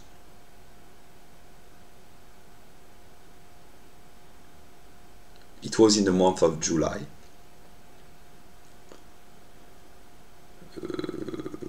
By looking at myself naked in the mirror. I do not usually do this. It has happened a few times as part of the embarrassing things that I've been doing. I still do this sometimes, just to see that I've lost a lot of weight for the good, because of my diet and my exercise. I do not exercise in a sense of, but it's not important. But what I mean is, it's kind of embarrassing, but it reveals the truth. That's a useful embarrassment, but that by looking at myself in the mirror, naked, I noticed that I had a penis. You do? Yes! If you had if it took you so long to notice this, there has to be a problem. No, but seriously, here I'm in the mood to laugh, but seriously, what it means is that my body is an aspect of what I am on a singular level. I am not just a pure mind, I have a body. It took me a long time to figure this out. And the body, from a Platonic perspective, lies because only the mind can perceive the truth. That's the idealist perspective in a classical sense, namely ideas only are real, the material world is an illusion, etc. So that's the Platonic view in the most naive sense. It's a caricature of Plato, but I simplify, that only the mind and the intellect are true and the senses are false. Nietzsche would say more or less the opposite. Only the senses, I mean that's not what Nietzsche says, but only the physical experience of the world is real and the metaphysical realm is a delusion. That's the Nietzschean view, simplified, caricatured, etc. The balance is in between, I guess. But what I've understood is that the body lies in the sense that it gives a false perception of the world, in the sense that through our limitation of our ears, our eyes, our senses, we do not see reality as it is. Here, just from a physical standpoint, all the radiations, the waves, the particles, the molecules, the vibrations, we do not see them, we do not hear them, we do not feel them, but they are there, and only the mind and the scientific method can reveal their presence. The electromagnetic field, the gravitational field, and all the interactions, etc. So in this sense, the body lies because it gives a limited perspective on reality, which can only be grasped through the intellect from this perspective. But the reverse is true, in a sense that sometimes the body tells the truth through emotions or through suffering, and this is connected with the singular. This is kind of embarrassing, but this is part of the embarrassment that I've come to accept. Sexual attraction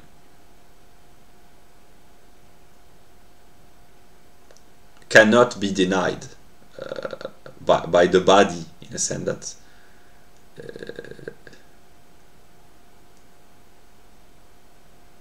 I can try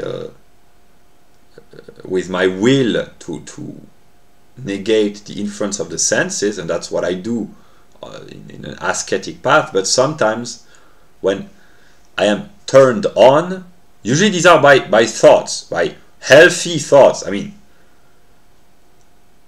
Stella, tell me what you call healthy, and I will tell you what I call sick, maybe. A healthy sickness or a sick healthiness would be a proper compromise. But yeah. No, what I mean is, here I speak ordinarily. I am sometimes turned on by thoughts of attraction for women, and when it triggers a biological reaction, I cannot deny that it exists. That's why the body partly says the truth. When a pain hurts, I cannot deny that it hurts. That's the pure universe, or the pure intellect is limited. Just the singular is limited as well. Yeah. And I've had the tendency for many years to live in the realm of pure abstractions. And just to acknowledge that I have a body is a great progress in terms of understanding, because when I look at the world through the lens of the fact that I exist and there are other people, it helps me understand a lot. Just reading pure philosophy, pure metaphysics has helped me understand as well, but in order to have a full experience of being, there has to be the two aspects. Most people, the overwhelming majority of people, for economic limitations of intelligence, they live in their singular day-to-day environment. They are trapped within their singular self, in a sense of they have economic duties or constraints, etc., or hobbies, if they are kind of a little bit privileged in comparison to other parts of the world, in the Western world. But if they have the leisure, or they can afford, or they can grant themselves the possibility or the right not to focus on anything other than their singular self, their immediate reality. But the universal is contained within the singular, but without thinking too much about abstractions. The others, those who are privileged, also economically, who can think about pure abstraction without having to deal with ordinary reality, they are another aspect. But I will try to bring balance by bringing my metaphysical perspective to as many ordinary people as possible. But yeah.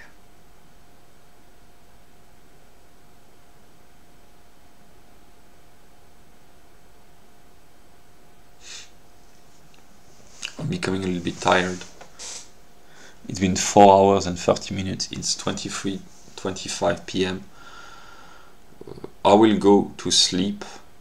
Sleeping full nights on the ground. I sleep on the soil, no mattress. But sleeping has helped me tremendously because it brings chemical balance, clarity, calm, stability. It's really useful.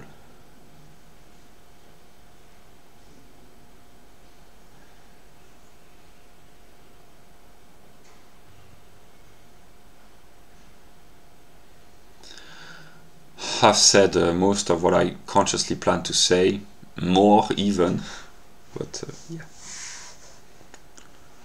I had a nervous breakdown yesterday, an emotional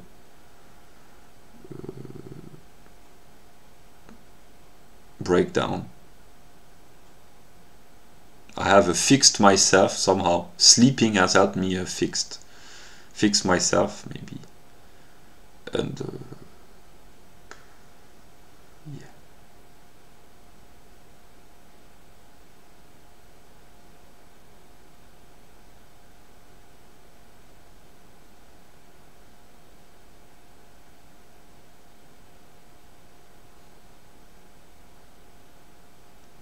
I will conclude by explaining what I've been doing and what I consciously plan to keep on doing as long as I can.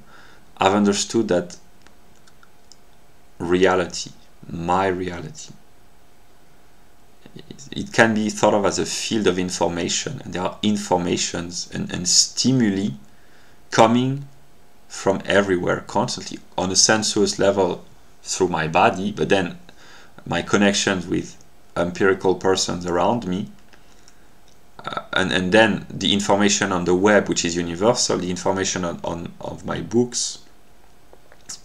There are information everywhere. It's a gigantic field of information, an ocean of information, and in order not to drown myself, to lose myself in a negative sense, I need order, structure and clarity. That's what I have been working on the formal encyclopedic view, and I need to reduce my dependency on the material world to focus on my intellectual life. That's what I've been doing, but I have switched my perspective.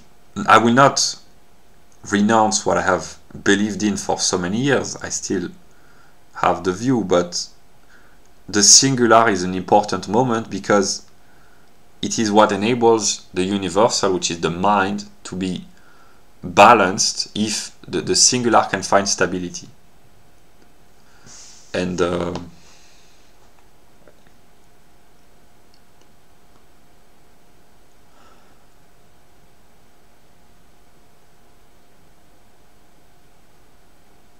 I've tried and will still try to act according to principles, because thinking about the consequences of each action, knowing what I've said all along the video, the knowledge being made available to everyone potentially, but who watches what, when, what do people understand, what don't they understand, etc., etc. It's so complex that trying to think in terms of end goal, which is partly relevant, but it's partly rational to act according to a purpose, but to try to anticipate the consequences of each of one's action, if it's not motivated by a principle, it leads to insanity.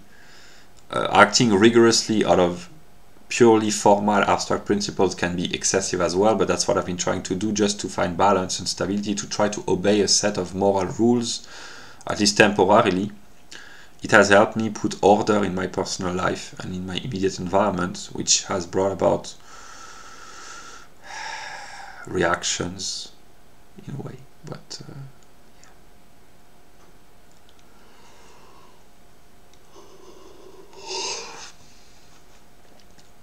I'm becoming tired. I could go on talking, but the quality would decline. As quantity increases, the quality declines. It's an inverse proportion. As the video becomes more extended in length of duration, the intensity maybe declines, it's less intense. That's an inverse relationship because I'm becoming tired physiologically, intellectually, not intellectually but physiologically, and yeah.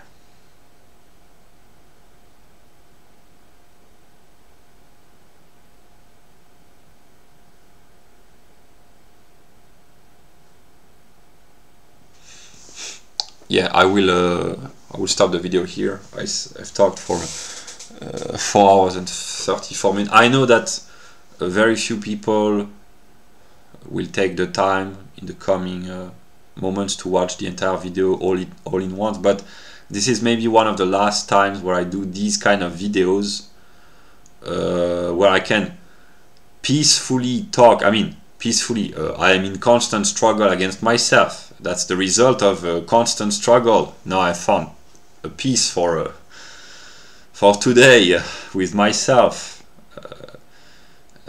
But maybe this is one of the last videos of this type, of where I talk in a sense alone, just exteriorizing my thoughts. But maybe that's the positive about the negative, in the sense that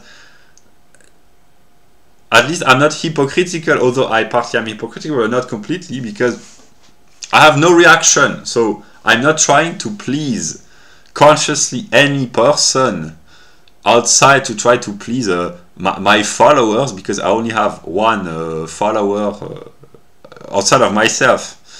So I'm not trying to please anyone, so I speak spontaneously. I've understood that at some moment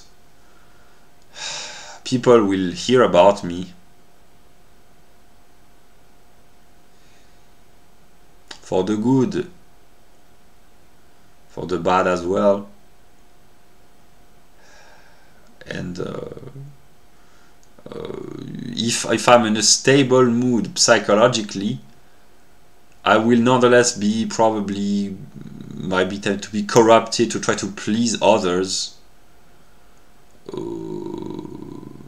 In these videos where I talk, I'm not trying to please anyone, but a sense of self-honesty. No, I'm not completely honest, because it's too complex to be perfectly honest.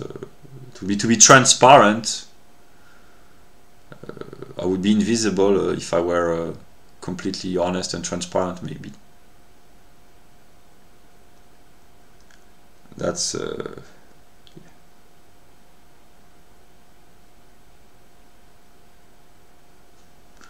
the inner and the outer. I cannot be free, I cannot be at peace with myself if I keep lying, not consciously, but lying in a negative sense, not in a moral sense. Negative in the sense of by not telling the truth. The absence of truth is a lie. There is the presence of a lie, which is a lie, and the absence of truth, which is a lie as well. I'm not very often a liar in the positive sense. Here, positive doesn't mean good. It means lying by intentionally saying something which is false. That's positive in the sense it is present. Lying, but not by not saying the truth, is negative in the sense of absence. It can be morally negative as well, but in the sense of absence. But in a sense, the nature of what I am, it's not a justification, it's an explanation, but maybe it's an attempt to justify as well, is that the truth is such that it's impossible to speak the truth to everyone equally at the same time in all circumstances, because here I've been talking about my recent view of the evolution of truth. It has taken me 4.5 hours. I cannot talk to every singular person that I encounter in the street or that I know empirically and take 4 hours, 5 hours to just introduce what I've understood. That's my problem, namely that the level of consciousness of individuals is diverse depending on many circumstances, characteristics, features, etc. But that's my problem eventually. But as long as I can peacefully share enlightening insights, insight means to look within. Enlightening means there is light. There is light within. I'm not just dark inside. As Ava Max would say, it's dark and twisted. Yeah. I have a light within because I have attempted to, maybe spontaneously,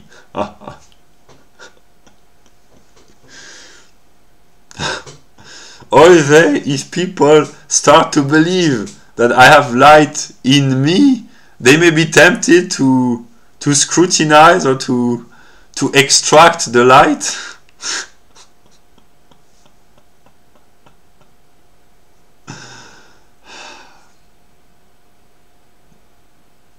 if I can enlighten people.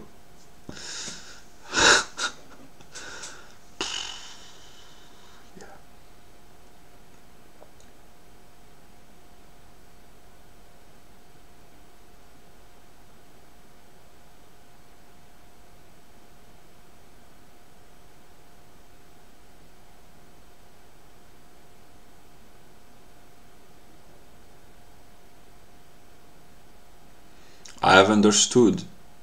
There's a lot of things that I don't understand, and my worldview keeps being twisted. So I've been praising the singular for 4 hours and 30 minutes, which is, in my view, the view that I have is the negative. So I've been praising the negative. But just the universal, it's unintelligible. I've understood it. My past few weeks of life experience, and as long as I can peacefully go out, I will keep doing my daily routine.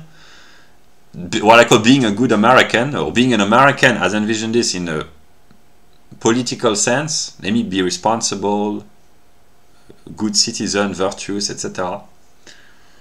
It has really helped me tremendously to understand why I did not understand, and it really strengthens me intellectually in the sense that through the lens of the experience of ordinary people, a lot of things become clearer suddenly.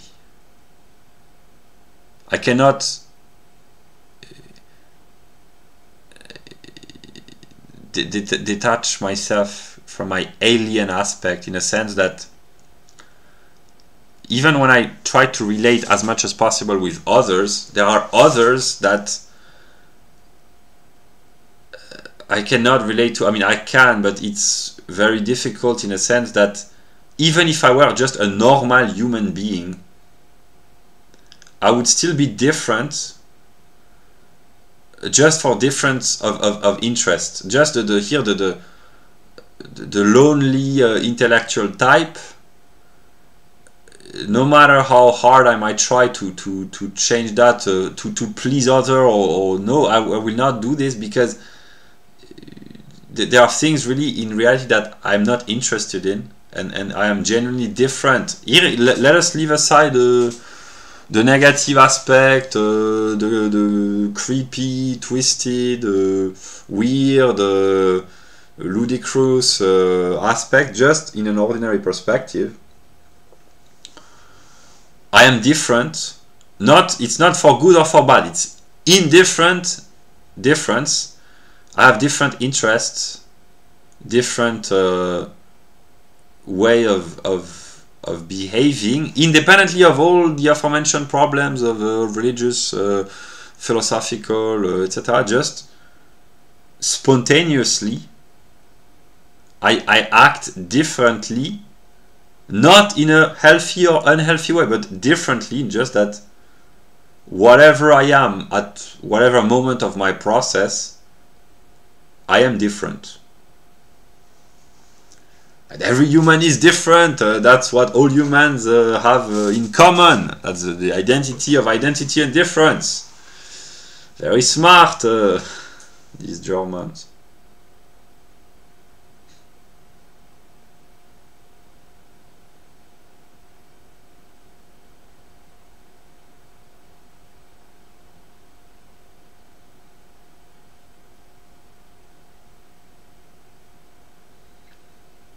Yeah.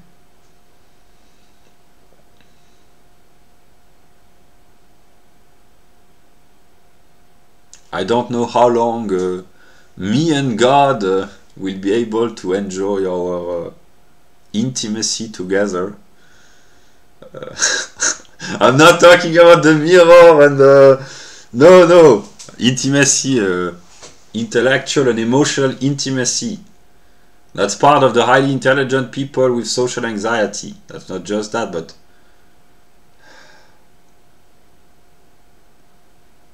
my life over the recent months, recent years, has been a constant struggle, a constant suffering. Not always, but a constant struggle which has constantly brought suffering. Not just suffering, I would lie if I said so, but a constant struggle. A constant suffering, not just suffering, I would lie if I said so, but a constant struggle. A constant suffering, not just suffering, I would lie if I said so, but a constant struggle. A constant suffering, not just suffering, I would lie if I said so, but a constant struggle. A constant struggle. A constant suffering, not just suffering, I would lie if I said so, but a constant struggle.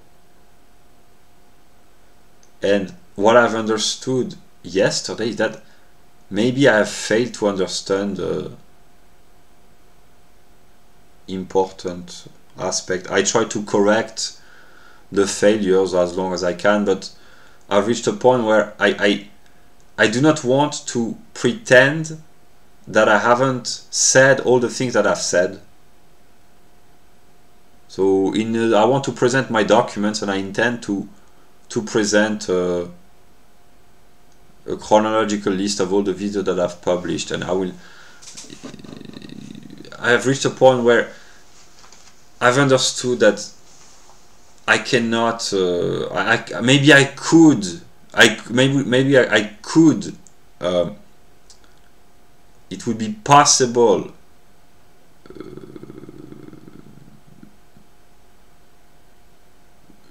In terms of being doable, but it has become morally impossible in the sense that I still have a few things to order in my mind, but then eventually I will become consciously public, which I already have, but in the English language I have to become consciously public to my singular environment, namely to express myself in French, not the kind of things that I've been expressing here, not because I want to deceive, but simply because I'm intelligent enough to understand that the level of consciousness is distinct and diverse depending on the context, but I have to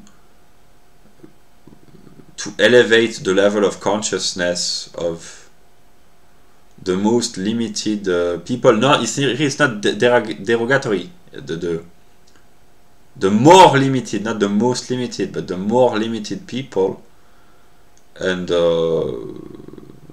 if my vision succeeds, it will spread because of the very nature of the internet. And there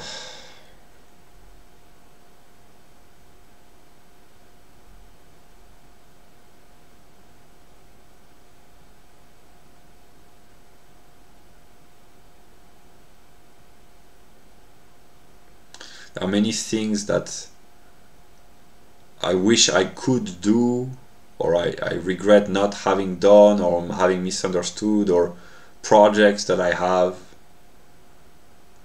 goals that I might succeed in achieving or not. But goals, projects, plans for the good, regrets, etc. But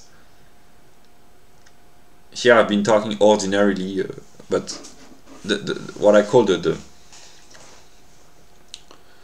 cosmic view of God,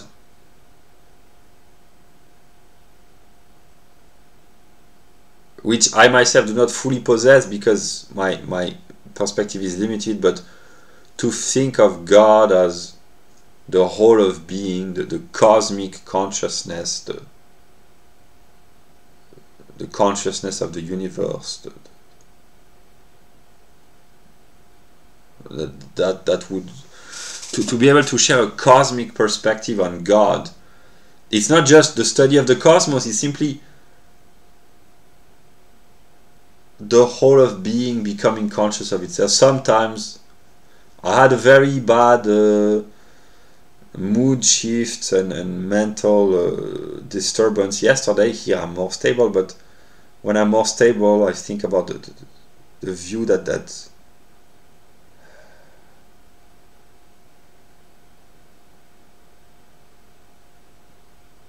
God is everything. In a way, there are negative things within everything, but sometimes it's so amazing.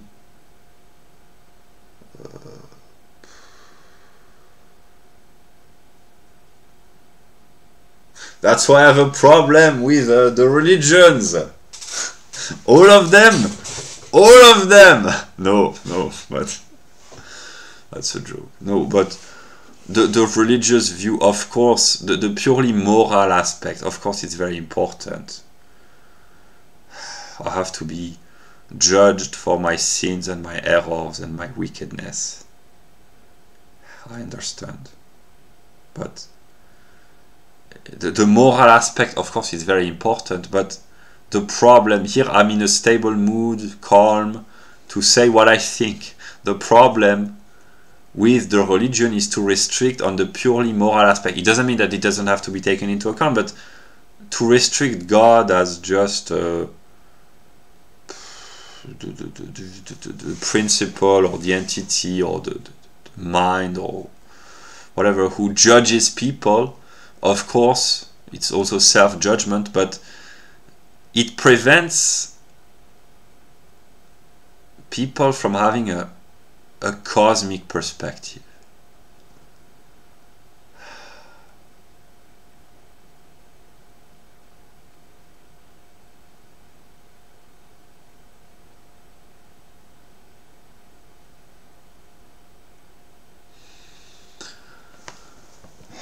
Four hours and 50 minutes. I'm becoming really tired.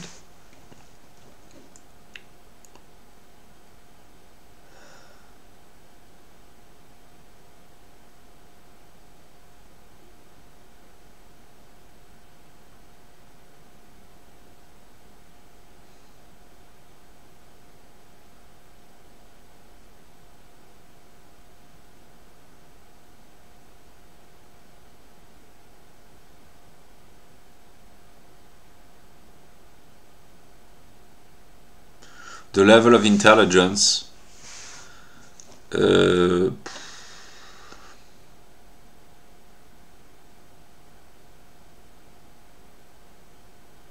of God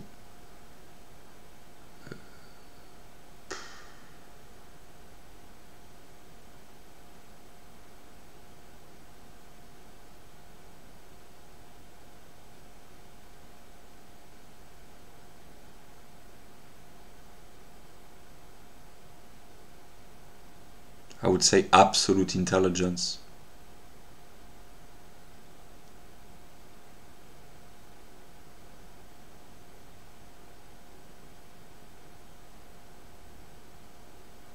I've understood also that the more smart I become, the more I will probably say, oh, I have been stupid, I have been stupid.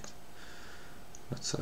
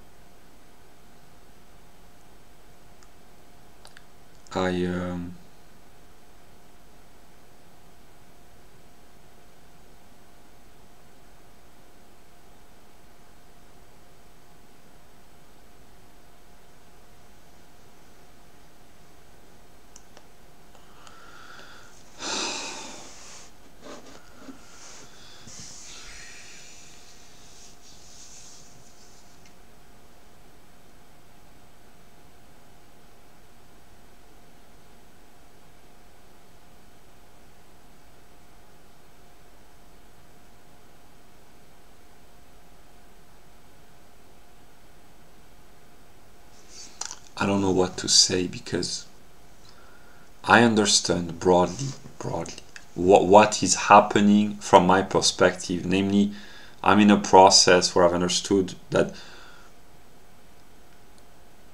I have to maybe I will keep having the purely intellectual view of God for a few days, maybe this week and the next, I don't know. But what I've realized over the past few weeks by encountering ordinary people is that eventually I have to encounter God in the form of others, not just the scientific outlook. Maybe there will be both aspects, I don't know, but I've understood that the purely, I will still intentionally, I have the intention to keep doing this for as long as I can, not to prevent what I call the singular empirical aspect, but simply because my intention is to share knowledge in the form of lectures, which will not be 5 hours long, but in shorter lectures, if I can do this publicly as long as I can, or on the internet or somewhere, to give lectures, because actually I've realized that I have interesting things to say about pretty much every topic if I can speak publicly and freely. That's why freedom of speech is important and so important. There are many other reasons, but this is one of the reasons. But in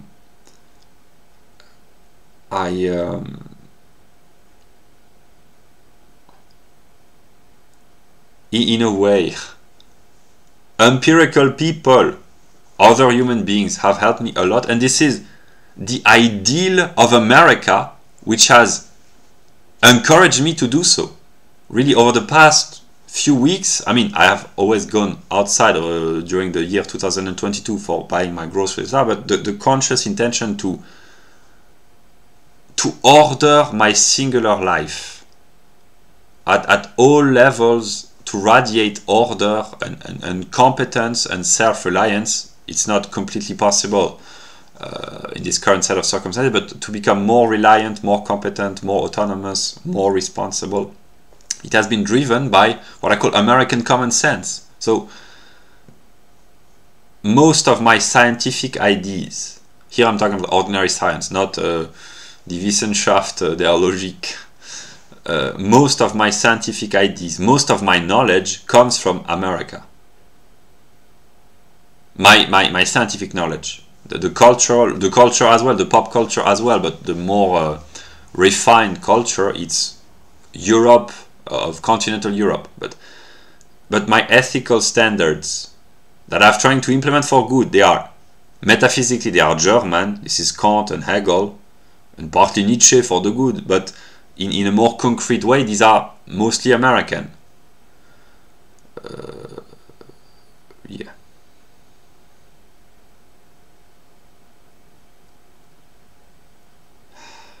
And yeah, this attempt to behave like an American, as I envision this, of the end of 19th century, it's partly the explorer who fights against the polar bears, but it's also partly the responsible citizen. This attempt has brought me so much understanding that I would not have gathered if I had not the pre-installed, which is a result of years of intellectual inquiry, but the pre-installed software of categorization of sociology, anthropology, IQ, psychology, and metaphysics. The metaphysics is not American, it's German. Here, that's Deutsche Qualität. The Americans, they are excellent in many things, maybe all fields, except the metaphysical aspect. Germany remains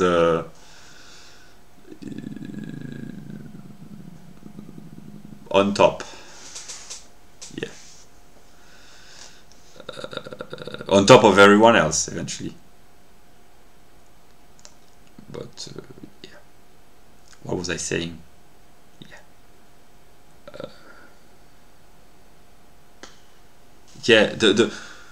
The unity of German metaphysics, Anglo-Saxon science, and American ethics over the past few weeks has led me to a whole new perspective. I mean, I will not reject my former perspective, but I've understood tremendously by having ordinary encounter with ordinary people.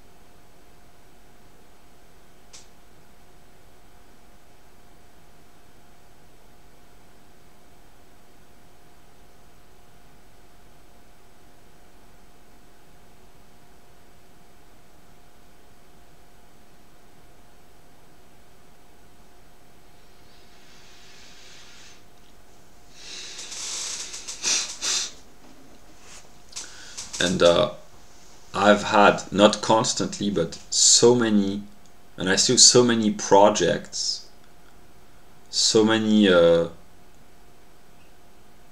positive projects to do countless things that I will not attempt to achieve every single, because it would take too much time, and it would have to compromise on everything. But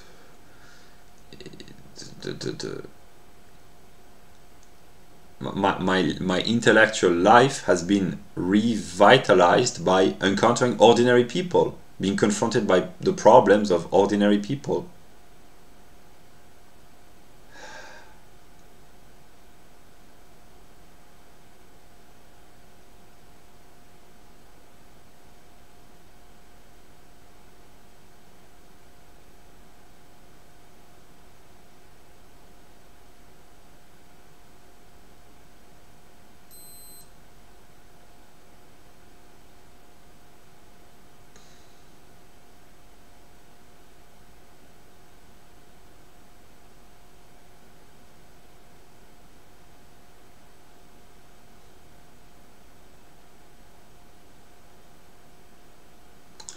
I will conclude on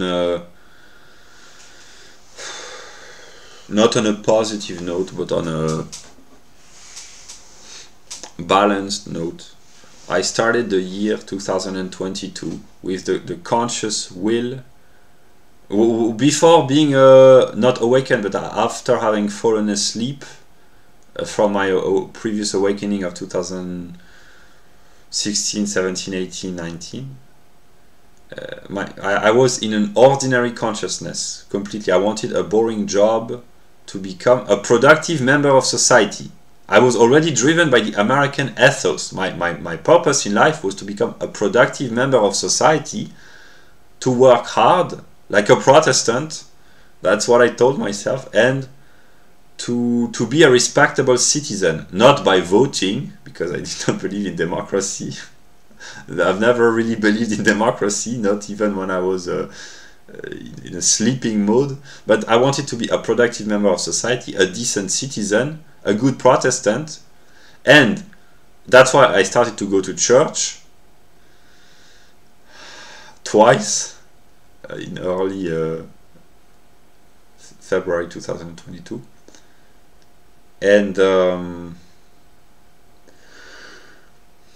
my conscious intention was to do my boring job efficiently, in a competent way, on a more or less long term. But that was not my purpose in life, to just maintain a boring job. No, I had many intentions. Like, for instance, one of them was to translate good American sociology, like the bell curve, in the French language, to make up-to-date knowledge, although it's already almost 30 years old, but to make this was an example of making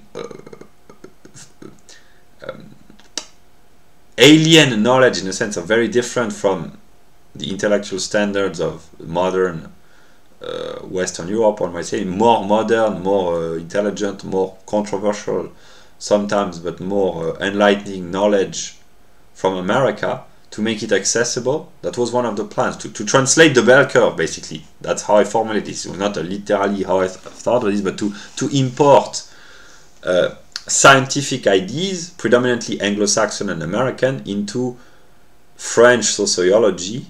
That's just what I thought. To do this as a hobby, yeah. And 9 months later, after having studied metaphysics, the logic, the encyclopedic view intensely for 7 or 8 months, every day, countless hours, meditating, thinking about this constantly, I go back to the start of the year. Namely, now it's still my ambition to translate the bell curve in my empirical context, but not to translate this literally and to publish book, but simply to apply its teachings and to make the kind of knowledge that it provides universal by actualizing it on a singular level. And that's a challenge, because There has to be some prior cultural references, and it's not always easy, but yeah, it's back to the start through the mediation of 8 or 9 months of intensive work, intellectual, moral as well.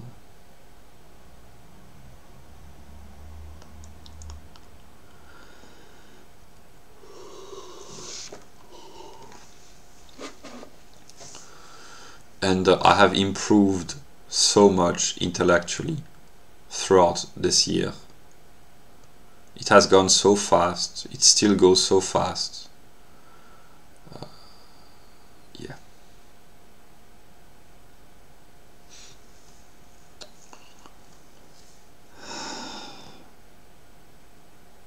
But I have understood I have to go out and come out of my isolation because I have knowledge to share, because of my inner moral struggle, because of ethical principles, because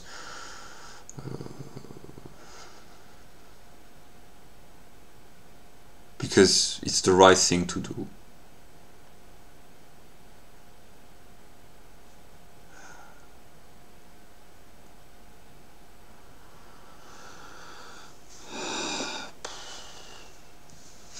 I'm still ignorant on so many aspects of not only of empirical reality and the empirical science, but simply on the process of God. There are so many things that I do not understand, but I have come to a point where I've understood that the will to understand everything is wrong, morally, epistemologically. It's impossible because it goes too fast, so I have to let go. Not completely, I will not give up on months and years of work. I have worked, I still will work. This is my sweat and tears.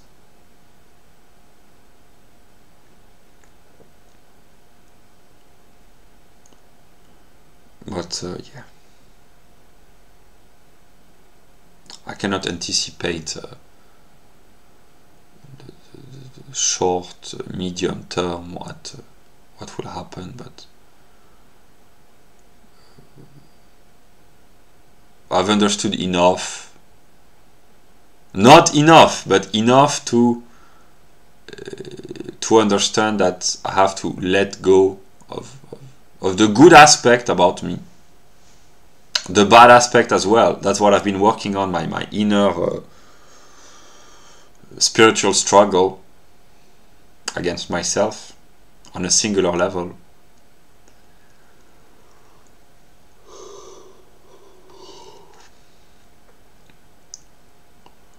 The idea to become the center of my world, the center of the world eventually, because there's only one world, by focusing on myself and trying to radiate the good instead of trying to desperately communicate with all the others, some of the others, to react to every interaction, be it empirical in terms of knowledge, etc. Of course, there has to be adaptation to circumstances, but there has to be firm and strong principles as well. That's what I will try to implement, the good balance, the proper balance between the two. And yeah.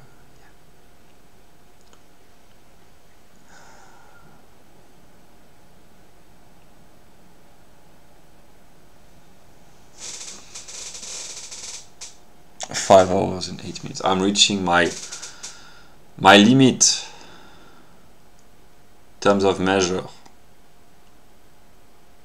I will rest and sleep, and I will keep working and doing my own thing for the good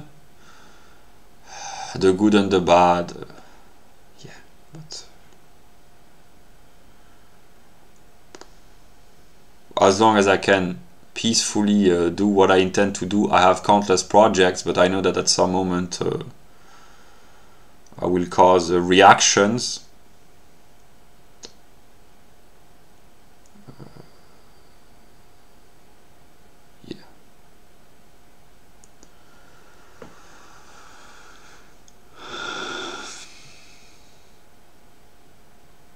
I will rest for now, because sleeping is very important for the chemical balance, the mood, the well-being of the brain.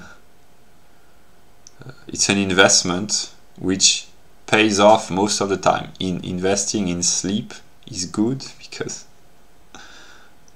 chemical balance helps one finds clarity, stability, and yeah. I will start the video. I don't know when I upload or when I post the video, but yeah, I will rest for now.